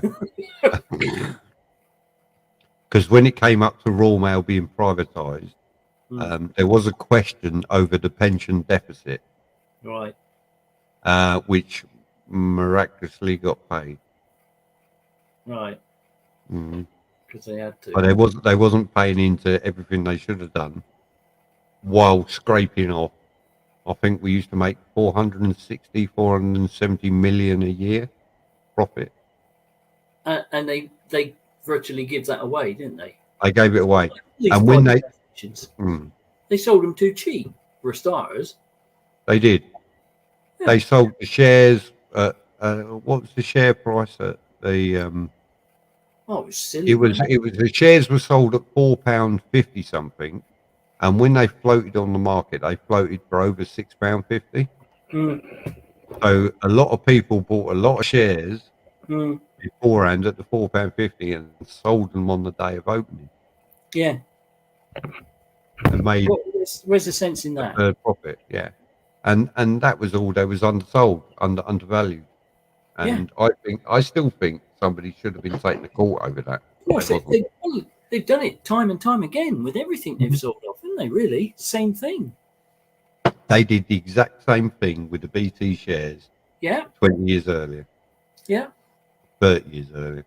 Yeah. Well, I think it was like it's almost. Like they did like an insider trading thing where they were selling these things off to their buddies, really, basically, and a lot of people. That's what they did. Yeah, yeah. I mean, at the moment, there is a dispute going on. It's been undershadowed by the RMT dispute and everything else. But Royal Mail are in dispute at the moment with the union because the union approached Royal Mail in March saying our workers deserve a pay rise because we worked 2 years under COVID. You got the Royal Mail workers to be registered as key workers so they can keep working. Yeah. And you have now paid out £460 million to shareholders on the profits that were made under the last 2 years of the COVID restrictions. Yeah. The employees now deserve a pay rise. And Royal Mail turned around to the union and said there's no money for a pay rise. So there's been negotiations going on since March over a pay rise for Royal Mail employees. And they did come up with a scheme to give Royal Mail employees up to 5.5% pay rise. Okay. But it involved a lot of strings, which meant the removal of allowances, which meant basically every postman will be worse off because he's getting a 5.5% pay rise, but they're removing allowances that give them extra money for cost of living areas. There's risk payments. There's payments they give for working in certain areas that are higher that they want to take away. There's payments Royal Mail give for working on or being trained on certain machinery because you're a trained employee. Then you get a bit of extra money. They want to take that away. Yeah. So there's those allowances they wanted to take away, which meant every single Royal Mail employee would have been worse off. Yeah. And the union said, actually, no, we would like a no strings pay rise. Yeah. And we haven't, the union haven't put a figure on it. They've said we want not an inflation base, but we want a pay rise our people deserve. This is, Well, it should be inflation based, shouldn't it, really? And Royal Mail turned around and said the money isn't there to give you a pay rise. And then 2 weeks later, they gave the CEO £140,000 bonus. Yeah. And then a week after that, they announced that the shareholders are going to get a 13p per share pay bonus or payout. And there's no money for a pay rise. Yeah. And it's sort of like, okay, there's a class thing going on here. If you're a big hedge fund that owns a lot of shares, you can have a lot of money. Yeah. But if you are a working person that has performed well and made that company profitable, Yeah. I'm sorry, we can't pay you. Yeah.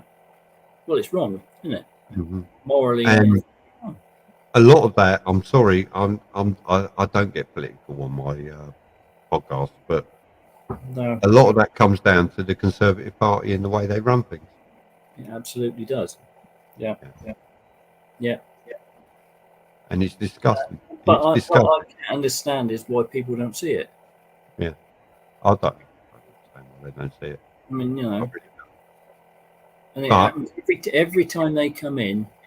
It happens, this sort of thing, and it's them that has destroyed the infrastructure, I suppose, of the country, really, because they've sold it all off. What I don't get is I don't get why we have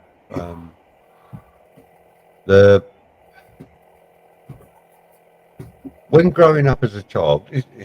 This is the thing that really bugs me, because there's a lot to do with 7 day a week, 24 hours, 24/7 working.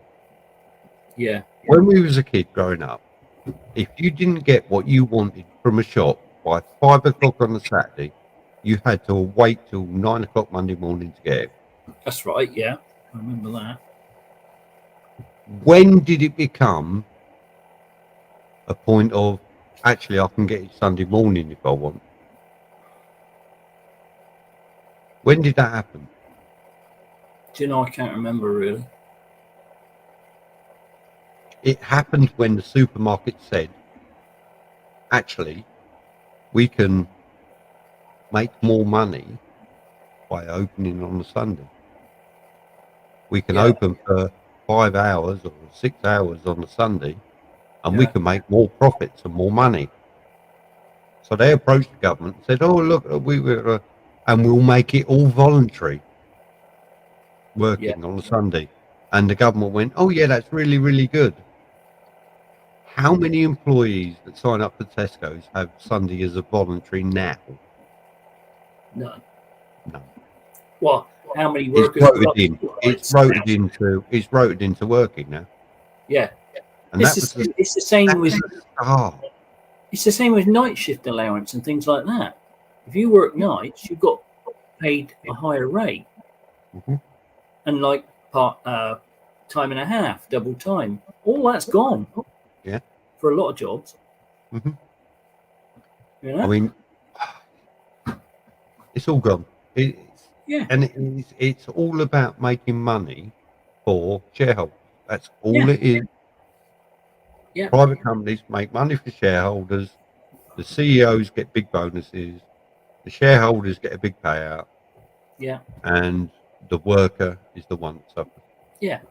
And you just can't work like that in a public service. You can't.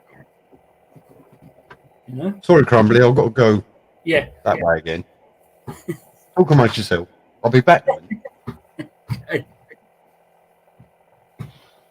Oh dear. Bit of a rabbit hole for on the politics front, I suppose, but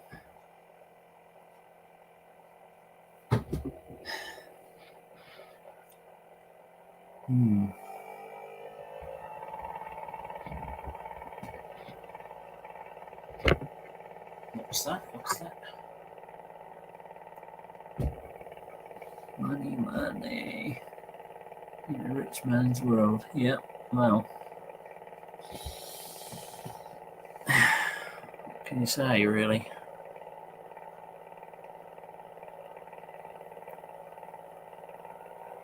That's how people get rich, by trading on other people, really.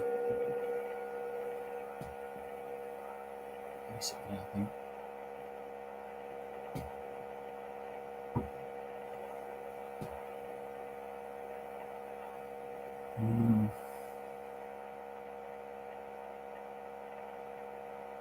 ABBA.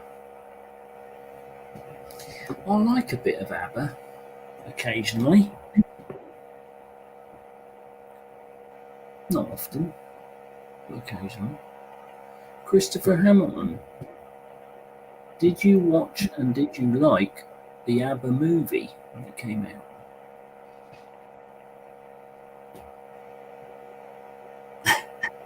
ABBA. Money, money, money. It's a rich man's world. Hello, Christopher. How are you? It is a rich man's world. Yeah, I think Richmond's is cigarettes, though, isn't it?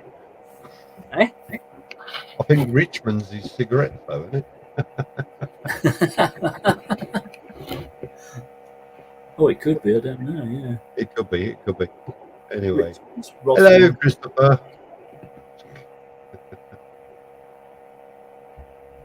Do you know My Christopher? favourite shirt on again. Villager.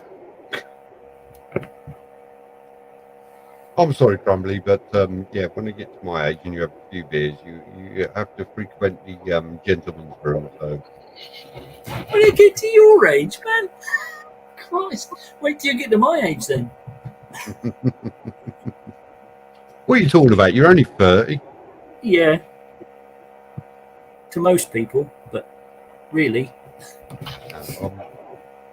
I'm officially retired now. Officially retired?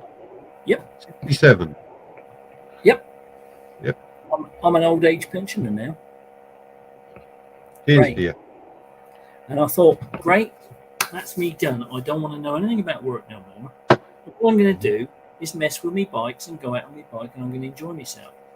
Mm-hmm. And do you know what? Since I've retired, I've had more to bloody do. It's pisses me off, honestly. It's a good thing. It's a good thing. You got to keep yourself busy, mate. You got to keep. Yeah, I know, but there's some things you want to be busy with, and other things you don't. I mean, my dad is 70. Is he 71 this year? I think 71 this year. Yeah, He still works full time. a lot of people do. Yeah, he still works full time. He still does a night shift. And if you say to him, Dad, why are you still working? He said, I've got no hobbies. That's a lie, actually. He's got one hobby. What is it? He likes scuba diving. Scuba diving? Yep. He's a paddy scuba diver. And it's like, well, okay, well, do that in your retirement. He said, I can't do it in this country. It's too cold for me. Yeah. The only way I can afford to do my hobby is to go abroad, and for that I need money, which I have to work. Yeah, yeah. He gets his pension and everything else, but he has to work to go abroad to do his scuba diving. Well, at least it is. There's an end game to it. He's working for something, isn't it? You know, not just. And it's sort of like, well, hey, you need to retire. I'm just going to sit at home. What am I going to do? He's going to do nothing. It's like, whatever, Dad. You do it. Yeah, I mean, whilst you're fit enough to do stuff, do it. Yeah, well, you can still do it. Yeah. When it gets to a point where you can't do anything, you are stuck in a room. I suppose really you could say as you get old and older and older, your world shrinks in on you, doesn't it? Yeah, it does. To the point where you end up in a room and that's it. Yeah. And that's your life, which is not great. And I don't know. I mean, stave off. I mean, my mum's older than my dad. She's 73. She works 4 days a week, and she continues working because she says, I'm not going to let my brain go dormant. I'm just going to keep working. It keeps me mentally active. Yeah. And that's fair enough. I can see that. Yeah. She works for the brain the Brain Injury Rehabilitation Trust. Oh, right. Okay. Yeah, so she's an office manager then. So she sees lots of people with brain injuries. Yeah. And she likens that to if she gives up work, she stops using her brain, that's how she's going to end up. That's how she feels. Brain's like a muscle, isn't it? If you don't, Yeah. you don't use You it. don't use it. Yeah. So that's why she's continuing to work as well. So fair enough. Yeah, it's good. They get, because they're earning loads of money now and not paying so much stuff as they used to. They can buy me lots of presents, which is great. Thanks, Mum. Yeah, that's true. That GoPro Hero 10 is looking really nice, Mum. Love you. Yeah. No, it's a lot easier, I must admit. I should have retired ages ago, but couldn't. Once your mortgage is out of the way, though, life gets easier. Mm-hmm. And it does, yeah. Things are better. Yeah, but there's plenty that haven't got aren't in that situation. That's true. For whatever reason, and there's plenty that may be in private rented accommodation that when they retire, they still got to pay that every month. Absolutely. Yeah, and that takes you back to what governments do selling council houses and shit, exactly. Another example. You actually cannot now get, in many areas, you cannot now get on a council house waiting list. No. Because they literally do not have any. No. And those that are incumbent are incumbent. That's it. They're going to stay there. They do not have. They might have. What about this they new might one? have a. They might have a couple that are 70 years old living in a 3-bed council house, but they do not have anywhere for them to move to. No. So they can then open that home up for a family. Yeah. So they literally have to leave them there because they've sold. How could they justify selling all those properties off and not building replacements? Which is what they were supposed to do. Yeah. Yeah. Yeah.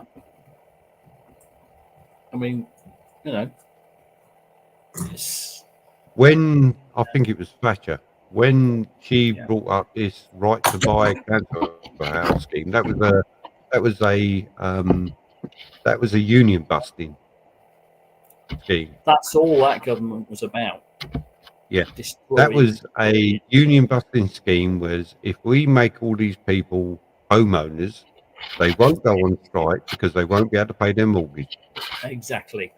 That was one of the. They can't afford to be out of work because they won't be able to pay their mortgage. Yeah. So we'll allow them to buy their council home for less than it's worth, and we'll tell them they can't sell it for so many years. Yeah. And you got to keep up the mortgage. So what are you going to do now, Mr. Union Man? Yeah. Are you going to go on strike and earn no money so you can't pay your mortgage? Yeah. That was the start of it all, really. It was. Yeah. That coincided with the 1992 union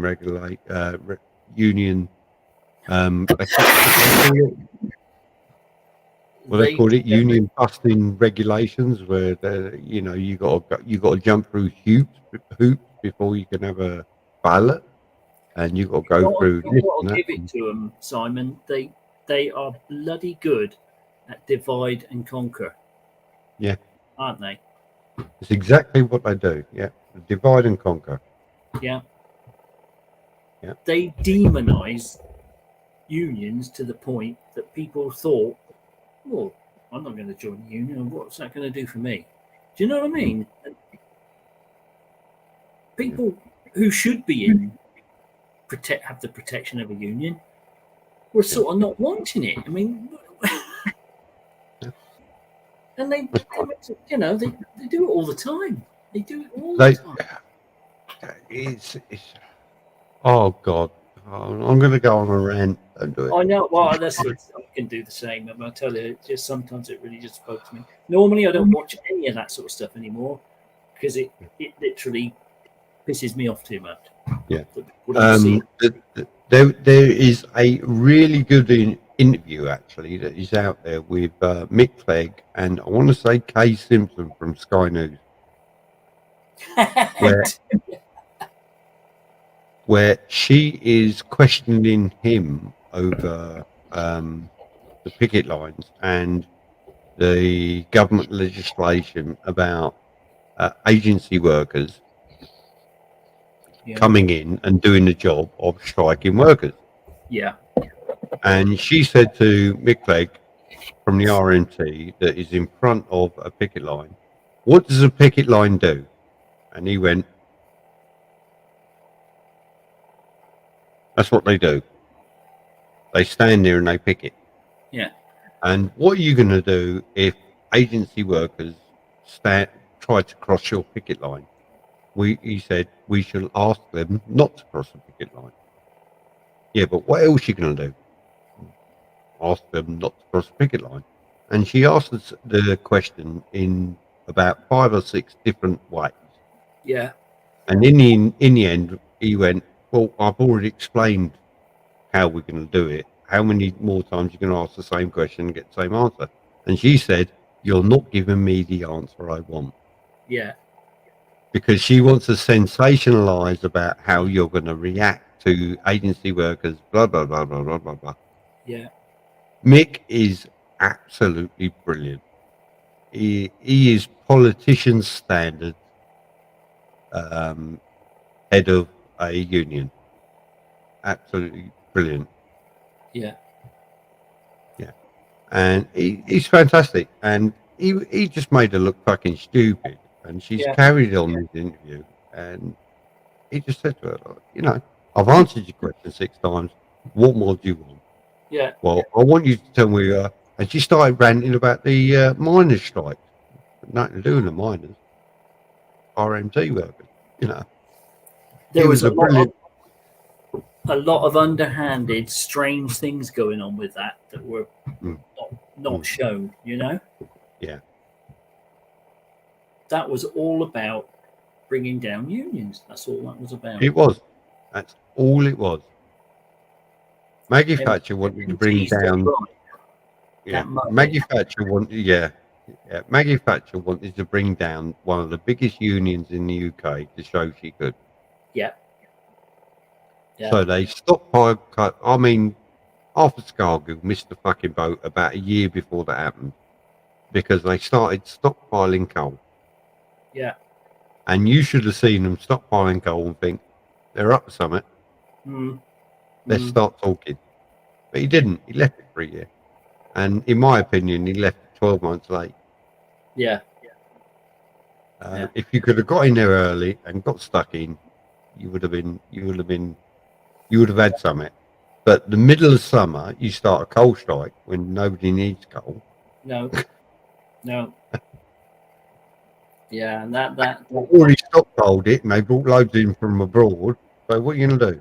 And you'll pick it in the wrong areas. You want to pick it the fucking areas that the stockpiles of coal. But there you go. Lesson learned.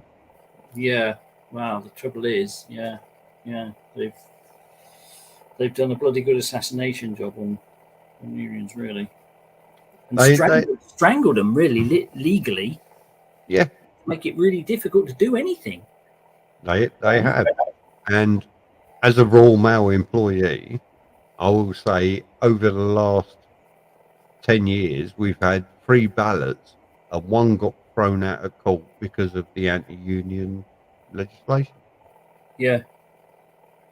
We had 1 thrown out of court, which was fucking devastating.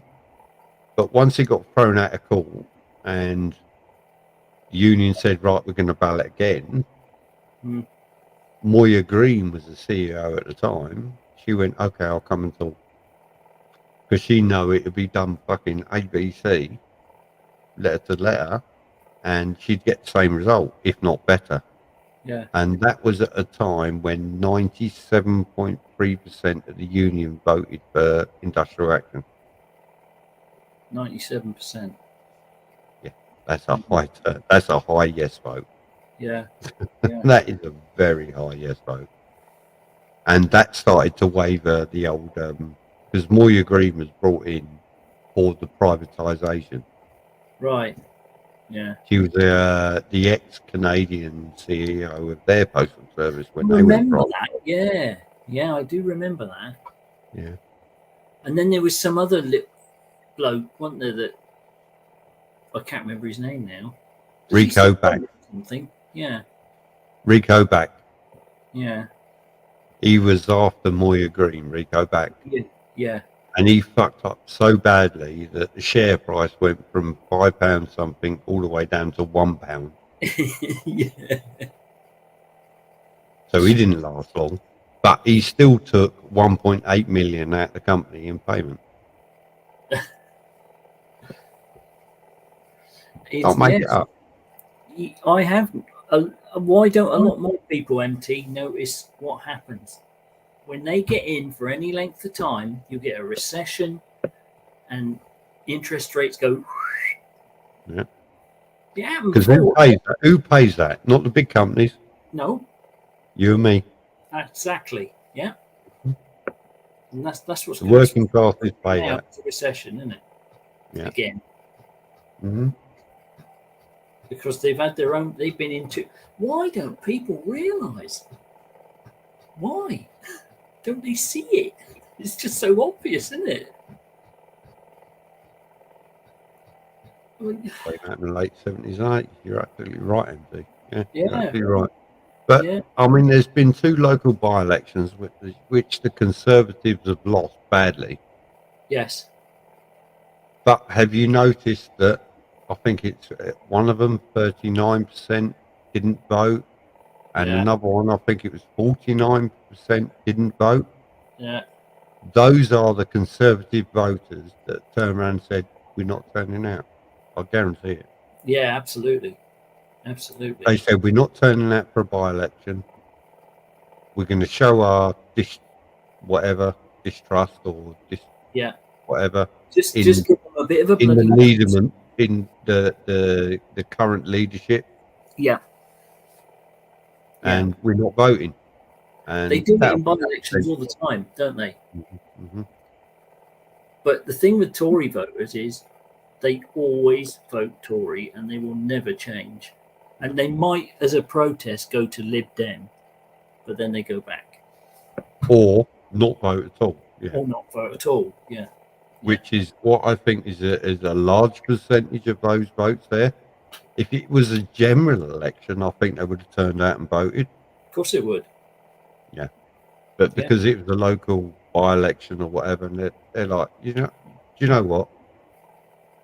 I ain't voting. I'm gonna protest now in the by-election because it doesn't really count. Yeah, exactly. Yeah, exactly. That's exactly what they did. Mm-hmm. That's exactly what was it? What was that guy in London? He lost to a Lib Dem. Oh shit! Is it Sainsbury or something? No. Yeah, I know the one you mean. He lost his seat, but he got it back by the time the election come round. So yeah, that's what happens all the time. But I mean, 2 of the seats that went up were, one was paedophile and the other one had been searching porn on the fucking internet, weren't he? So yeah. That's the caliber. I was looking for tractors and it came up with all these naked women. I'll tell you what, I've done loads of Google searches for tractors and I've not seen any naked women at all. I'm disappointed. Instead of putting big wheels in, he must have written big something else. You know. Oh, hello. What's going on here?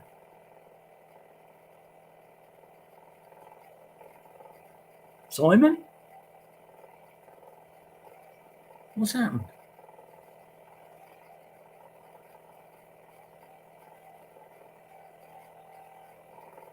Oh, there you are.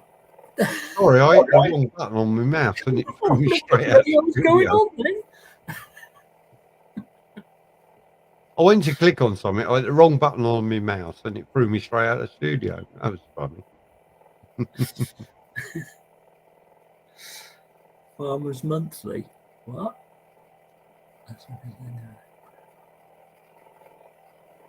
Yeah, well, that's true, but yeah. What's Farmers happening? Monthly about tractors. Oh, right. Yeah. Wow. Tell me, what do you think? Do you remember all this business about racism and that in the Labour Party regarding Jews and stuff? Anti-Semitism, yeah. Anti-Semitism. Was that not manufactured by somebody, some party or other? It's just that I'm not a member of the Labour Party or anything, but generally, I never hear anybody say anti-Semitic things. No, Never. I'm going to say no. Well, I've not heard anything along that. I've not heard anything. Yeah. Mm. But I never understood where it came from, really. I think it was sort of smear campaign, but I don't know. I think it was a smear campaign, and I think that Corbyn reacted to some of the comments incorrectly. He didn't handle it well. No. He handled it very well. In fact, he poo-pooed it and ignored it and pushed it under the carpet, which he should have fronted it and absolutely, yeah, investigated it properly, which he didn't. Yeah. I'm going to be totally hands up on it. So I'm not a Corbyn fan. I never was. No. And there's many ex-British military that will stand by that. Yeah. Because of shady part. Yeah. We'll leave that one there. But I don't think it was handled properly at party level at all. It was a by him.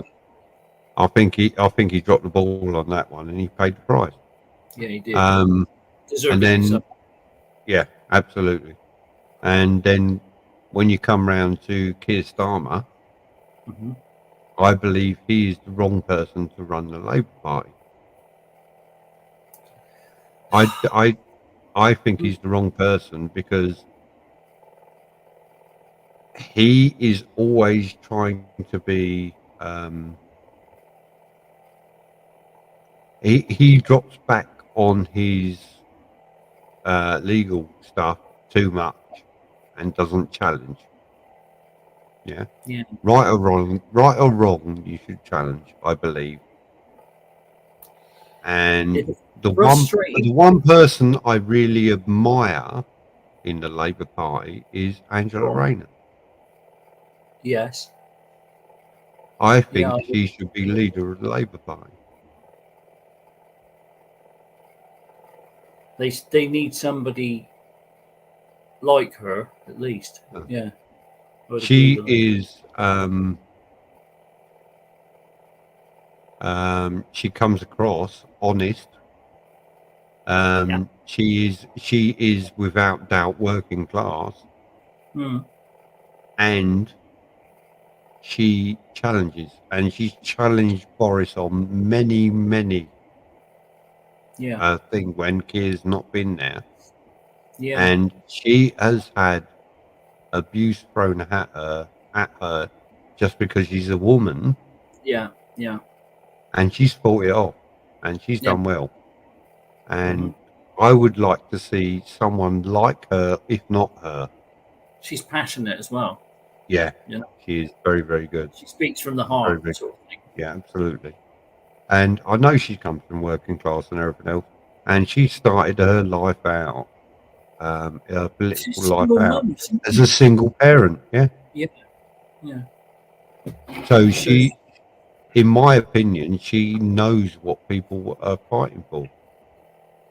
She's not a barrister. No. She's not had any silver spoon or anything. She has fought her way up from a fucking bootstrap. Yeah. and I admire that woman, and I would like Yes. to see her succeed as leader of Labour Party. It's She's ti- deputy it's leader. time. She should be So- leader. Yeah, it's time that they had somebody like her in. They haven't had a woman yet at all. No. I won't go into the man-woman debate. I won't go into that because that's. I always think it's the best person for the role. Oh yeah, I agree with that. I agree with And that.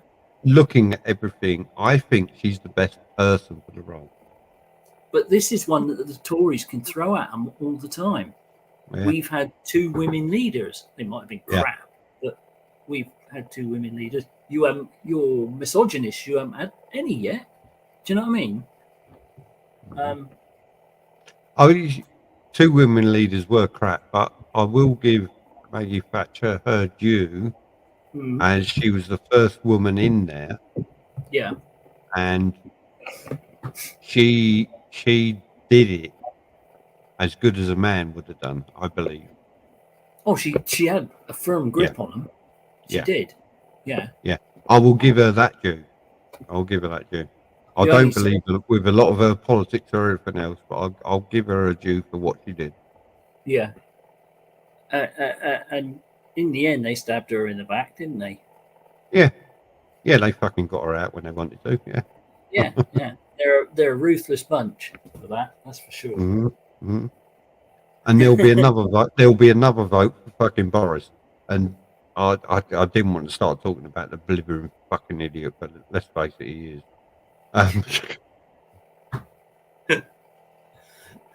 There's a lot of Tories that don't like him. A lot. I always remember one of Boris's speeches at the beginning of lockdown, which was "Stay at home but go to work," and he fucking he divered and blivered over it, and it's available anyway. You can watch it anywhere you like. But he blivered and divered it about stay at work but go to work, but stay at work, stay at home but go to work. And I'm like, okay, fucking, just give me an instruction. What am I supposed to do?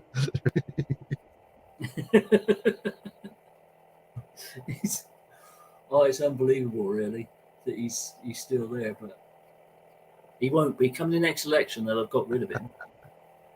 He's a liability. Absolutely, that he is. Right. Anyway. Yeah, it's time, is it? Yeah. It is 20 to 1.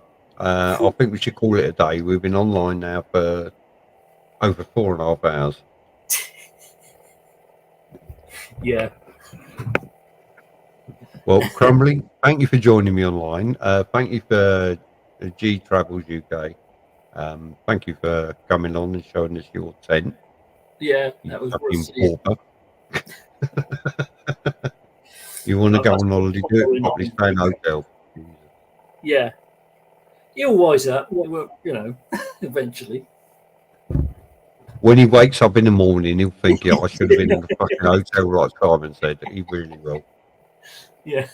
Right back at the beginning of the show, thank you, Andy GSA Tractor, for joining us. Thank you for Red Bomb for popping in, even though you were sick.